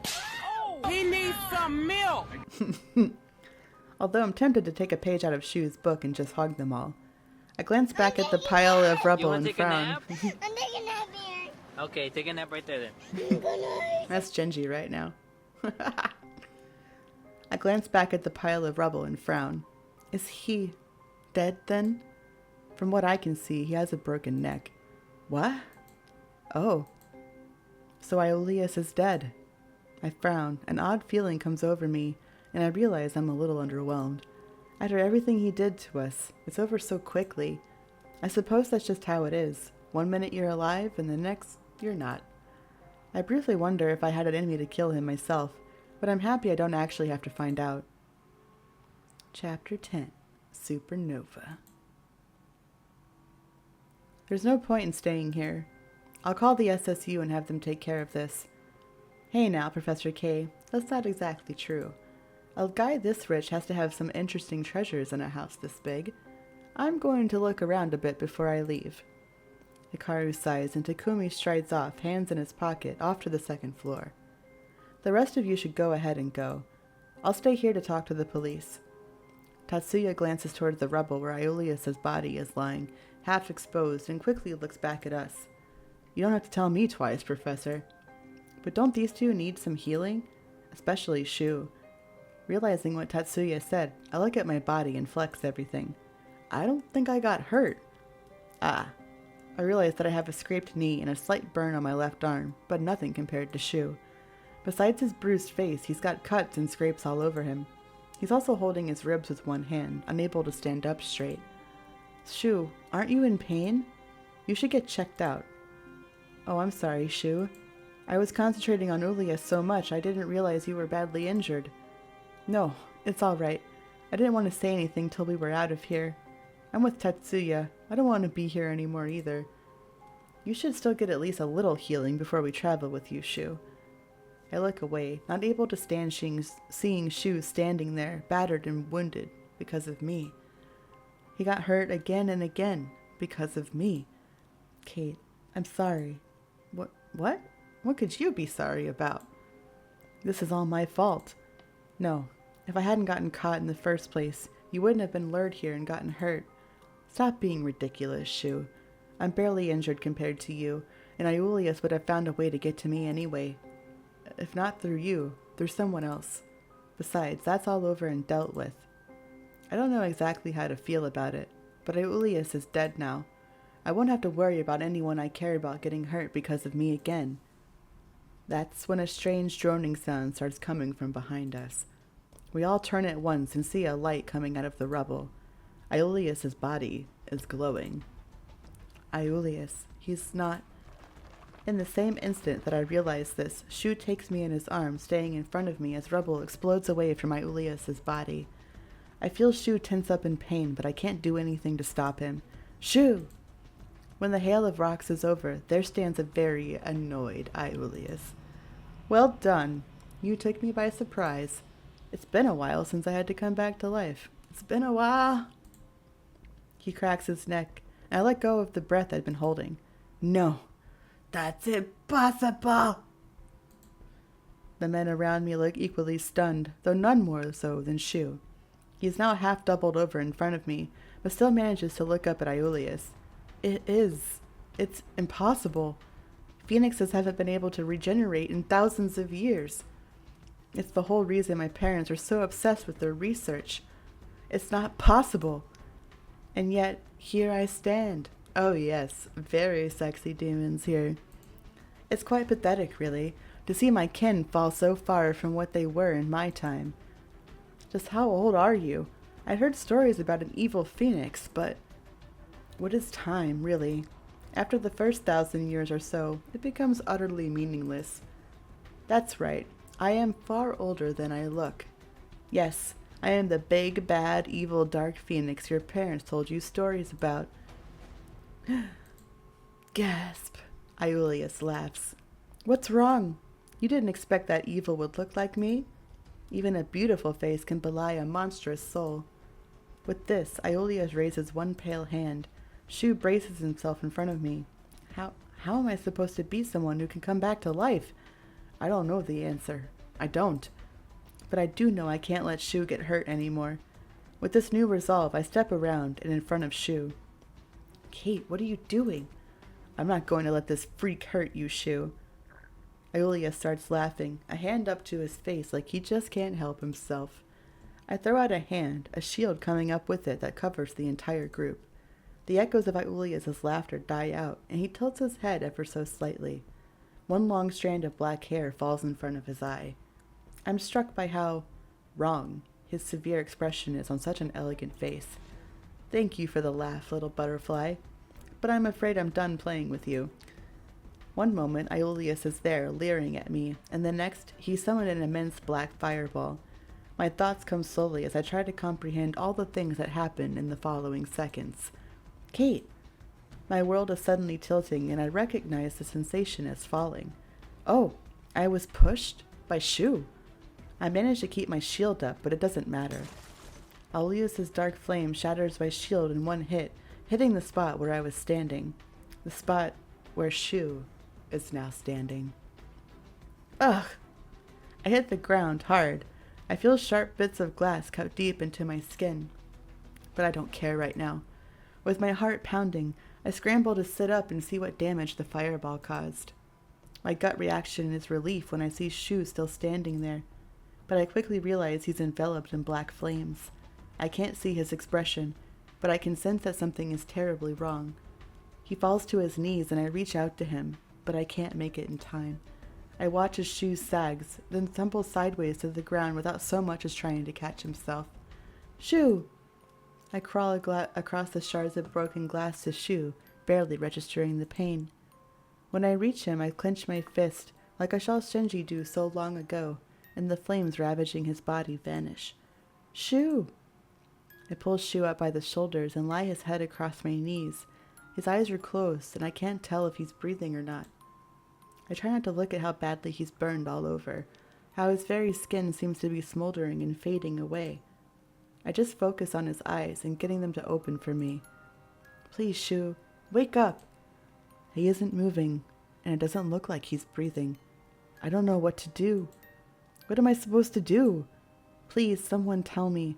If I really have all this power, can't I help Shou?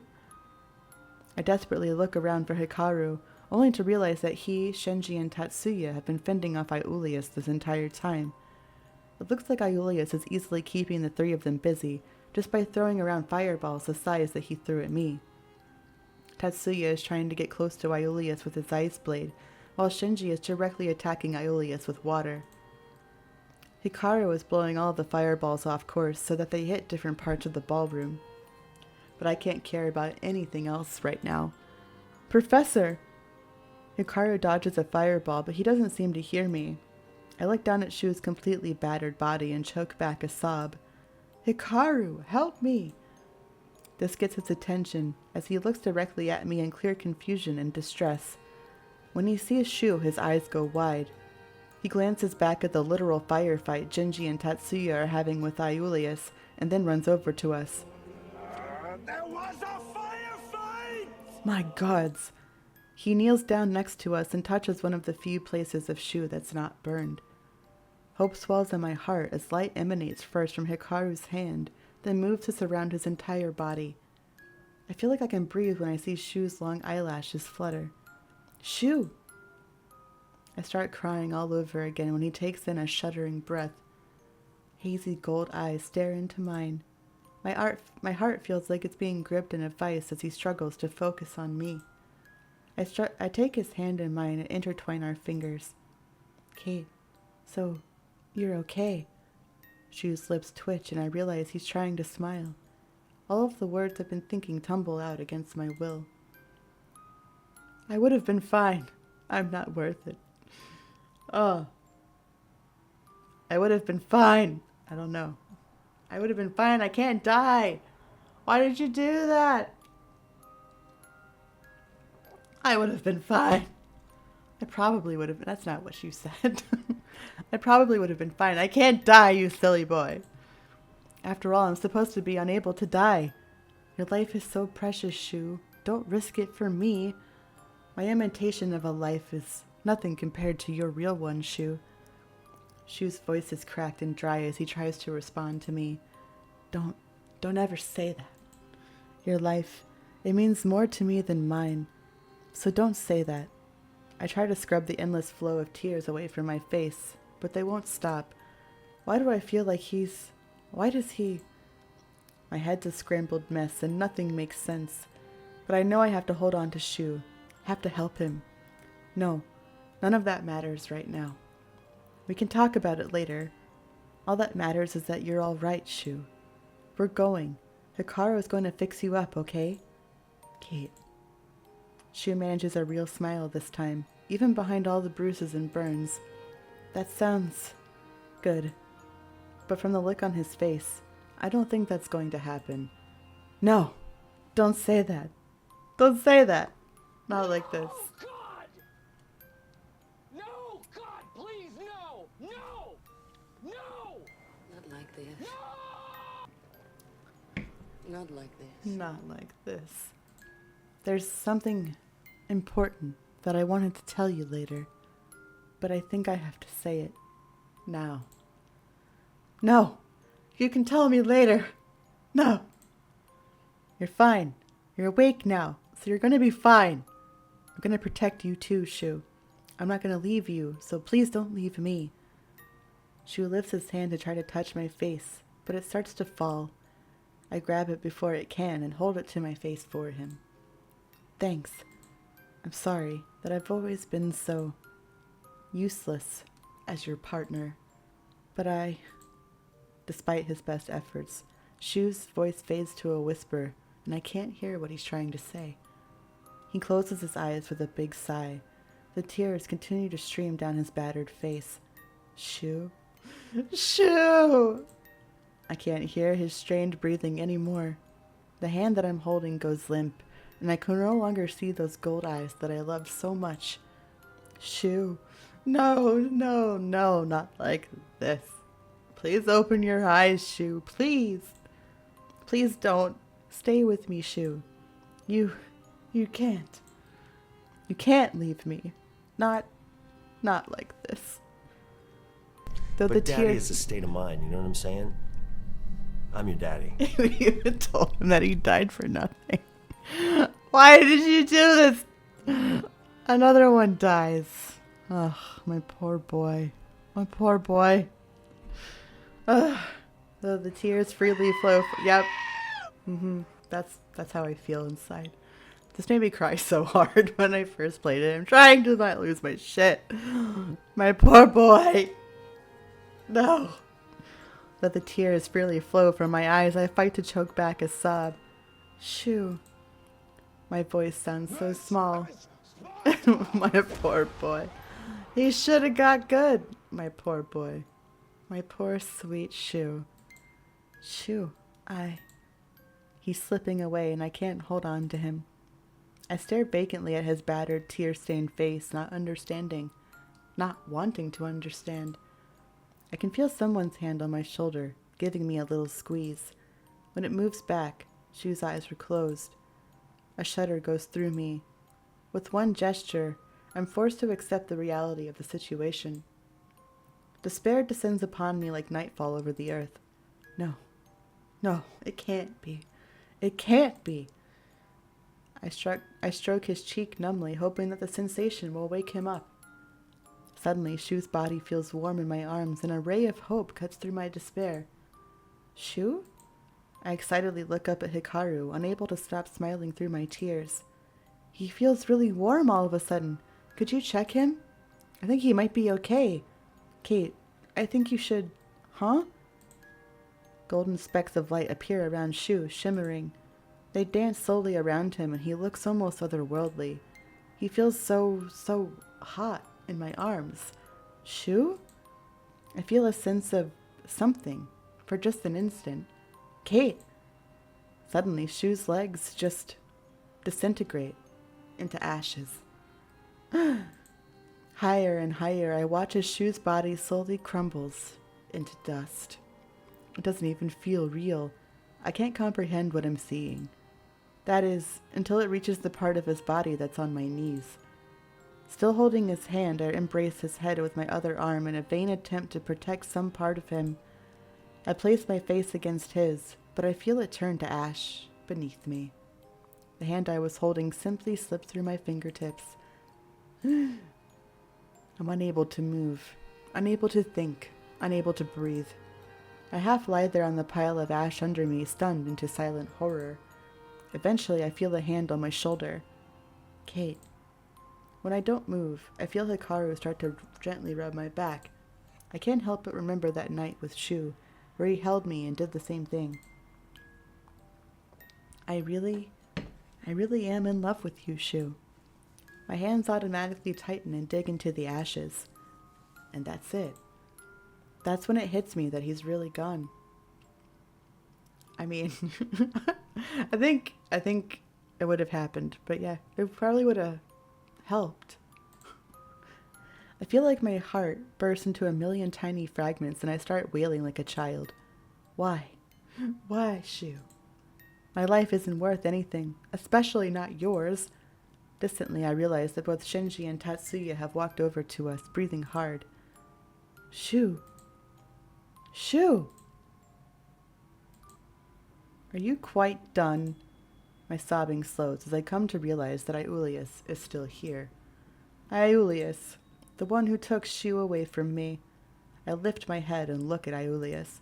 He's sitting on the pile of rubble which once held his corpse, one leg dangling over the side. Aeolus puts both his hands behind him and smoothly stretches. I let you have your moment. Do you fully feel the impact of your foolishness yet? I slowly stand up, not bothering to dust myself off. Much love, Dolphin. Safe driving. Do you now truly grasp how serious I am?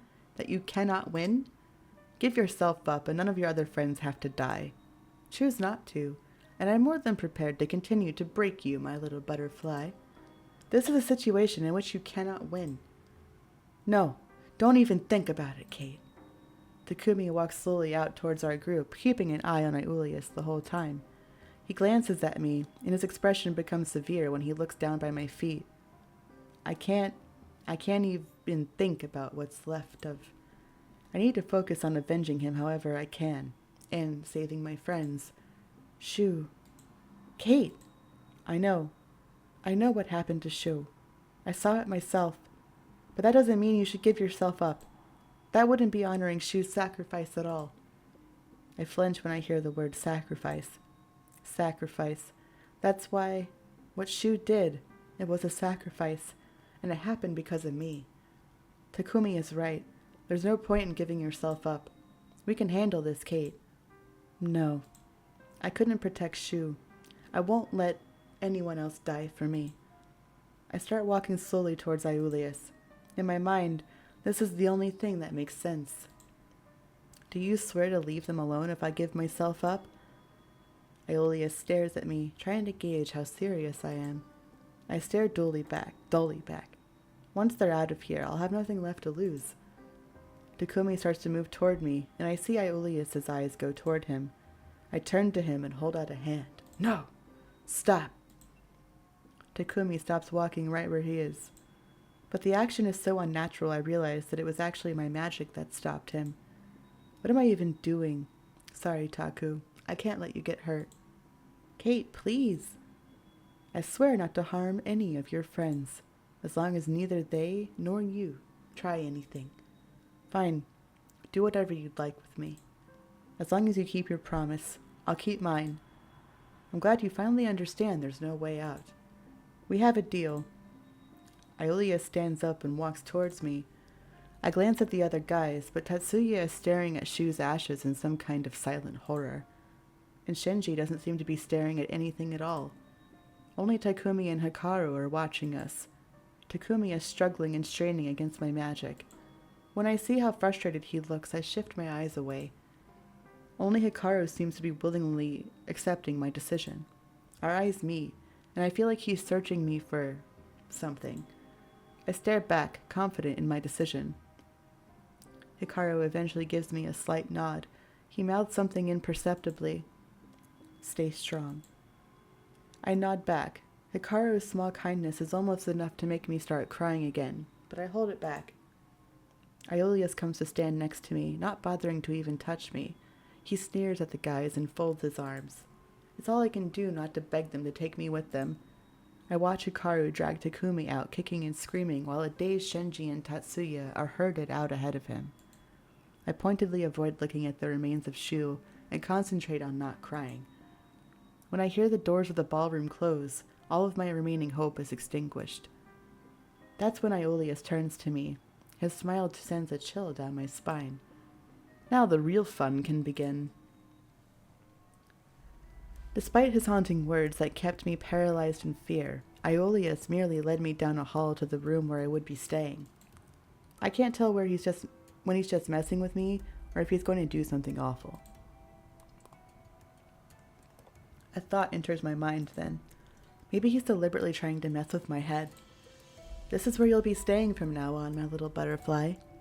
Aeolius sounds strangely cheerful as he says this. Without thinking about it, I walk to the balcony overlooking the lake. A sharp pain rips through me when I remember that's the same lake Shou held me beside. Now, remember that promise you made? If you try to run away, I will hunt down and kill each and every single one of your friends and family. I give a curt nod and turn my gaze out toward the evening sky instead. Well then, there are a few things I need before I can start the ritual to take your powers. Don't be lonely, my little butterfly. I'll be back to play with you soon. With those last threatening words hanging in the air, Aeolius walks out of the room, finally leaving me to myself.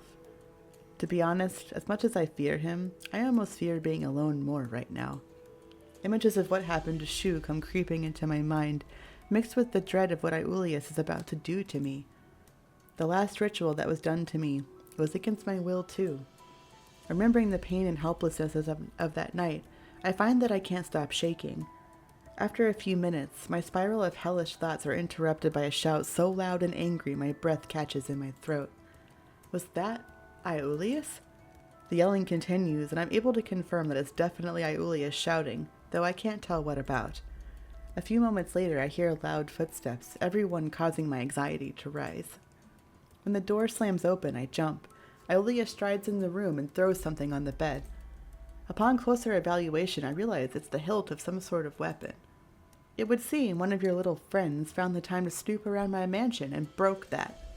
Consider yourself fortunate that I've already promised not to harm them. Aeolius spits the words at me and I take a step back. I've never seen him this angry, but at least it sounds like he intends to keep his word. I needed that dagger. Until I can find another, I have no choice but to delay the ritual. Aeolius storms off without waiting for my reply, mumbling about having to go back to some damned black market again. A smile slinks onto my face, something I wasn't sure I could still do. Takumi, I bet it was you, wasn't it? Seeing Aeolius in such a terrible mood, and knowing he'll have to delay his damned ritual brightens my mood just the smallest bit. Even if it's inconsequential in the end, I feel better knowing we were able to get some small bit of revenge. 2 days have passed since I gave myself up as a captive. 2 days without Shou. It's been taking everything I have to not think about him, because I won't be able to get through the tedious days otherwise. I haven't seen much of Aeolius, but when I have, he's looked extremely annoyed.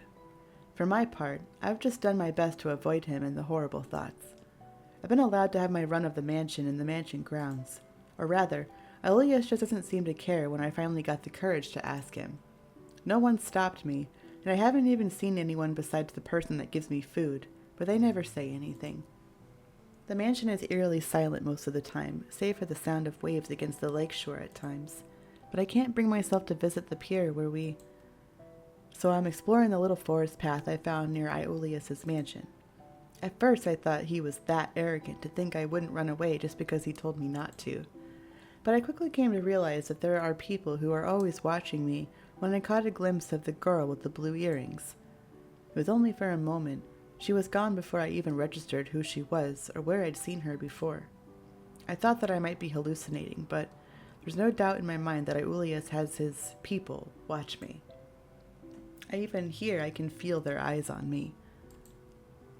I'm on the little path walking back to the house when I hear a voice. It doesn't take long to realize it's Aeolius's. He seems to be mumbling to himself again. Quickly, I look around for a way to get away, but the bushes are thick, and I might end up getting lost if I did. It'd be awful if he thought I was trying to run away. No telling what he'd do. I'm out of time to think because Aeolius is there, looking altogether out of place with his suit. What are you doing so far from the mansion? Fuck off. Wish that was an answer. Why do you care? I'm gonna be a bitch. The words spill out of my mouth before I can truly think about it. Why do you care? Aeolius stares down at me. His red eyes carry a dangerous glint. I didn't say I had to be nice to him. I said I wouldn't run away. Or try anything. I don't have to be fucking nice to him. I do not. However, it would do you well to remember, if you run, I will not hesitate to go after your precious friends and family instead. Yeah. I know. How could I possibly forget something like that? How can he say such things with a smile like that is something entirely beyond me? I barely manage to hide that shiver that runs down my spine. I shudder. It's hard to believe that the gorgeous man standing in front of me is Shou's murderer, but I won't let myself forget that fact. There is one thing I've been trying to figure out since Aeolius revealed his plan to me, though. But should I really be asking him? Oh, what the hell. Why not? He seems to be in a reasonable enough mood. For all that he's done, he owes me answers. Yeah, I don't think he'll give them to you. I hope karma bites him in the ass. Yeah. I mean, what do we have to lose? Oh, what the hell, why not? It's not like he's going to get any nicer, so I want to know. Why are you doing all this? What in the world could be worth doing all this for?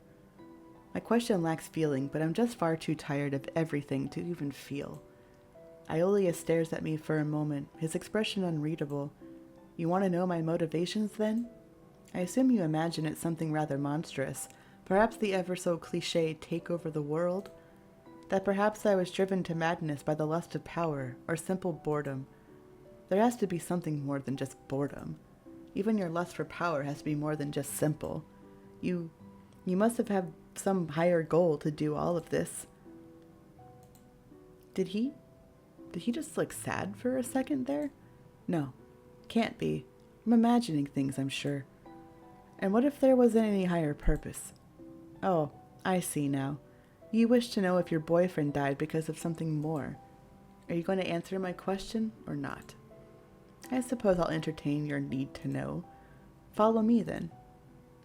Aeolius gracefully turns and walks toward the mansion without another word. I'm half tempted to stay put out of pure spite, but my burning curiosity wins out, and I follow after him.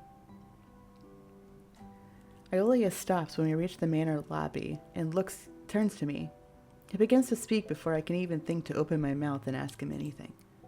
I was born during a time before the fall of Phoenix kind.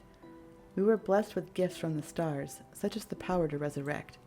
But I made them foolish. Since we could come back to life whenever we wished, it was not something Phoenixes valued. Perhaps that's why a great calamity fell upon us.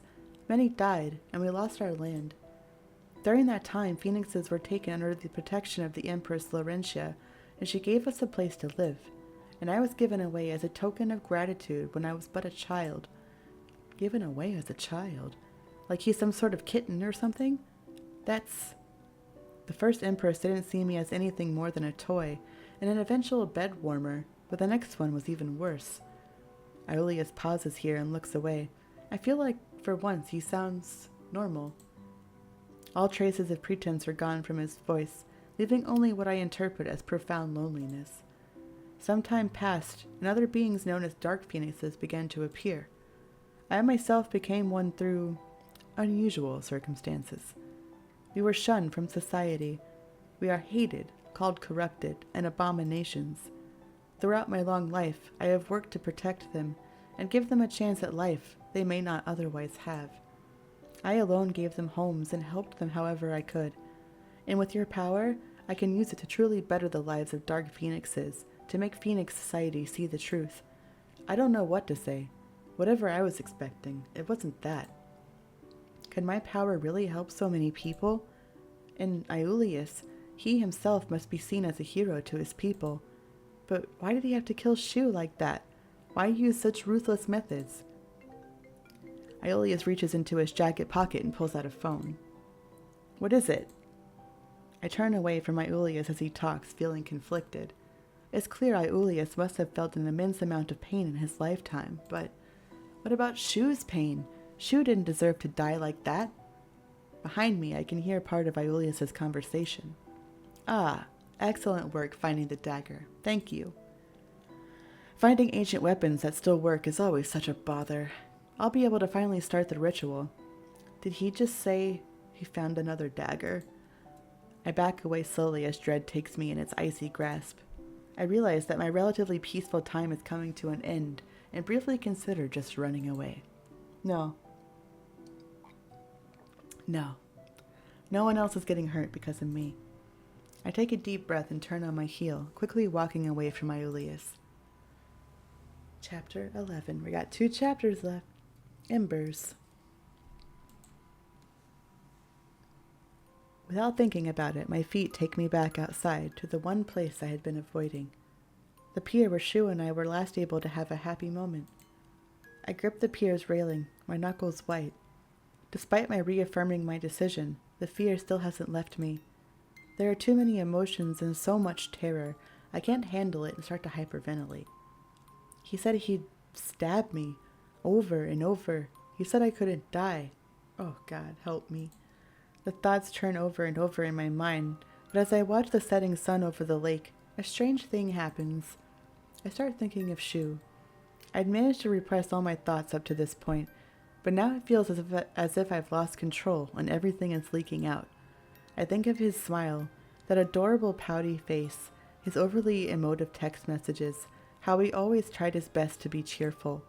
All the random touches I never knew when to expect. Now he works so hard to better himself so he could help me. I sink down to my knees, quietly sobbing. I feel like my heart is broken. Shou, you idiot. Why did you have to push me out of the way? I'm supposed to be immortal. I would have been fine. I'm the one who's not even a real person. Your life means more to me than mine, so don't say that. His words ring clear in my head, and I clutch my chest as a sob rips forth. I lean into the railing like we did on that night, and the memory starts my crying anew. Flashes of Shou's death dance in my mind, intermixed with everything I loved about him. His last words kept repeating in my head. A sharp pain tears through me every time I wonder what it was that he didn't get a chance to say. It's like my mind is deliberately trying to torture me. The minutes pass by slowly as I cry out everything I've been holding back.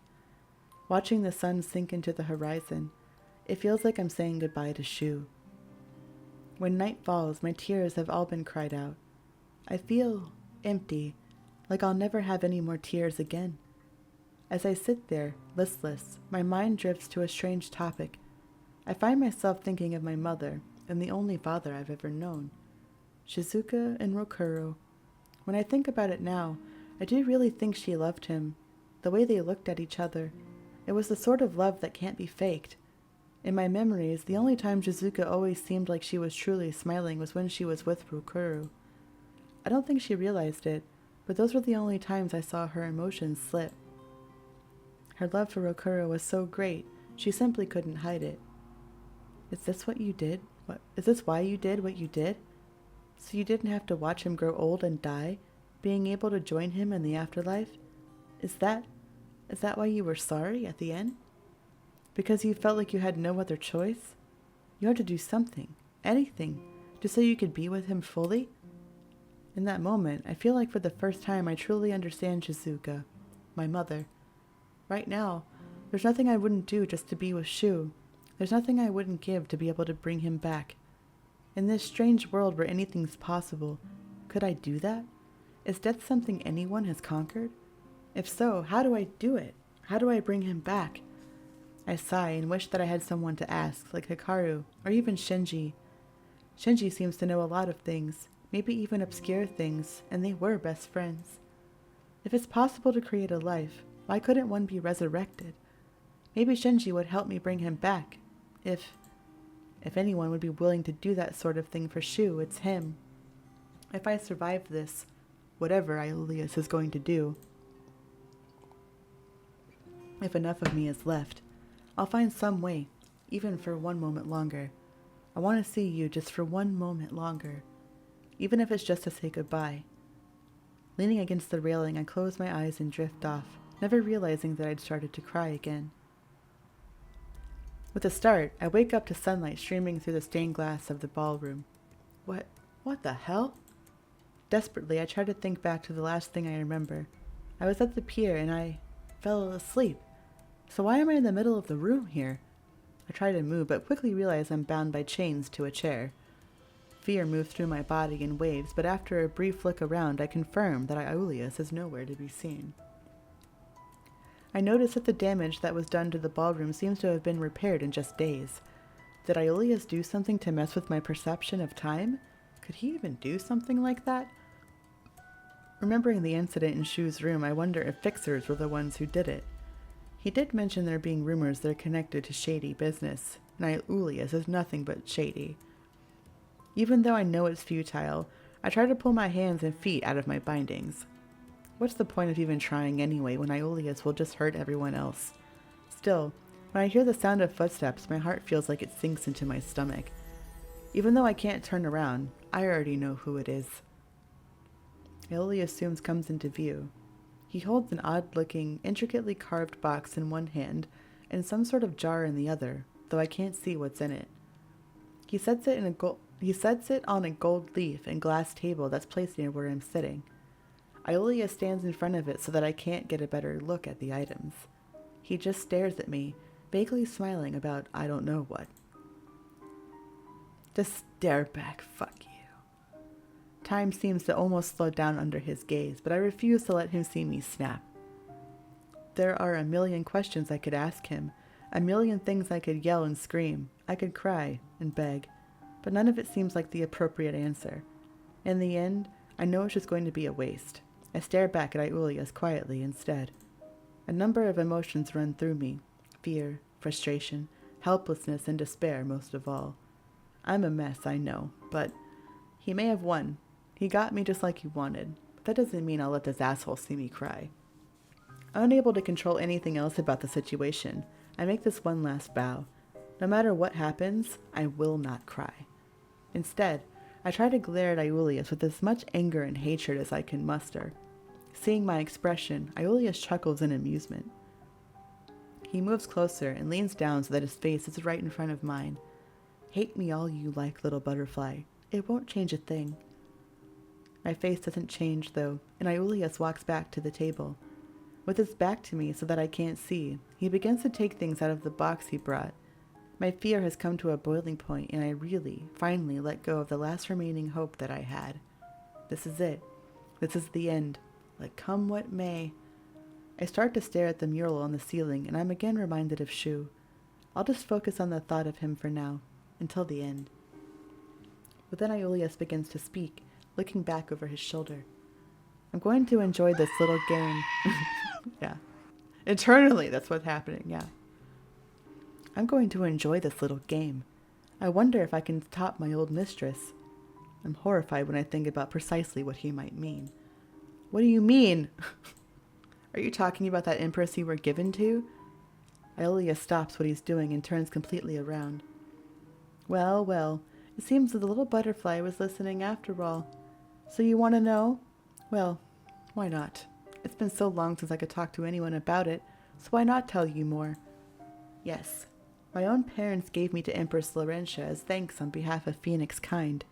I was a pretty decoration for her, Owning an exquisite creature like me seemed to be proof for her that her power was above all.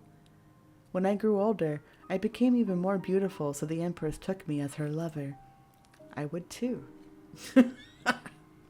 I was her favorite pet, tutored in the ways of the imperial court. As her most precious toy, I was taught all the things that the Empress' first lover should know.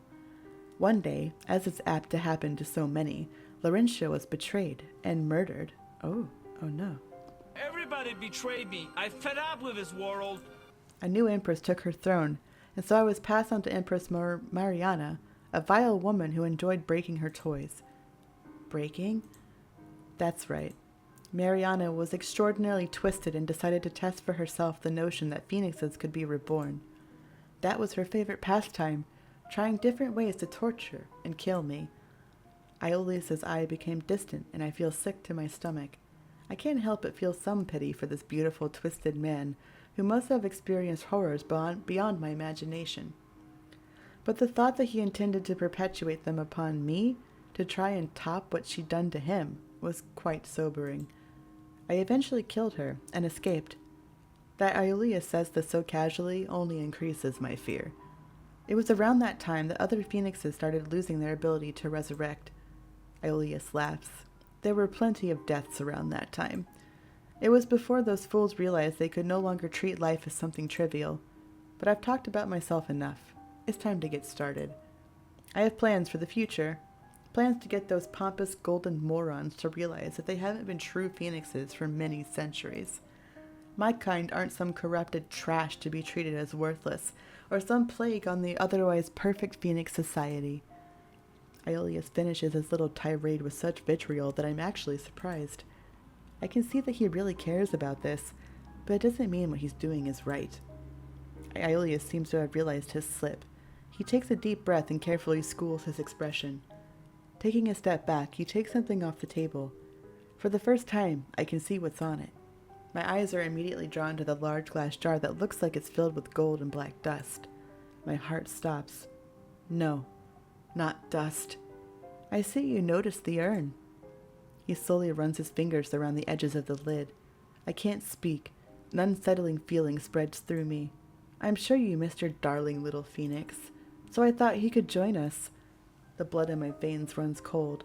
I look back and forth from Aeolius to the urn. No. Aeolius looks pleased with himself, but I feel hot and cold at the same time, like I'm going to vomit. Oh, you seem bothered. Maybe I should just toss these out, or shall I use it to fertilize the garden? I'm shaking, but my panic is starting to turn into pure rage with every word. You're disgusting. Leave Shou's remains alone, you asshole. Haven't you done enough to him? Just let him rest in peace. I struggle against my bindings, wanting to wrap my hands around his throat. But the angrier I get, the happier Aeolius seems. Hi, Aglisha. Alright. Let's see. He takes an old-looking golden brooch that's set with diamonds and a large heart-shaped garnet and places it over my heart. This is called the bleeding heart. Almost at the same time as he says that, I feel a sharp pain. I gasp, not expecting it. I look down and see that the brooch seems to have attached itself to my skin. The garnet starts to faintly glow. This will be what collects your powers. When it's done, I'll take it off.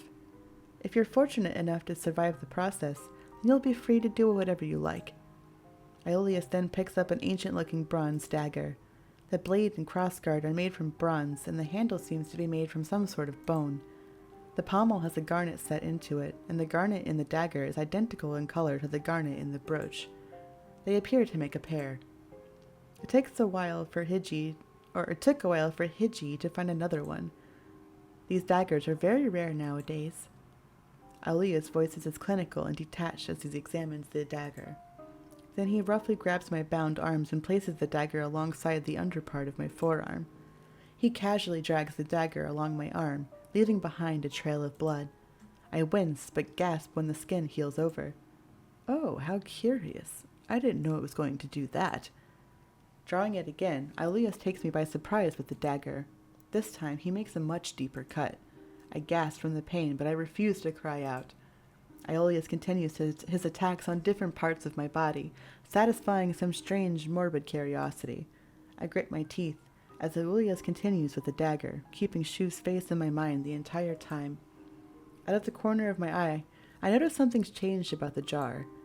The ashes have turned from gold to black. I realize Aeolus has stopped for a moment and appears to be thinking. I wonder, what would happen if I tried it on your eyes? I swallow hard, unable to hide the terror on my face. He slowly brings the dagger closer to my face and complete panic takes over. I completely frozen as the bloody blade inches closer and closer to my eye. Dun dun dun, it's time for the finale. On dark wings. Suddenly, there's a sound of glass cracking and shattering. A blast of energy explodes from the urn and blasts Aeolus away from me. Yep. The force is so great that the chair I'm strapped to tips over. I fall to the side along with the chair still tightly bound to it. The explosion combined with hitting my head on the ground makes my ears ring. My vision is blurry too, and the ringing in my ears is so loud it's all I can hear. I see Aeolus coming closer to me and try to struggle to get up. Your text tone is the goat scream. Amazing. I love that. Damn you, Aeolus. There's nothing I can do. I'm so confused as to what's happening, but I hate being in a helpless position like this even more. As my vision starts to clear up and the ringing goes down, I see someone I didn't expect to see. My eyes.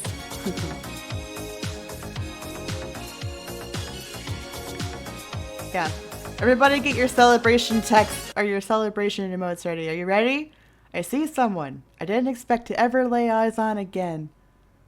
Shou is the one standing next to me. Yeah!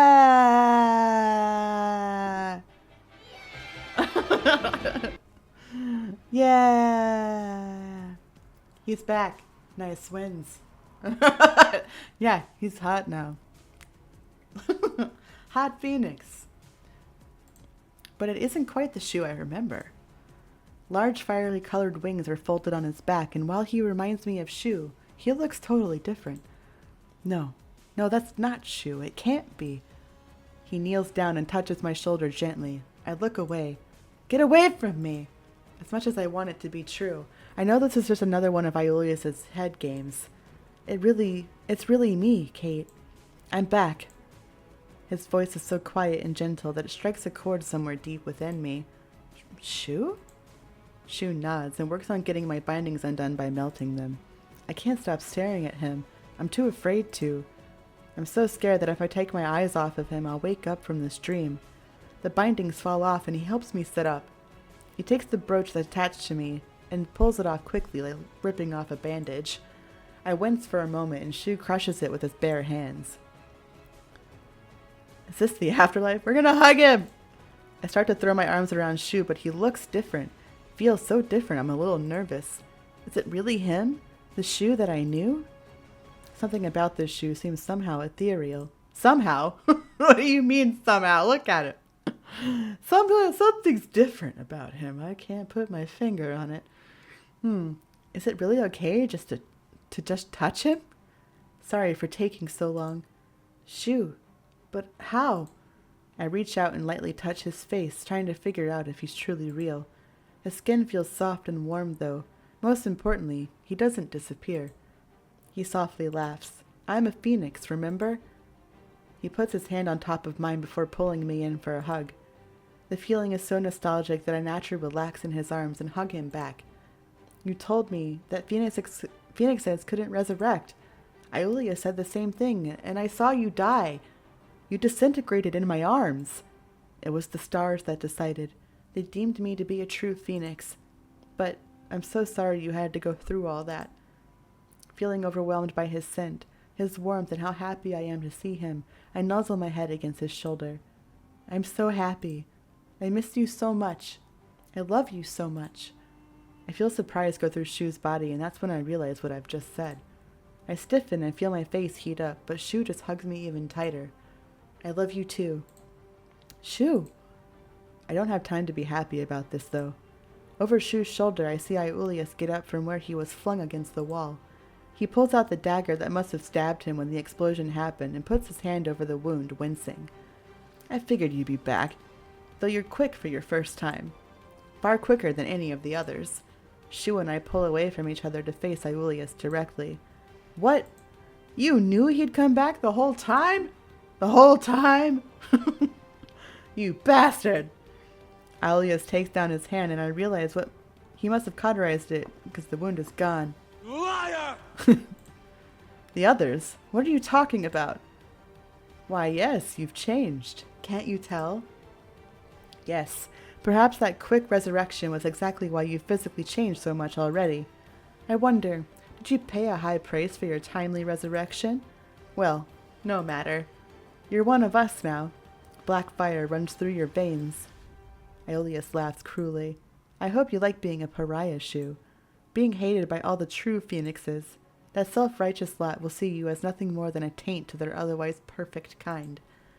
Iulius brushes the dust off of his clothes and looks at us with a pensive expression. He then grabs a large silver ring on his finger that has a red gem inlaid in it. With a flash, he transforms into his true form. It strikes terror into my heart. Suddenly, I want to protect Shou, to tell him to get out of here and run. I can't lose Shou again. I can't. I hold on to my gear crystal necklace and focus my energy into it. Taint. Before I can do anything else, Iulius suddenly creates a powerful rush of wind with his wings. It happens so fast I don't have time to put up a barrier. Shou wraps himself around me, protecting me from the glass and rocks hurtling towards us with his wings. I can feel Shou tense up when the shards of glass hit him, and I start to panic when I realize this is exactly like what happened last time. No, it can't happen again. I won't let it. The wind attack stops and Shou lets me go. We stare at Iulius, trying to calculate his next move. I wonder, what shall I do with both of you? Iulius looks at me, his red eyes at first carefully examining me, but then I can see a new emotion I've never seen before on his face. Panic. His eyes frantically move up and down as he searches for something, then they dart across the floor. Are you looking for that little brooch of yours? Shou holds up what seems to be a pile of dust in one palm, and there's a devilish grin I've never seen before on his face.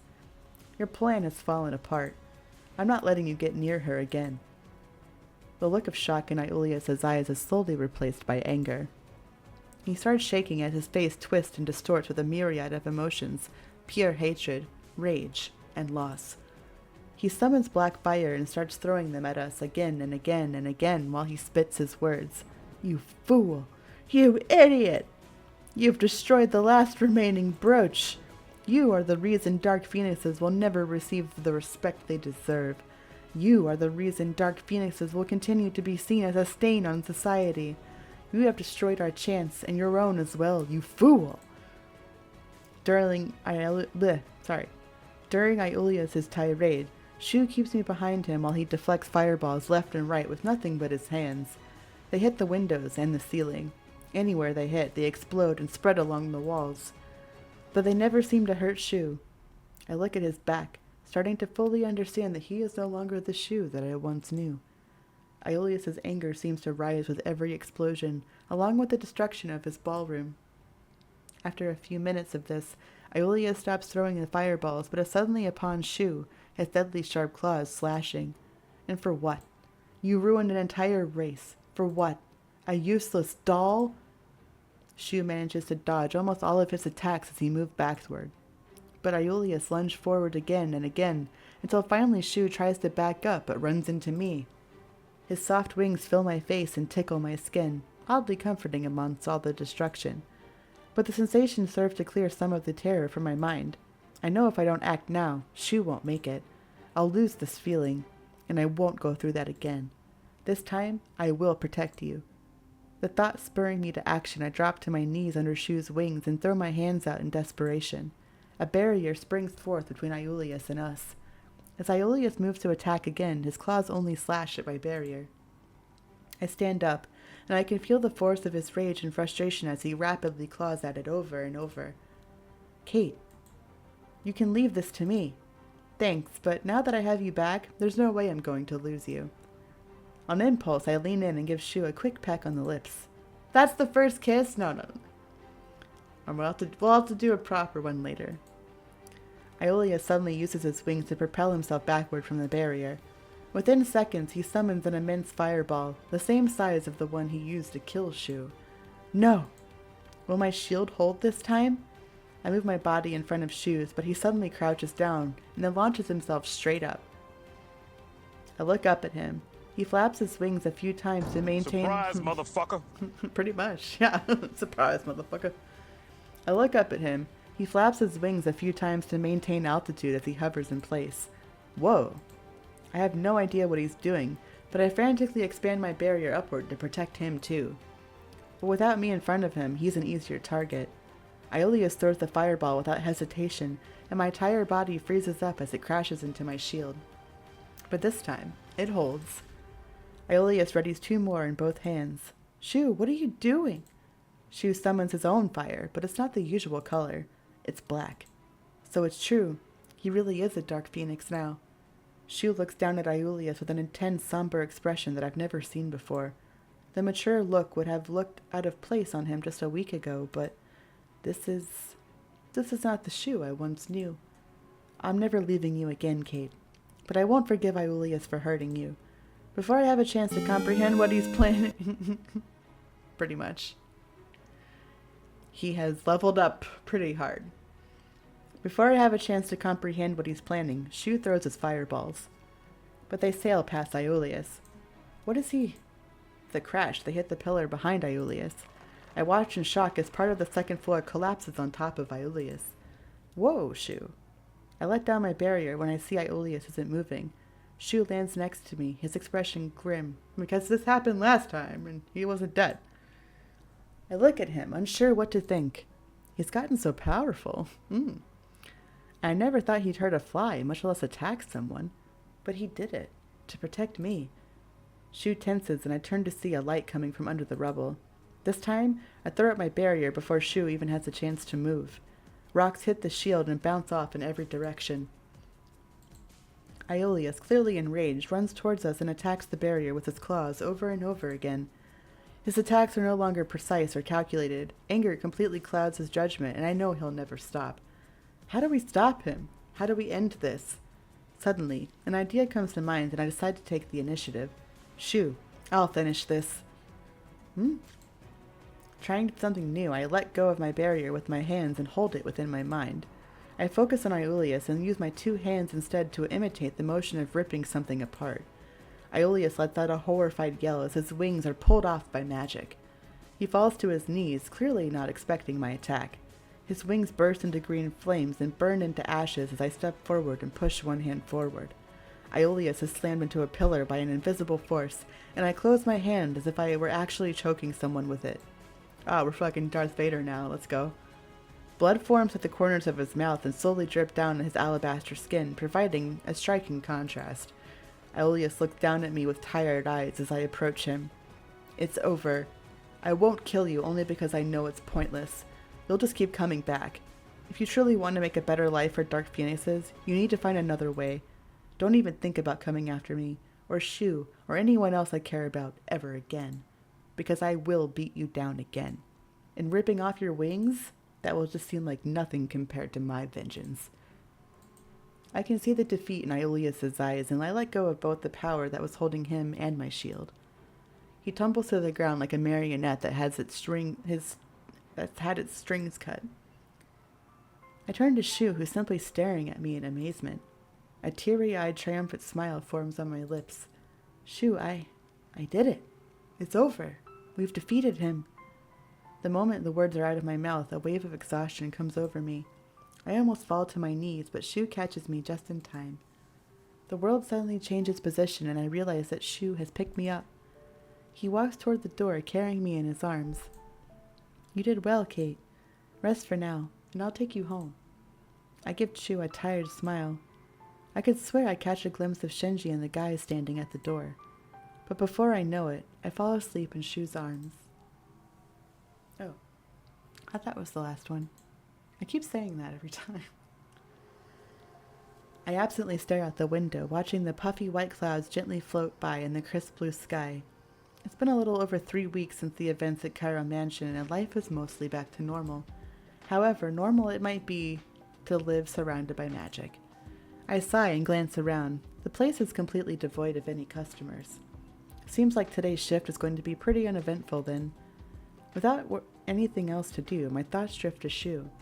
Over the past weeks we've been seeing each other every day, and it wasn't that I was unhappy, it's just there was something that has been bothering me. Shou has been hiding something from me. No matter how many times I continue to ask, he refuses to tell me anything, simply stating that it's meant to be a surprise. I sigh again. Only Shenji and I are working today. Although calling it work might be a little generous, as we're just sitting behind the counter together waiting for someone, anyone, to come in. He hums a gentle melody of some sort, and I could swear it sounds vaguely familiar. Hey, Shenji. Glances at me with a smile playing on his lips and turns in his chair to face me. Shenji turns in his chair to face me. What was Shou like in high school? Shou's most embarrassing moment. What was Shou's last girlfriend like? No. What was Shou like in high school?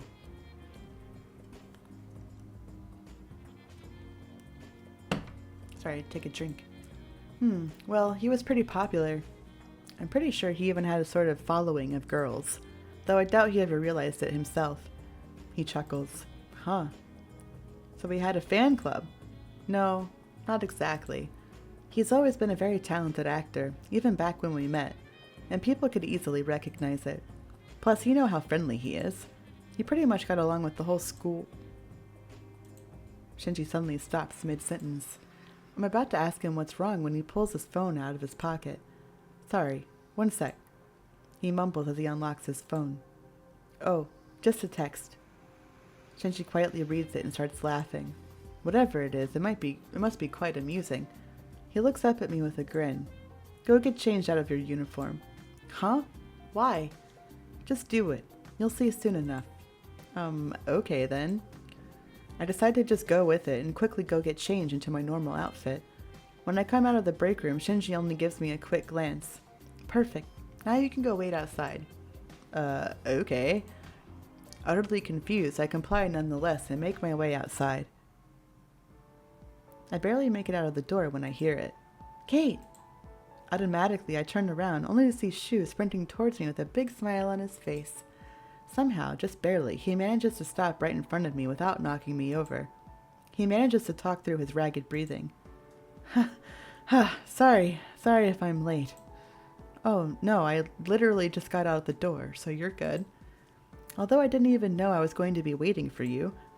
Then again, perhaps I should have suspected it. I briefly glance inside through the glass door and see Shenji give me a happy little wave. I look back to Shou, no longer able to keep my curiosity to myself. So, what's going on? For a moment, I'm nearly blinded by his smile. It's time for the surprise. Wait, really? So you'll finally tell me what it is? My excitement suddenly skyrockets. Wow. Wow. Wow. Wow. Wow. Wow. Wow.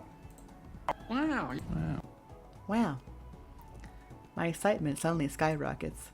Ah, finally. Not knowing has been killing me. Sorry, but nope. I still can't tell you. I don't want to ruin it. I pout internally. He takes my hand and starts leading me somewhere. Shou ended up leading me to Hagiwara's campus and taking me to the roof of one of the buildings there. The autumn sun shines gently down on this. Huh? Why here? Shou lets go of my hand and turns to face me. Are you ready? Ready for what? Skyrocket. What are we even doing here? Instead of a response, Shou laughs and points towards one of the signs. Landing area. Please watch out for landing individuals/objects. Oh. In a brilliant flash of light, Shou suddenly transforms right in front of me. I blink to chase away the momentary blindness. When I finally get a good look at Shou, I can't help but gasp. His wings. I never noticed how big they are. My. During the battle, I was far more interested in the mere fact that he was alive, so I didn't quite focus on any of his extra appendages. Ayo. Shou fidgets under my gaze. I could swear I could see a blush creeping onto his cheeks. Hey, yo! His extra appendages, huh? I've been practicing flight all this time. I didn't want to tell you that until I could actually do it right. I wanted the first time you flew with me to be special. That was a surprise? He's been practicing. Oh. For me. Oh, Shou. That's so sweet. I must have drank me about 15 Dr. Peppers. Yeah, I need to hydrate. I'm thirsty. I'm thirsty.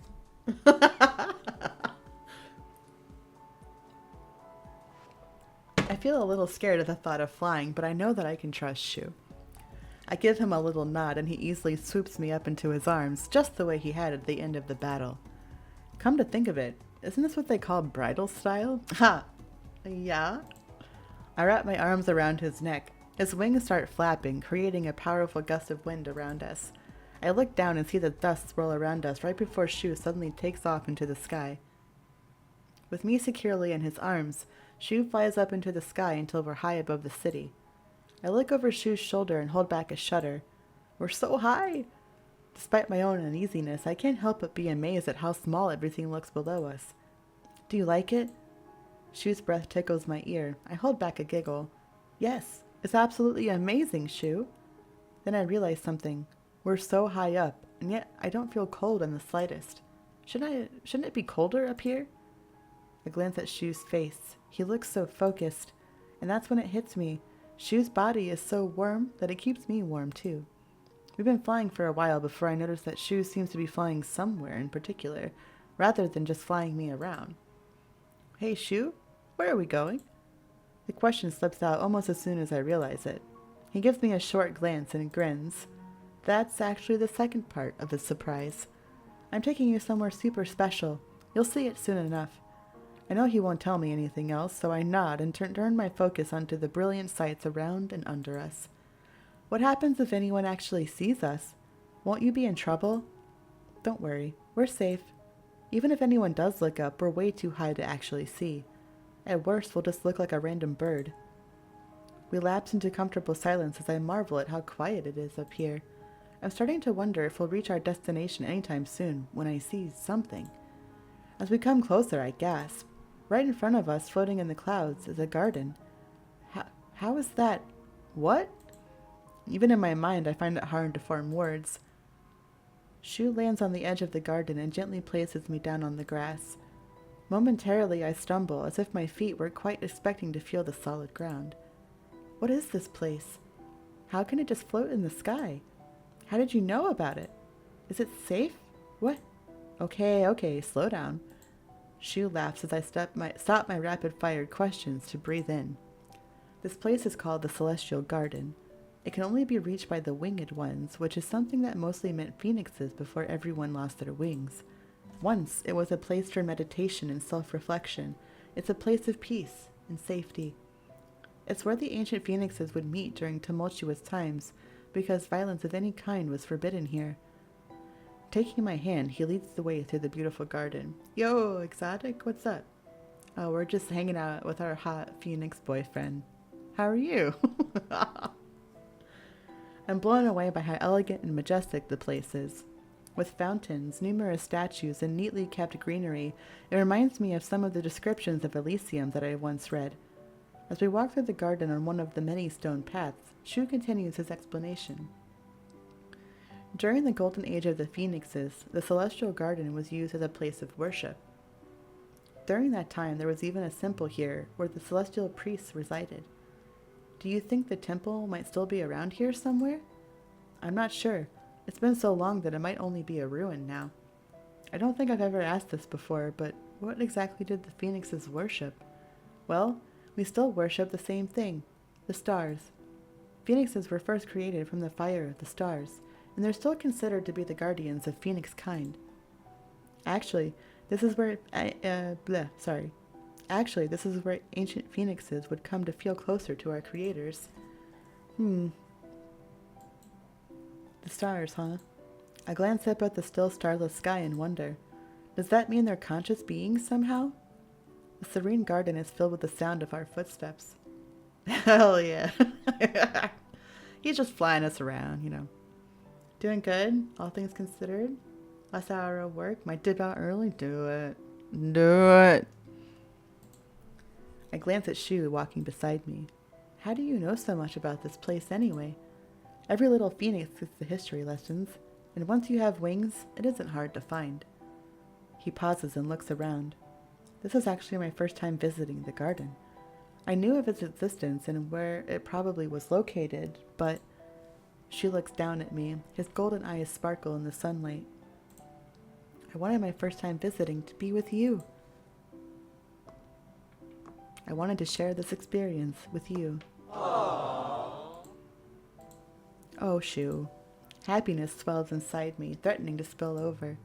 My eyes start to fill with tears that he would bring me to some place so sacred.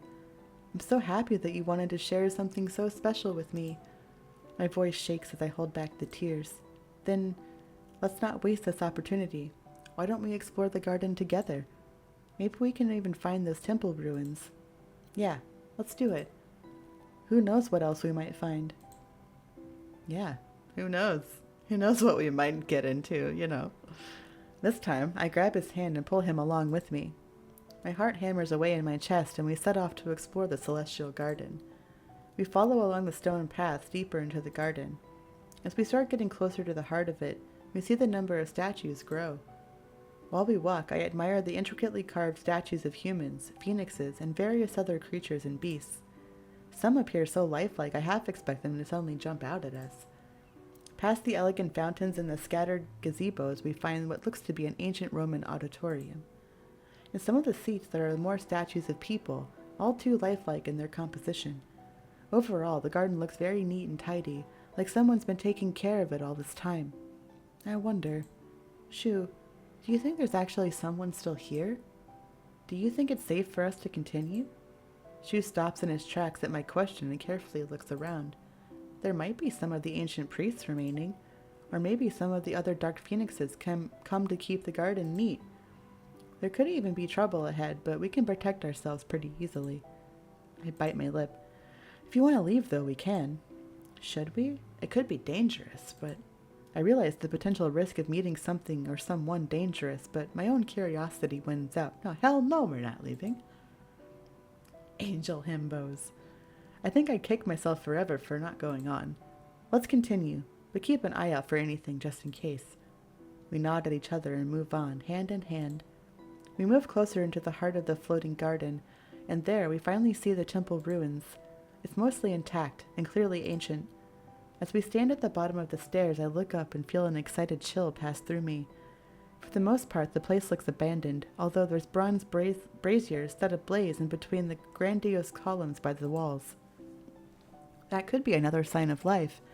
I wonder out loud. Shou nods. It could also mean this whole place is under some sort of partial stasis. Or maybe everything is being kept neat by the magic left behind by the people who once lived here. We stare silently at the grand temple before us. I squeeze Shou's hand and he gives me a reassuring smile. We make our way up the stairs. Cautiously, we make our way inside the temple. I'm left in awe of the grandeur of the place. Although there are clear signs of aging even here, it looks stunningly beautiful nonetheless. Wow, this place is so... Shou's quietly uttered words carry through the empty space, bouncing off the walls.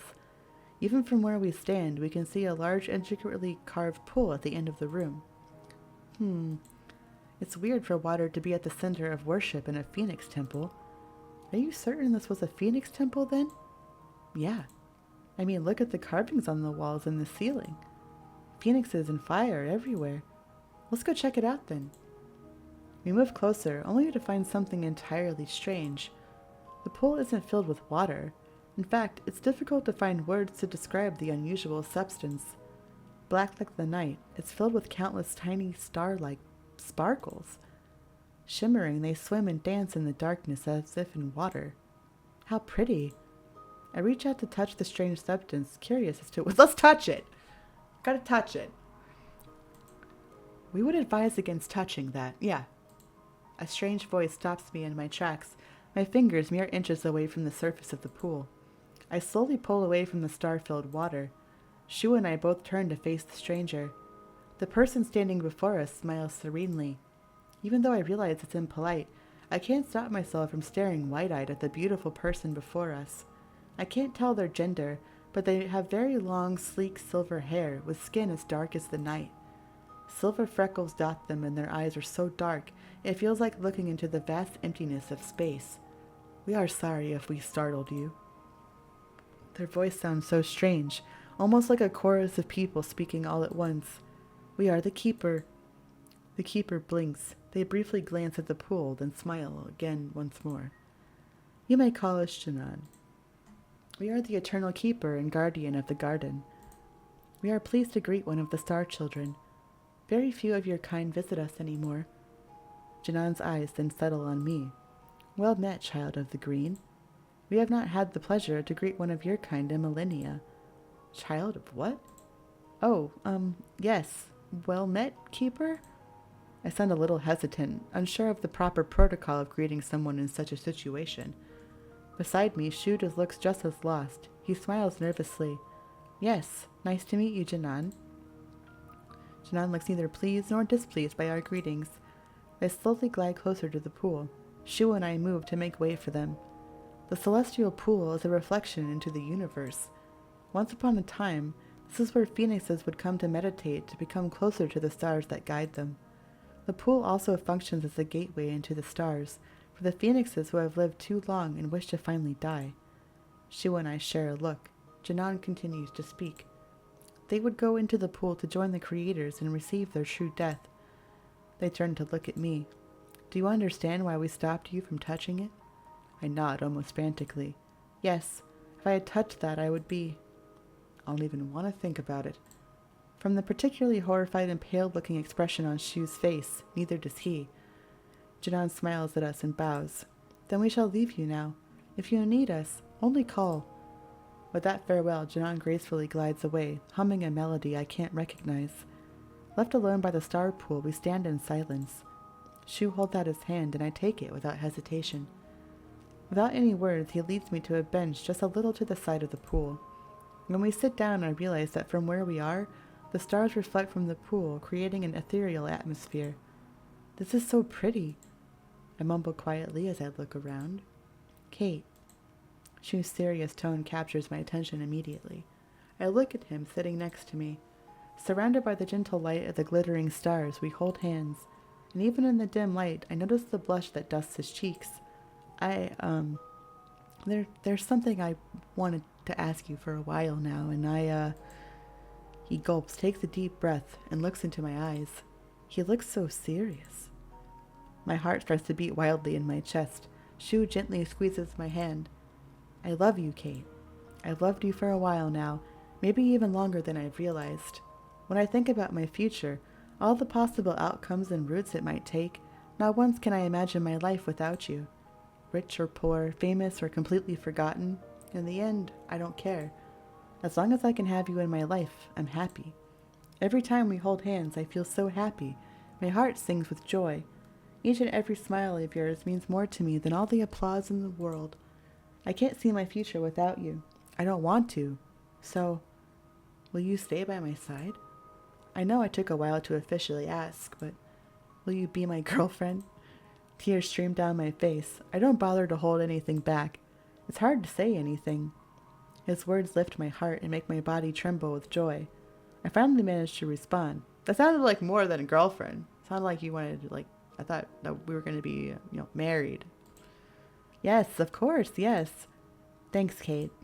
You're welcome. Shou smiles gently down at me. His own eyes shine with tears as he wipes away mine. One warm hand cups my cheek while the other gently slides off my glasses. I whisper just one thing. I love you, Shou. Wordlessly, we inch closer as we close our eyes. Our lips meet, slowly, cautiously, as if terrified the other will fade away. The kiss is so gentle, so soft that I can barely be sure it's there. Gradually, it deepens as he pulls me closer, his lips pressing into mine. His touch is a kind of desperation that feels as if he'll never let me go. For what seems an aeon, we remain this way, euphoric in each other's arms. And under the light of the billions of shining, shimmering stars, we affirm our love for each other over and over.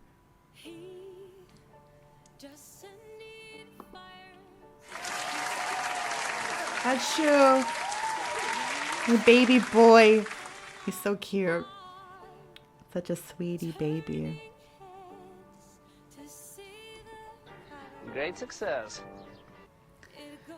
So now there's only Tatsuya and Hikaru, and they will be done. But I hope you enjoyed that. His story is so good. When he fucking dies, I was crying so hard the first time I played this. I was like, no! Oh my god! I can't believe they've done this. I was so upset. But then he comes back in a blazing glory.